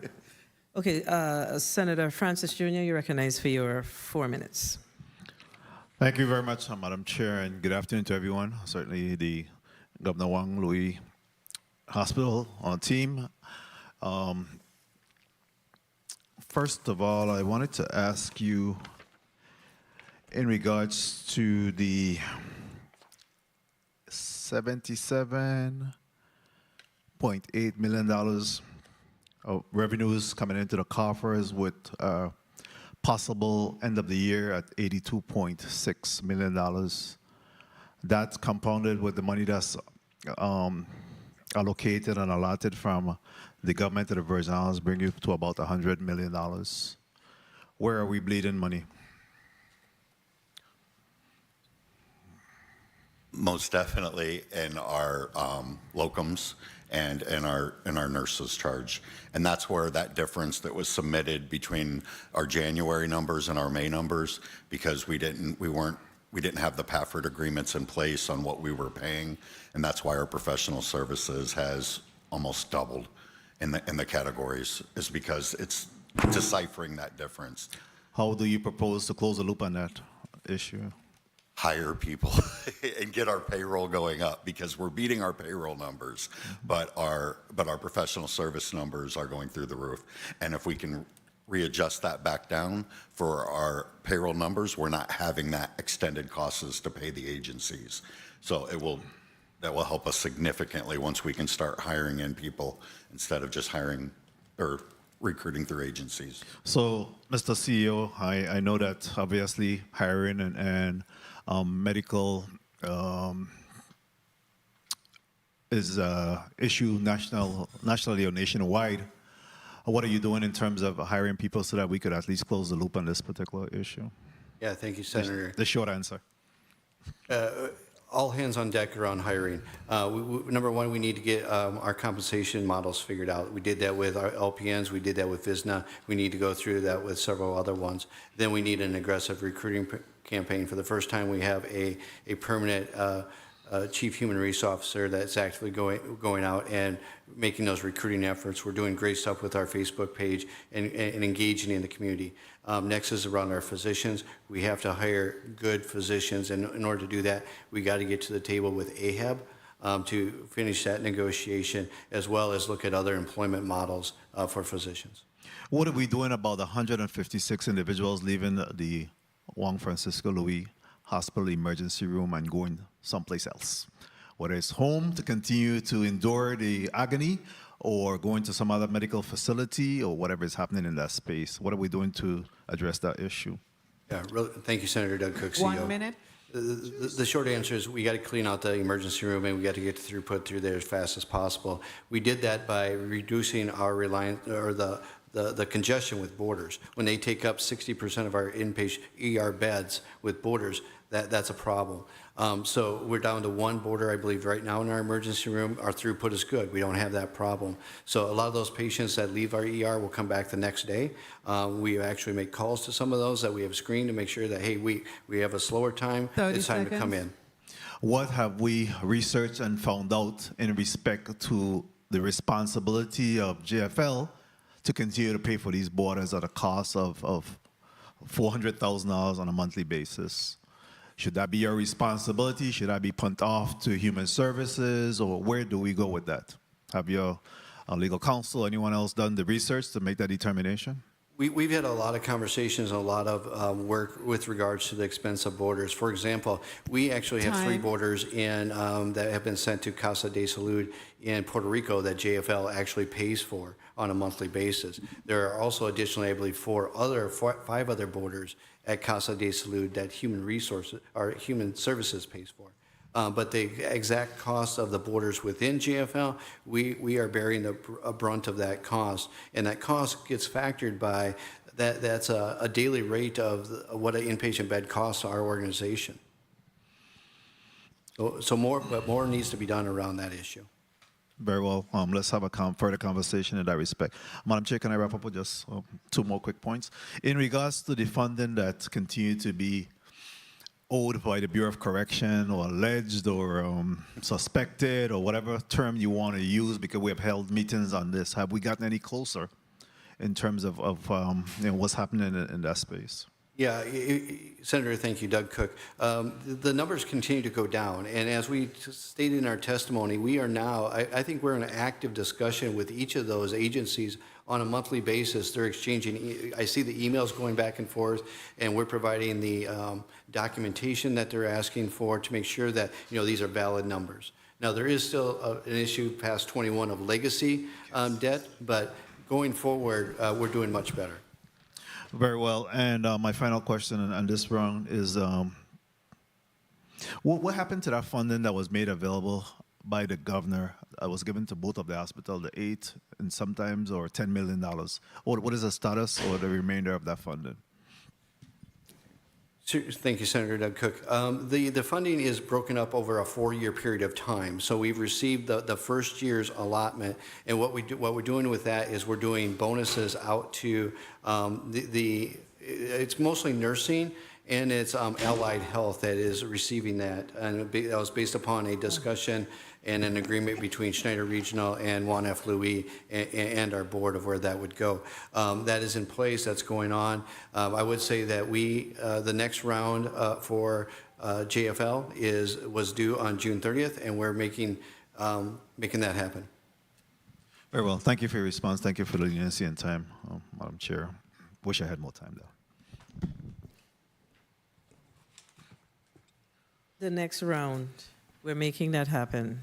Expound on that. So the structure of the program is that we were going to divvy out the bonuses instead, because from the way the money was coming in, we broke up the bonus structure into quarters, right? So and we have to, as the money comes in, we pay and it goes out. And each quarter we have to, people leave the organization, new people coming into the organization, so we have to revet all the employees. So the next payment or the next cycle of that is for the next quarter, and we are actively in that kind of truing up the number of employees that are eligible for it to make sure that gets dispersed. So what did the first tranche look like as far as the amount? It was Chris Lewis, Senior Vice President. It was divided into two. We got $2.5 million each year, but the way that they're accounting for it is $3 million went toward the nurses' retention and $2 million went toward meditech expanse. So that's how we're allocating. We did get 2.5 in 22 and 2.5 in 23. And in 22, so the $3 million was tied to the nurses' retention. That's correct? Correct. And of We that used amount? the $2.5 million of the first year was completely for nurses' retention because the meditech expanse didn't start yet. So that started in fiscal year 23. So of the $2.5 million, how much have you expended thus far? I don't have a number for just the 2.5. I have a total for the 3. We still have 2.4 remaining of the $5 million that has not been expended. 2.4 of the amounts that's tied to the personnel. Correct. Has not been used for that purpose yet. And what is it? When do these funds expire? Oh, actually, you guys received a hard check. Yeah, the 2.4 million Okay. is for the remainder of the year. So we still have 2 quarters left to do. So we would do one, and we still have one. Okay, got it. So you intend to expend all of this entire 2.4? Absolutely. Okay, all right. So then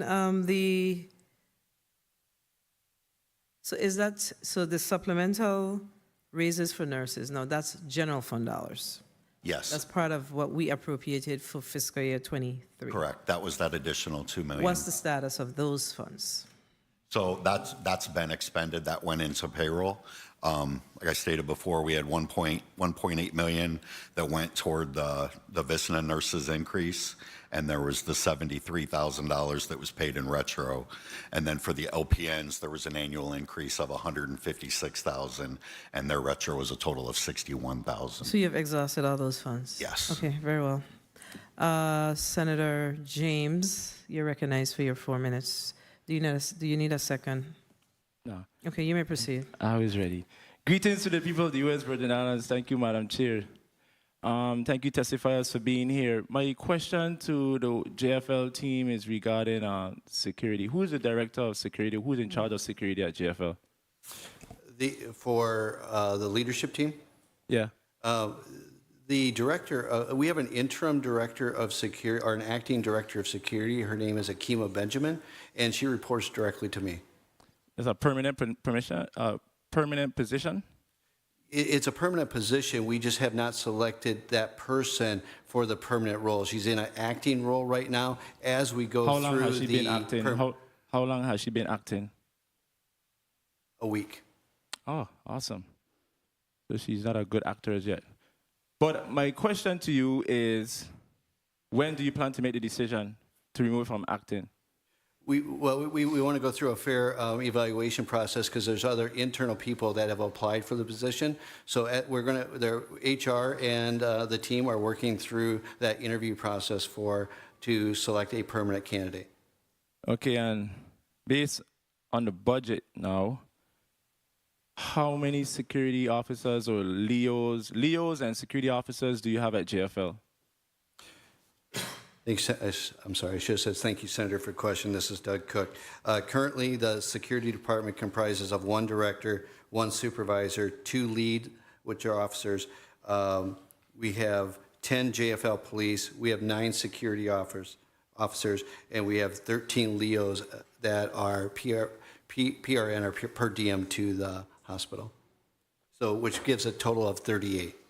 38 individuals. All right. Now, those are not all full-time. The Leos are not full-time. No, I'm not sure if I was hearing right. Do you have any intentions of cutting back security at JFL? Yes or no?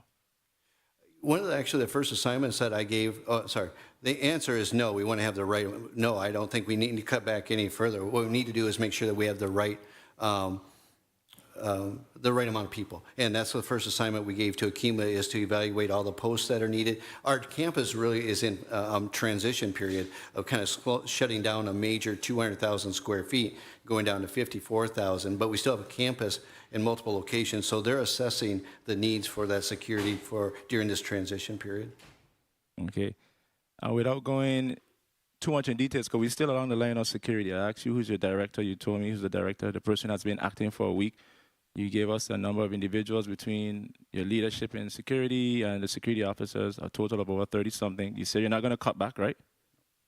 And you say you want to make sure that you have an adequate amount. Is that the adequate amount that you have right now? Or do you plan to increase? 1 minute. Again, I don't think it's not up for me to say. It's really up for that security team to come forward with a recommendation, and that's what actually the first order of business. I actually met with the security team earlier this week and asked them to make that assessment. Because the reason why I'm asking these questions in a budget hearing, of course, you want to make sure that you have the right amount of security. If not, we need to fund it accordingly. And not only that, you're managing 2 sites or multiple sites, and we want to make sure that you have adequate security while we're dealing with the demolition of the transition process and dealing with the temporary building. And I think there's still an additional building as well, right? That's correct. For HR? Or something like that? A lot of it administrative functions, yeah. So I want to make sure, right. I know you still have some more work to do, but I just want to monitor the security. Because I know in certain situations when we have shootings in the Virgin Islands and the list goes on, things get crazy. And you know how it is in the VI or St. Croix. But we want to make sure that all the time we have things under wrap. And we also want to make sure what happened with that whole whistleblower situation and the breach of security and individuals telling people the spots that you could go through. That's crazy. But I'm glad that we got that past us, but we want to make sure that we have adequate security at all time, okay? Thank you, Senator. Thank you. Thank you, Madam Chair, for the time. Did you have another follow-up question, Senator? Yes, my follow-up question will be about revenue collections. I know when CEO Diamond was there, she presented many times in front of us with the budget hearings regarding changes to the system, and collection of revenues, and the list goes on. So I want to make sure I'm asking you as far as revenues, the whole update to the IT, how is that coming along? And do you need additional funds from this body to help you, or you have sufficient funds? That would be my final question to JFL. As CEO Cook stated in the intro, we're trying to do more with less, but we will need additional help when we improve our capital budget to be able to increase our services. For now, we believe that we are able to meet our balanced budget next year, but that's keeping things as is. We would like to progress and add some new lines of service and some new PP&Es that we can generate even more revenue and assist the community with. That's the future, in the future, but I'm talking about right now. Your revenue collections, how is that coming along? Are we in the red? Are we in the positive? Are we seeing growth and increase in revenue collections? We are in the red. We are in the red going into this year, into the remainder of this year because of the extended costs of moving into JFL North. We are seeing a good uptick in revenue, so we are expecting that to overturn when OR gets their team built up and we're able to keep the OR moving consistently 24 hours a day. And I will end by saying this: have you submitted that to us in preparation of this budget hearing? Those information. I believe they did submit information. I don't want to hear believe. Anybody could say yes or no. For the capital improvement, yes, it was submitted. For the revenues. Yeah, all of our revenues and collection rates were submitted to this committee. Oh, yes. Okay, thank you, Madam Chair, for the time. Thank you, Senator Carrion. So because he was supposed to be next. He's in transit, so he sent me a text. So that's why, Senator James Senior. I apologize. Yeah. So ideally, based on your 7.1 shortfall, ideally, we should be seeing something closer to like 35 million.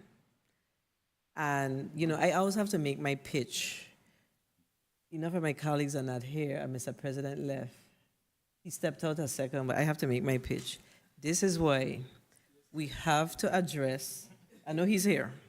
This is why we have to address the issues that we have with wastewater, waste management. We are giving waste management too much money, and our hospitals are suffering. They can't be getting money even up with our hospitals. We have to figure out what our balance is. Folks have to pay for their trash in the Virgin Islands if we are going to ensure that our healthcare services, our healthcare agencies, our healthcare hospitals are given adequate funding. We have universal healthcare, and that's just our reality. And as long as I've sat here as senator, I've seen the improvement with JFL as far as, you trying to balance your revenues against your expenditures, but I know that you're still tight. It's tight. And then you said that you have a $7.1 million. That's how we came up with the 35 million. So all those little areas where these departments and agencies that have a lot of extra things and all these appropriation transfers and these kinds of things, we got to look at those things a little different. We got to figure out how we're going to take care of our hospitals. We have to. We just must. So we're definitely going to look at things a little different this year. At least I'm going to try. Of course, I have to get the support of my colleagues, but we have to look at things a little different as far as, what those expenditures look like for those departments and how we can really give, and especially in instances where you're seeing that there's an improvement. And definitely on this, at the JFL in particular, we're seeing that there's an improvement. And we know that the Frederick Health Center, they're not here today. They're not here right now, but we've seen improvement with them over and over, but we only could give them what we could give them based on our revenues. So we got to do some different, we have to true up a little differently moving forward. At least that's my recommendation. I'm only one vote. All right. Senator Johnson, you're recognized for your 4 minutes. Good afternoon. Thank you very much, Madam Chair. Good afternoon to all the testifiers. I'm going to go straight to page 9 of the post-audit. And you have a couple unanswered questions there for me, type of service. The first one is the lease agreement. There's no figure there to that.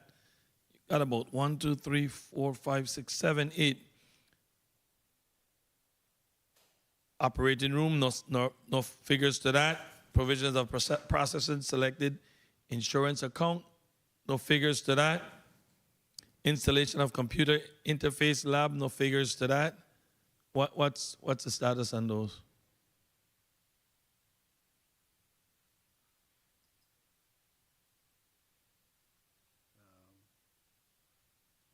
Just reviewing page 9 for a second. Timekeeper, stop the clock, you know. Oh, sorry. Attorney Welcome, are you able to address this question?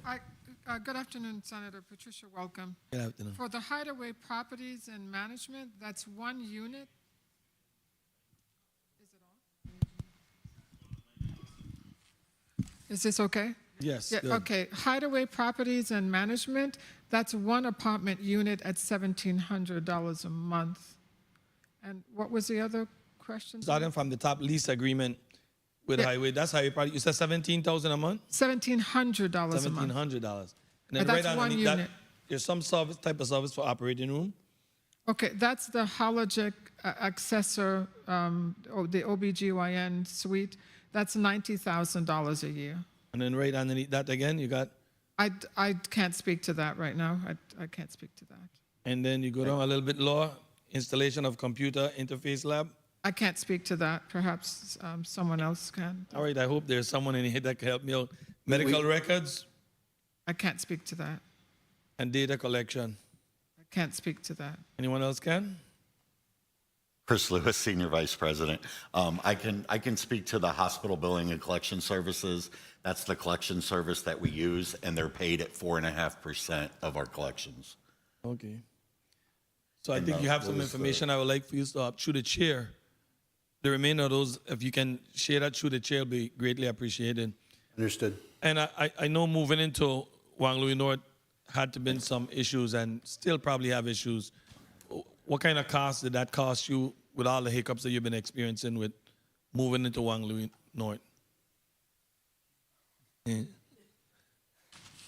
Everybody smile, I guess. Well, it's because we can tell you like what the project worksheet cost is or what the extended cost of what JFL had to front out of our pocket that we weren't expecting is approximately $3.5 million. Okay. And it's more than that, but that's 1 minute. conservatively Approximately. that what I've seen. And now with the new salaries, how is it going for the nurses? Are you getting more people applying? Are you coming up to full capacity? And if not, how many nurses you have on staff and how many nurses you need to come to your full complement? Thank you, Senator. I'll ask Doris Plaskett, our Chief Nursing Officer, to answer that quickly for you. Good afternoon, Doris Plaskett, Chief Nursing Officer. I like to reference based on what 30 is the seconds. minimum requirements to staff as far as those nurses that are assigned to the bedside. So our required amount based on an average census, daily census of 40 patients. Our capacity is 52. That is for inpatient services. Of course, we do offer outpatient services as well. Our minimum requirement is 114 nurses. Currently, we have 72.5 registered nurses Time. and 5.5 licensed practical nurses, and our total vacancies are 41.5. Say that again? 41.5 is the total vacancies as far as registered nurses. Our recruitment, yes, we have seen an increase in the number of applicants that are interested in coming on staff. That includes some of the PAFA nurses that's been with us for an extended period of time. And we do have some of the agency nurses that have applied for a staff position. We continue to work closely with the University of the Virgin Islands, so we are seeing the new graduates up to come on staff instead of take a traveling assignment or going off island. All right, thank you very much. Is it fair to say since you got most of the borders out, the backup that you was having in the emergency room should not be the same what people was experiencing of late? Yes, Would you like me to answer the go question? ahead. I would say initially prior to the move to JFN North, we had an average of about 10 boarders. That number is steadily increasing. Right now we have Increasing. When we moved to JFN North, we were able to decrease the amount of boarders down to about 3. Now, between the move to JFN North and currently, we are seeing a steady increase. So currently we have 5 boarders and 2 potential for a total of about 7. And in reference to whether or not it impacts the emergency room, yes, it does. While we may have 1 boarder in the emergency room, the other boarders that are occupying beds in the inpatient unit also impact the turnaround of beds. So we can't move a patient that is admitted out of the ER to an inpatient bed. It does impact the stay or the length of wait time in the emergency room. Thank you very much. I could see we're still having that problem, and I know that we're going to have to do something about it. Folks can't just leave their loved ones there, and some of them collecting a couple checks, 2 or 3 checks, and the hospital have to foot that bill. So we definitely have to do some deep diving as to see what we can do with the AG office to try to make sure that those that have checks, if they're not doing their part, that the government have some way to retain it and hold it to pay the cost for them being in the hospital. Thank you very, very much for what all you guys are doing. I know it's a struggle going into a new building, and it's not easy when you just get in. A lot of little hiccups that you didn't expect. Hope we could get over that hump and provide service for the people of this territory. Thank you very much, Madam Chair. Thank you, Senator. Yeah, make sure I get the names right. Senator Johnson, do you have another burning question you want to ask? All right. Let's go back to the discussion of earlier with the vacant nursing positions. You said that you have 41.5 vacancies as far as nursing. Is that built into your expenditures, your projections for FY24? How is that built into your 23, and how is that built into your 24? Because I suspect that there is no way you have the available funding to accommodate if you were to get 41 nurses tomorrow. So how are you balancing that? And what is that cost? We've had to readjust our budget over and over again based off of that, because we've been projecting them to be hired, when they're under their payroll and fringe side. So we're having to kind of play. We don't really have a direct cost associated with it yet. We're still evaluating it. We're still missing invoices and things like that we're waiting on to catch up with. So, Senator, one of the ways that we're balancing that, you asked about our next year's budget, is for every locum or agency nurse that we have, we can afford to hire almost 2.5 nurses. So as we hire, and as this team is doing a great job of hiring and attracting nurses, we get rid of our locum agency nurses, and that's the offset in that funding. I see. So you reference Ms. Plaskett that there's some preferred nurses, those that were here under that particular contract, are interested in staying with us. So how are you all dealing with those, and how soon would you be able to bring them on? Again, financial resources is always, funding is always a question as to how you balance that. So, because you said, what is it, 2 for 1? 2.5, roughly around there, depends on. Okay, so is there a plan in place to bring some of them on? Yes. So with the POFR, the relationship has changed.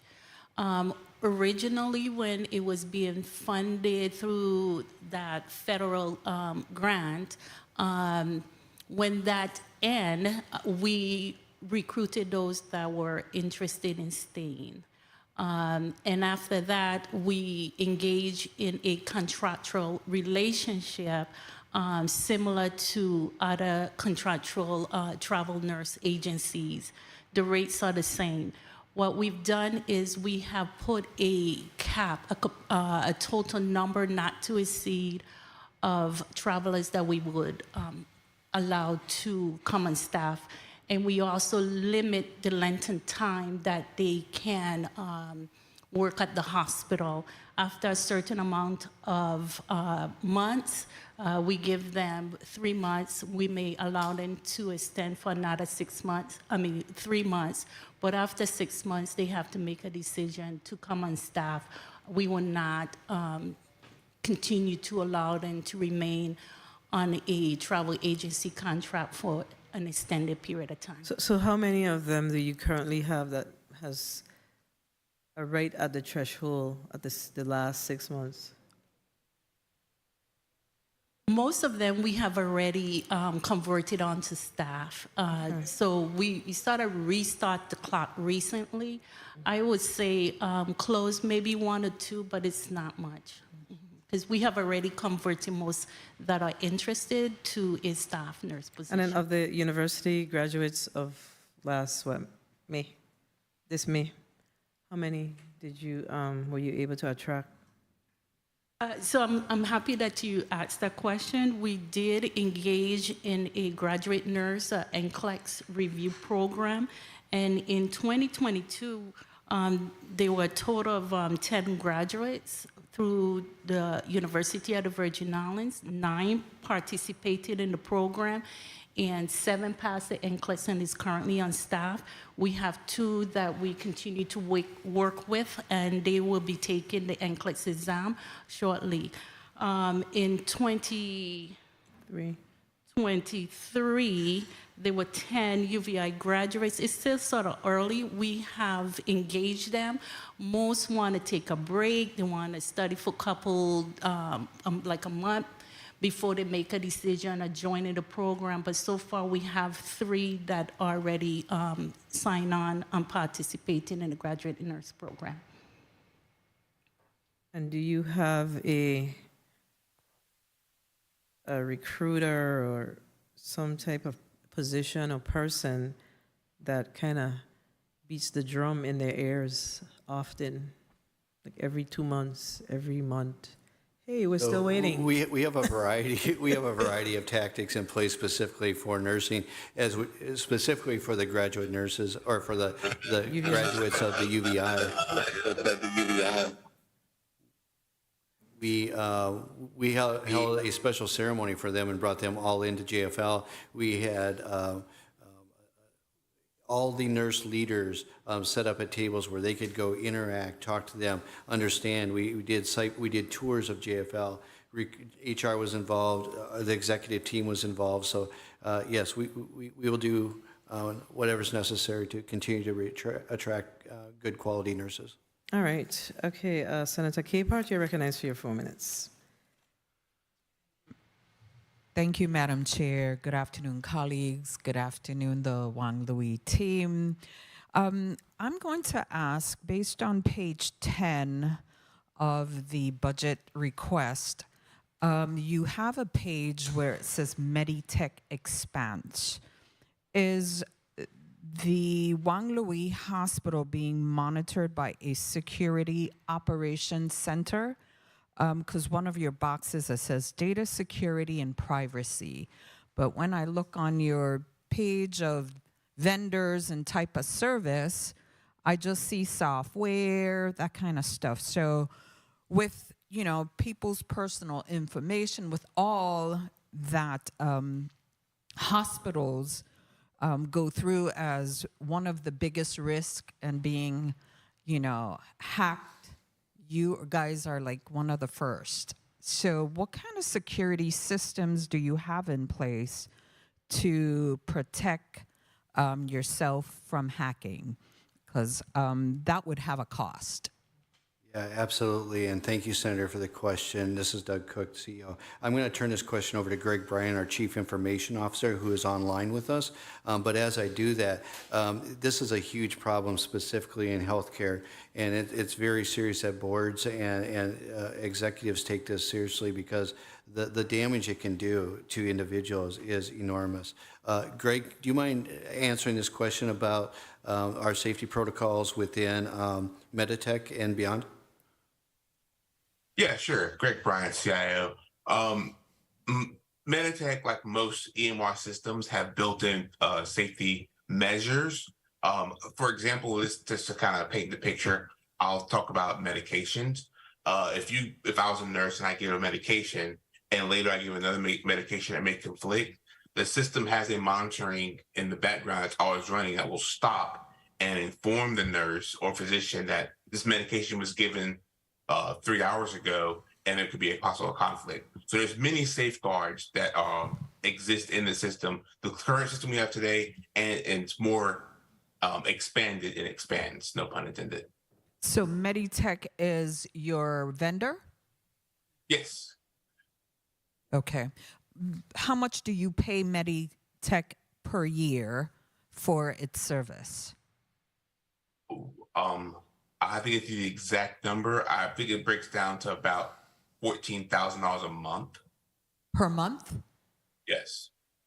We pay per month for maintenance and licensing. Okay. But it wasn't indicated on the budget sheet, correct? 1 minute. I believe I do not have the sheet in front of me, but I do believe it is underneath, and maybe Chris can help me out with this one. It is in a section, but it's not line itemed out as meditech itself. I'm not on this committee, but I would think through the chair that you can provide that, because I think that's very important for us to know that you have these protection systems in place and how much it costs the Wang Louis Hospital, 30 making seconds. sure that you have that protection. Uncompensated care, you have 7.1 million. Are you sure that you're capturing all of those individuals that are coming to your hospital and you're asking them those 3 basic questions to determine if they are eligible for presumptive eligibility? I know the questions, but I want to make sure that is your staff trained around the clock, 24/7, that these individuals that have that first line of triaging, questioning, that they are trained to make sure that you're not losing any individuals that can be covered under presumptive eligibility? Thank you, Senator. It's a great question, because presumptive eligibility is a great program underneath the Medicaid program. And to answer your question, yes. We call them registration staff. So they're the first person that our patients meet, whether they're going to the emergency room or into as an inpatient. Every one of our registration staff, and which are 24/7 operations, are trained in the process of signing people up for and asking those 3 basic questions. So we can say with all confidence that those registration staff are trained and they are doing that work. Thank you. Madam Chair, if I may ask one burning question. Thank you. In this current position at the hospital, I've talked about this for a while. Do you think that the Wang Louis Hospital would be ready, or any initiatives as it pertains to medical tourism to generate income at our hospital? And how can we better prepare for this initiative? Wow, that's a great question. Thank you. Medical tourism and really medical tourism has to be defined. However you define it, it depends on if you're looking at specific surgery such as plastic surgery, or if you're going to go into different realms. I would say that when we look at JFL North and what we have, it's a 52 temporary modular structure. Typically, that is not what you're looking for when you're looking at plastic surgery or a medical tourism model. Now, moving out of JFL Maine and moving out of the VICC, I think does represent some opportunities for us to continue to expand within the VICC. Of course, JFL Maine's being torn down, but that's exactly what we need to do now that we've decompressed that, is look at our opportunities to refocus and regrow those types of programs, and that can be one of them. JFL North was not designed for that type of structure, but it doesn't mean we can't find other ways to work on that. Thank you. Thank you, Madam Chair. Thank you. Colleagues, we are about to wrap up. Oh, I forgot that Senator Gittins is here. My bad. But I was going to offer some additional time. Senator Gittins, you're recognized for your 4 minutes.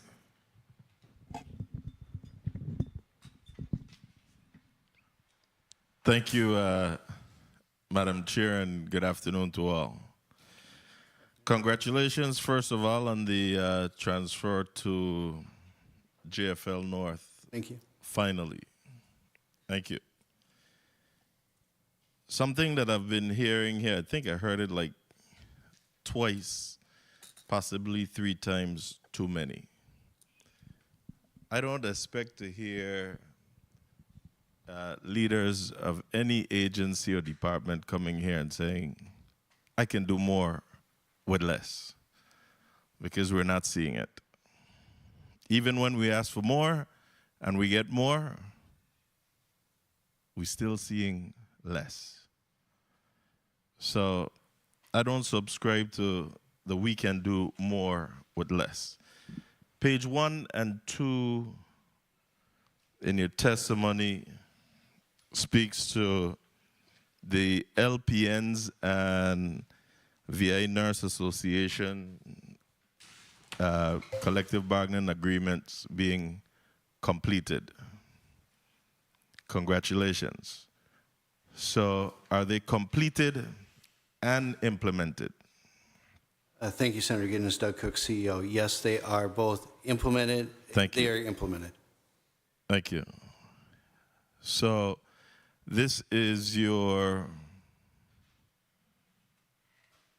low-level employees.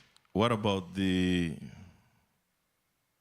what do you call it? The leadership union or something? It's called RNLU. Right. Registered Nurse Leadership Union. The Registered Nurse Leadership Union, yes. That's correct. What is the status of their contract negotiations? The negotiations have not started. Stop. Just tell me, so they have not started? Correct. Just help me to understand. And it's not just your entity. But why do we start contract negotiations with the lower end and then move to the supervisory or management end? Where would your cap be if you do it that way? So, Senator, to answer your question, all of our nurse leaders, or all of our nurses are very important to us. The reason that we decided to start with those is they were the closest ones to the patient. So you see why I stop people when I ask a question and you start to allude to other things? So I'm not saying that the other nurses aren't important either. So I'm not going to let you get away with that statement for people to believe that I believe that the other is more important. We're talking about numbers here. 1 minute.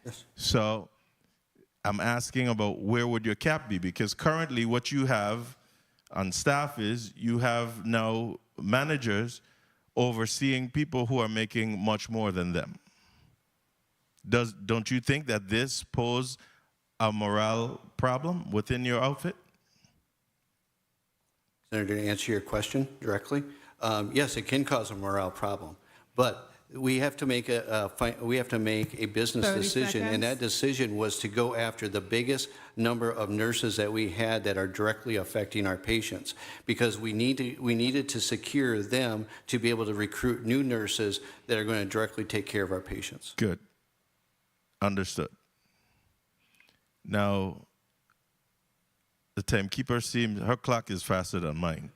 But security, I don't want to ask you about your numbers, but I'm concerned about the lack of information within this budget today. Time. Not talking about security. May I conclude, Madam Chair?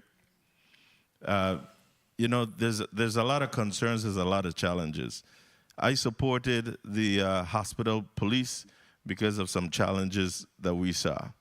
I wasn't here when the Port Authority police was put in place, but I embrace it because you want those officers there for immediate access. But there are challenges. There have been several incidents of trespass, auto theft, damage to vehicles, even violence against employees, to the extreme, a death of a patient who was executed within the hospital. And we are here still undermining security. How serious are we that there is no mention of security within this budget? When you say there's no mention of security within this, if you could tell me, if you could point me directly to where speaks to how much is set aside for security, send me straight there. So it would be within our employee numbers of the number of employees that we have that related to security. If you're asking specifically about a detailed department budget for security, we actually don't have detailed department budgets by each department, something that we've decided that we want to do going forward. So if we're looking at specific number for the Department of Security, there isn't a budget number specific to that, if that helps. I'm going to end here. I need this entity to take security a bit more serious. All right? It's for everybody. And what we're hearing through the grapevines as well, if they're not doing what they're supposed to do, by all means, get rid of them. I'm not going to sit here and pacify anyone. If there's wrongdoings, you have a system in place, address it. But in the meantime, I expect that security is taken seriously there, not only for the employees and patients, but everyone that walks through the halls of our hospital system. And I look forward to talking with you on a one-on-one. We have been trying to pin this down. Let's pin it down and nip it in the butt. Thank you, Madam Chair, for the extra time. I really wanted to ask about the billing and collections because yes, billing and collections. I heard you made mention of that. Don't we have individuals here within billing and collections? You have a billing and collections division or office here, correct? Answer on them. Yes, sir. So why are we still contracting an outside company to do this or to assist? Because we don't have a direct clearinghouse through our meditech as of yet. So the HBCS that we work with as our third party, they are able to take what we do and then put it through the clearinghouse. How close are we to getting our own so that we can do this in-house? We have been working on this for a couple of years, and we're getting the team in place, and I'm hoping by fiscal year 24, by April of fiscal year 24. A couple years with a Z, I may add. No, not a couple of years. I'm hoping by the end of fiscal year 24. What I'm saying is we have been working on this for a couple of years with a Z. Yes. So let's try to get this done. Thank you so much, Madam Chair. Thank you, Senator Gittens. You said it before, but it slipped me. How far are you with the implementation, the full implementation of the meditech? Thank you, Senator Doug Cook, CEO. We actually put our meditech expanse upgrade on hold because we did not have enough staff to get JFL North open and do the build for the meditech program. It takes a tremendous amount of resources. So once we re-engage that project, we working with meditech, what they told us is we don't have enough staff. So we are now actively seeking funding to go out and get the consultants that we need to complete that project. So if I had to put a percentage on it, we're probably at about the 20-25% into that project. So when you say you're feverishly out there trying to seek funding, what do you mean? Where are you trying to get this funding from? So first step is we had to get the numbers, and our CEO, we just got those numbers about 2 weeks ago from a company called Huron Consulting, and they work very closely with all the EMRs such as Meditech to be able to provide those resources. When they did the analysis for Juan Luis, our number came, they would need to bring in enough resources that would cost about $1.7 million. And I think Schneider is a very similar situation. Neither has the staffing to be able to move this forward according to Meditech in their programs. So we are now looking for where other funding sources we can pull to make that happen. So what kind of employees what kind of staffing are you talking about? For example, when you do a Meditech Expanse upgrade or any EMR upgrade, you have to rewrite like all the patient orders, all the nursing directives, everything that goes into a patient chart essentially has to be customized for your thing. So imagine we have to have like a clinical pharmacist work with Meditech to lay out and write all the medication orders and how that's all formulated within the EMR system.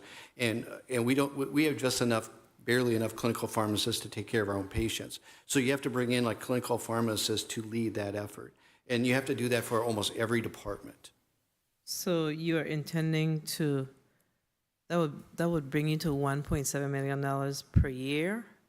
No, that's a one-time. So it's a one-time ask in order to get your Meditech up and running, to get some of what you said you would be able to do with Meditech? Like what the senator asked about as far as the billing is concerned? And Chris Lewis, Vice President.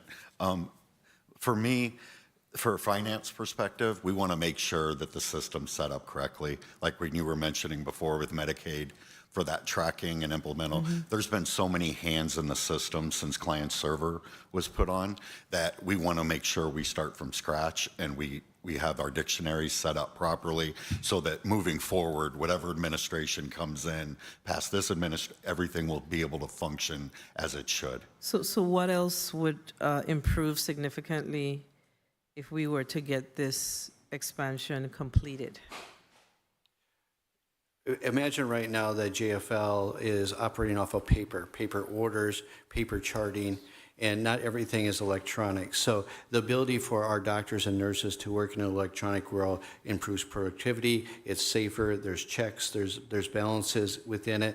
Plus it also gives us the portability functionality so that if we need to send records to a Cleveland clinic or we need to send records to different agencies, we're much more able and capable of doing that within a new system. Okay. And you're saying that $1.7 million will help you to get there? Absolutely. All right. Senator Gittins, you're recognized for your point of information. Thank you. And within that 1.7 million, would that assist with you addressing cybersecurity? Because all that you're talking about, do we have a cybersecurity vendor? When you say cybersecurity, there's a couple different things. It's built in within Meditech. So Meditech is also, we've already paid for a large portion of Meditech, so yes, it is embedded within there. The 1.7 million is more around the consulting resources necessary to operationalize the Meditech function for JFL. Thank you. And what about the O&M? The operation and maintenance of the system? I'm sorry, I didn't hear the first part of your question. The operation and maintenance of the system costs. That's what our CIO Gregory Bryant was speaking on before. That runs between $14,000 and $17,000 a month.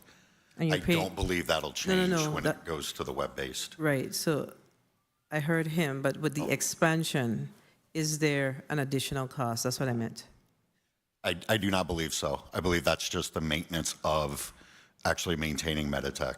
And then once we actually have Expanse implemented, we would just continue to pay that monthly service. All right. Senators, we've exhausted we're never exhausted with our hospitals, but questions. So we are going to ask senators if they have a burning question. And we're going to start with Senator Novalee Francis Jr. Thank you very much, Madam Chair. I just want to say that I deliberately left security out of my discussion today because everybody know how I feel about security. I'm the one that was a primary bill sponsor on the creation of the JFL security. So needless to say, I'm truly disappointed for what's happening there with that situation.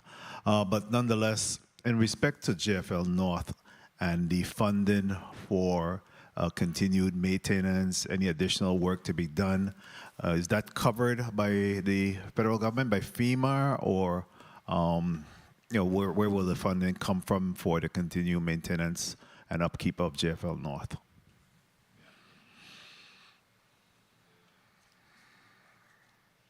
Please recognize the mic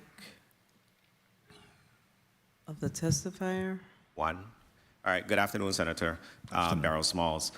The project worksheet, or FEMA, provides a one-time cost for the construction. The maintenance and upkeep will come out of the operating budget of Juan F. Louis Hospital. Is there any, what is the, I mean, is that sufficient funding as stated right now to cover that continued maintenance, CEO? Thank you, Senator Doug Cook, CEO. To answer your question, usually in healthcare, there's never enough money to go around. So what we're doing is specifically, again, to offset some of the costs for these preventive maintenance contracts, we need to put these in place. And as we're doing that, we're getting rid of other expenses. So if we can be preventive maintenance, we can get rid of some of the additional costs that we are currently having by having a rental chiller that is supporting JFL Maine. So as those costs come off our books, we then shift that money to these preventive maintenance contracts that we are negotiating and we will have in place. Okay, very well. And if time would have allotted in regards to your budget presentation this afternoon, what else would you have said? Anything that keeps you up at night regarding this particular budget submittal? Thank you, Senator. Great question. What keeps me up at night is to ensure the quality and safety that we are providing to our patients on a daily basis. We need to make sure that we are supporting on a daily basis our caregivers and our physicians to provide that care. We've given them a new building. We've given them JFL North to be able to provide that.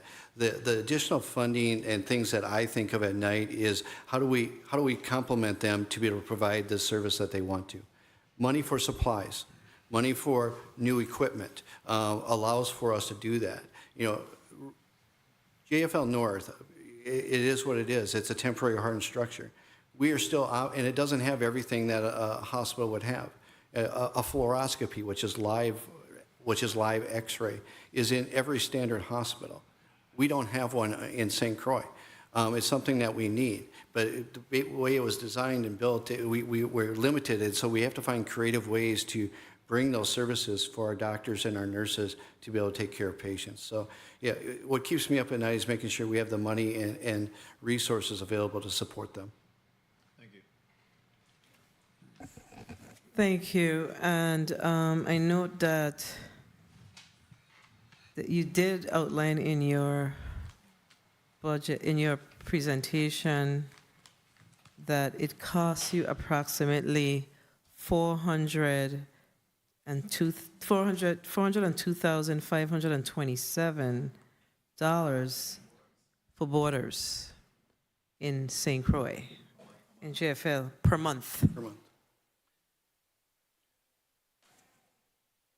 And these boarders do not qualify for the Medicaid program because after a certain time there's a cutoff. Not just so that they don't qualify for Medicaid, but they have no medical reason, according to their ART providers, they have no medical reason to be an inpatient in our hospital. Oh. And of course, so we're kind of left holding this. Okay, so we can't. let's talk about this a little bit. So if there's no medical reason for them to be in your hospital, So what is the conversation that you're having with the Department of Human Services? It's not just the Department of Human Services. We actually have a meeting every Friday that is a multi-agency. Human Services is a big part of it. It involves myself. It involves our case management teams. It involves the Department of Health, our board. And it is, each border is a unique situation. They each have their own social dynamics that we have to work through. But it's working through those different, whether it's a legal issue or finding them the appropriate, if it's long-term care. You know, the border issue, we're kind of the end result of this, and we're kind of left holding this because there isn't the resources to be able to place them into. And that's different for, they might not have a home to go to. They might not have a family or a structure to be able to take care of them. And these are, you know, these are issues that have to be handled respectfully, and but we need to make sure that we're doing the best thing for that person, individual. Have you ever looked at the statute as it relates to the responsibility of the Department of Human Services? And I personally have not. well, I think you should, as it relates to their responsibility with regards to adults who are in that situation. There is some responsibility that Human Services and the Virgin Islands Department of Justice has to take on to address the issue. So while I understand that you're working with them, there's some things that they should be doing that they're not in fact doing. Okay? Yes, so I really think that you should look at it so you could have that conversation with them. Because once they are in the state that you've indicated in your facilities, then they become the water of the state. So Human Services and DOJ, they have some work to do there. Absolutely. So this thing about making it your issue, I mean, it's not, it is your issue because you're the one taking care of them. So it's our issue. So, but the expense is hitting your balance sheet, your account every month. But there must be something that we can do from a Human Services, DOJ perspective, and a government perspective, especially since you said that some of them have really no true medical reason to be there. That's not good. That's actually not acceptable. Yeah, so Senator Johnson, you notice we said one burning question and then Mr. President catch me for 5. You may proceed. I don't have that kind of luxury like that. My concern is the cardiac center. The status of it, when we're going to get it back in place where it functions fully, the cardiac center. Just one. Great question. Top priority for us. We were unable to reignite, so to speak, the cardiac center until we moved into GFL North because we were housing our inpatients in that location. Now that we've decompressed that, we are having a multi-phase approach to doing that. First is to start with the outpatient clinic to get that operational. Next is to start cardiac, what we call non-invasive testing. We want to get stress testing going and then move into interventional cardiology. A couple of key things there. We have to rebuild, we have to replace our cardiac cath machine, not cheap, and we have to hire, even probably a bigger challenge, hire an interventional cardiologist. Did the building sustain any damages from the hurricane? It did not. Okay, thank you very much. Thank you very much, Madam Chair. Terrible. Senator Gittins, you have a... Yeah, it is. So after you, we're going to wrap up. Thank you, Madam Chair. We're trying to pull a Senate President. I was trying to remember what's my other 2, but I can't remember. But I still have my one sticky here. I wanted to ask about your hurricane plan. Do we have one in place? We know that we didn't expect that twin hurricane. We were able to move over to our next facility. St. Thomas was able to come over. I'm glad we were able to accommodate. But now we're in JFL North. Do we have a plan? We don't expect no double hurricanes again, but we're in hurricane season. If anything should happen, do we have a plan? Yes, Senator. So Again, my answers are never short. We are working on, we have a plan, a proposal in place. I just met with the medical staff this morning. We put together a proposal, and the medical staff has to bless it. And once that is blessed through them, then we are taking it to ESF 8 to make sure that we are in alignment with that plan. Because GFL North is, an untested building from a hurricane perspective so far. So we want to make sure that we have a conservative plan, and part of that plan, depending on the category of hurricane, what we would transition out of there and use the VICC to help support any patient care functions. Good. I'm gonna ease my boy here today, but just in closing, I would like you, the CFO and HR, to please see what you can do to at least incentivize those nursing managers that you have so that they too don't be looking to go through the door. It's not fair for them to be supervising individuals and working the floor at the same time and still being compensated less. We absolutely agree. We are ready to go to the table. I know the union is ready to go to the table. We are working with OCB to coordinate. They lead that effort of scheduling those negotiations. And JFL and SMRC are ready to make that happen. And my goodness, the question just came back to me, and everybody's going to be like, how could he forget this one? The premium pay for those nurses and doctors. Were everyone given their premium pay? Did everyone receive their premium pay, to your knowledge? There ain't no campaign, nothing. People work hard. Are you understanding this thing or not? Senator Giddens, Patricia Cannigator, Chief of HR. We are reassessing the list. When I came on board, I could not ascertain who was left out, but we're doing that at this point now to make sure there's no stone unturned. So we're going to update the list and send it to OMB. Today is, what's the date? Is July 21st. OMB. They're going to tell you it's late. But again, this premium pay was intended for these individuals. By all means, please, if there is any time and any money is left, it belongs to them. Let's make sure that they get paid, please. Thank you. Thank you, Madam Senator Gittins. I think that the last time we discussed this with OMB, I think the timeline is gone. Yeah, if I am not mistaken. So these employees that you're talking about, were they there in? They had to be there. So why did we didn't submit their names? So we talking about those that's over 70. Yeah.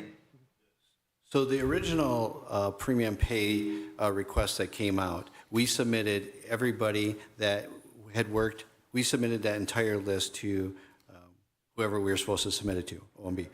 And then probably, I don't know, maybe a couple months later, and many of those people got their checks. We then resubmitted, we were asked to, and we resubmitted of those employees that we submitted, those that did not receive a check. And we resubmitted their W-9s and everything. Okay, so that's those that are over 70. So in your original submission, because that was one of the arguments that we had just the other day with the OMB director. In your original submission, did you include the entire universe of employees regardless of their pay? Yes, when we did the original list, we submitted every employee regardless of their pay to OMB. So that Ms. that worked during that time frame. Ms. Cannigator, the only thing you need to do is follow up with them because you've already submitted your information, and based on their continued assurities that they've been paying this out, I can't understand why it's taking so long. Well, I mean, I'm at a loss, honestly. Like, why does it take so long to just true up your numbers, submit it to OMB, to the Department of Finance and get paid? I don't understand it. So that's what the part is that you have to do, is the follow-up, because you submitted it in the original request. Our concern was we have some folks who followed the instructions and did not include those that are 70 and over. But if you included it, then that should be a done deal at this point, because that was already approved to make those payments. Yeah, so not sure what's happening, but follow up. That's it. Okay. Mr. Cook, we're going to give you an opportunity to close. 30 seconds. Or a minute. Thank you, Senator, and thank you to this committee. I want to thank my entire team. It takes a lot of work to put this stuff together, to be prepared for your questions, and they're great questions. And there's probably, we could spend several more hours, not that I want to today, going through this. And because we recognize that there's not enough money for every department, every program, everything that wants to be funded. But the work that our doctors and nurses do on a daily basis is commendable. We serve those that are in the greatest need, and we take great pride in that. And we only ask that we continue to look at opportunities to find ways to find additional funding to be able to promote those programs that we want to continue to move forward for the betterment of this community. So again, I thank you for this conversation. Happy to continue this conversation throughout the year, specifically to certain topics such as security. They're very important to us, and we look forward to your continued support. Thank you. All right, so perhaps I should ask this then, because this is like the second or third time, and it's 2 or 3 of my colleagues that's been having the concern around security. What would that associated cost look like if you were to have your security at optimum levels? You could send it to the chair. You don't have to tell us right now. Absolutely. That's fair, Senator Frederickstead? Okay, very well. All right, thank you for spending part of the day with us. We've had a very, very long week. Yeah, this has been a very long week, but we've covered a lot of bases. And as we work to mark up and, drill down on our budget, we may be reaching back out to you to get additional information, just so we can really make an informed decision as it relates to the numbers that we are, or the funds that we intend to appropriate for your respective entity. So when we call, please answer timely. I want to thank our media division, our post-audit division, of course, all the central staff, my staff, and all my colleagues who've just been here for the entire week, just trying to get the work done that we're responsible for here in the legislature. I'm going to bid you all good night. I must say good night. We have this thing that we say in my sorority, good day. They have a joke about Virgin Islands or Caribbean people. Good day, good afternoon, and good night. I bid you good night this time. Yes. The Committee on Budget, Appropriations, and Finance is hereby adjourned. Oh, no, I can't adjourn. I didn't pong the gavel. I neglected to mention that the Frederickstead Health Center was supposed to be here this afternoon, and they are not going to be here, and it's no fault of theirs. We've decided to move them to another day. Yes, so now we can close. The Committee on Budget, Budget, Appropriations, and Finance is hereby adjourned.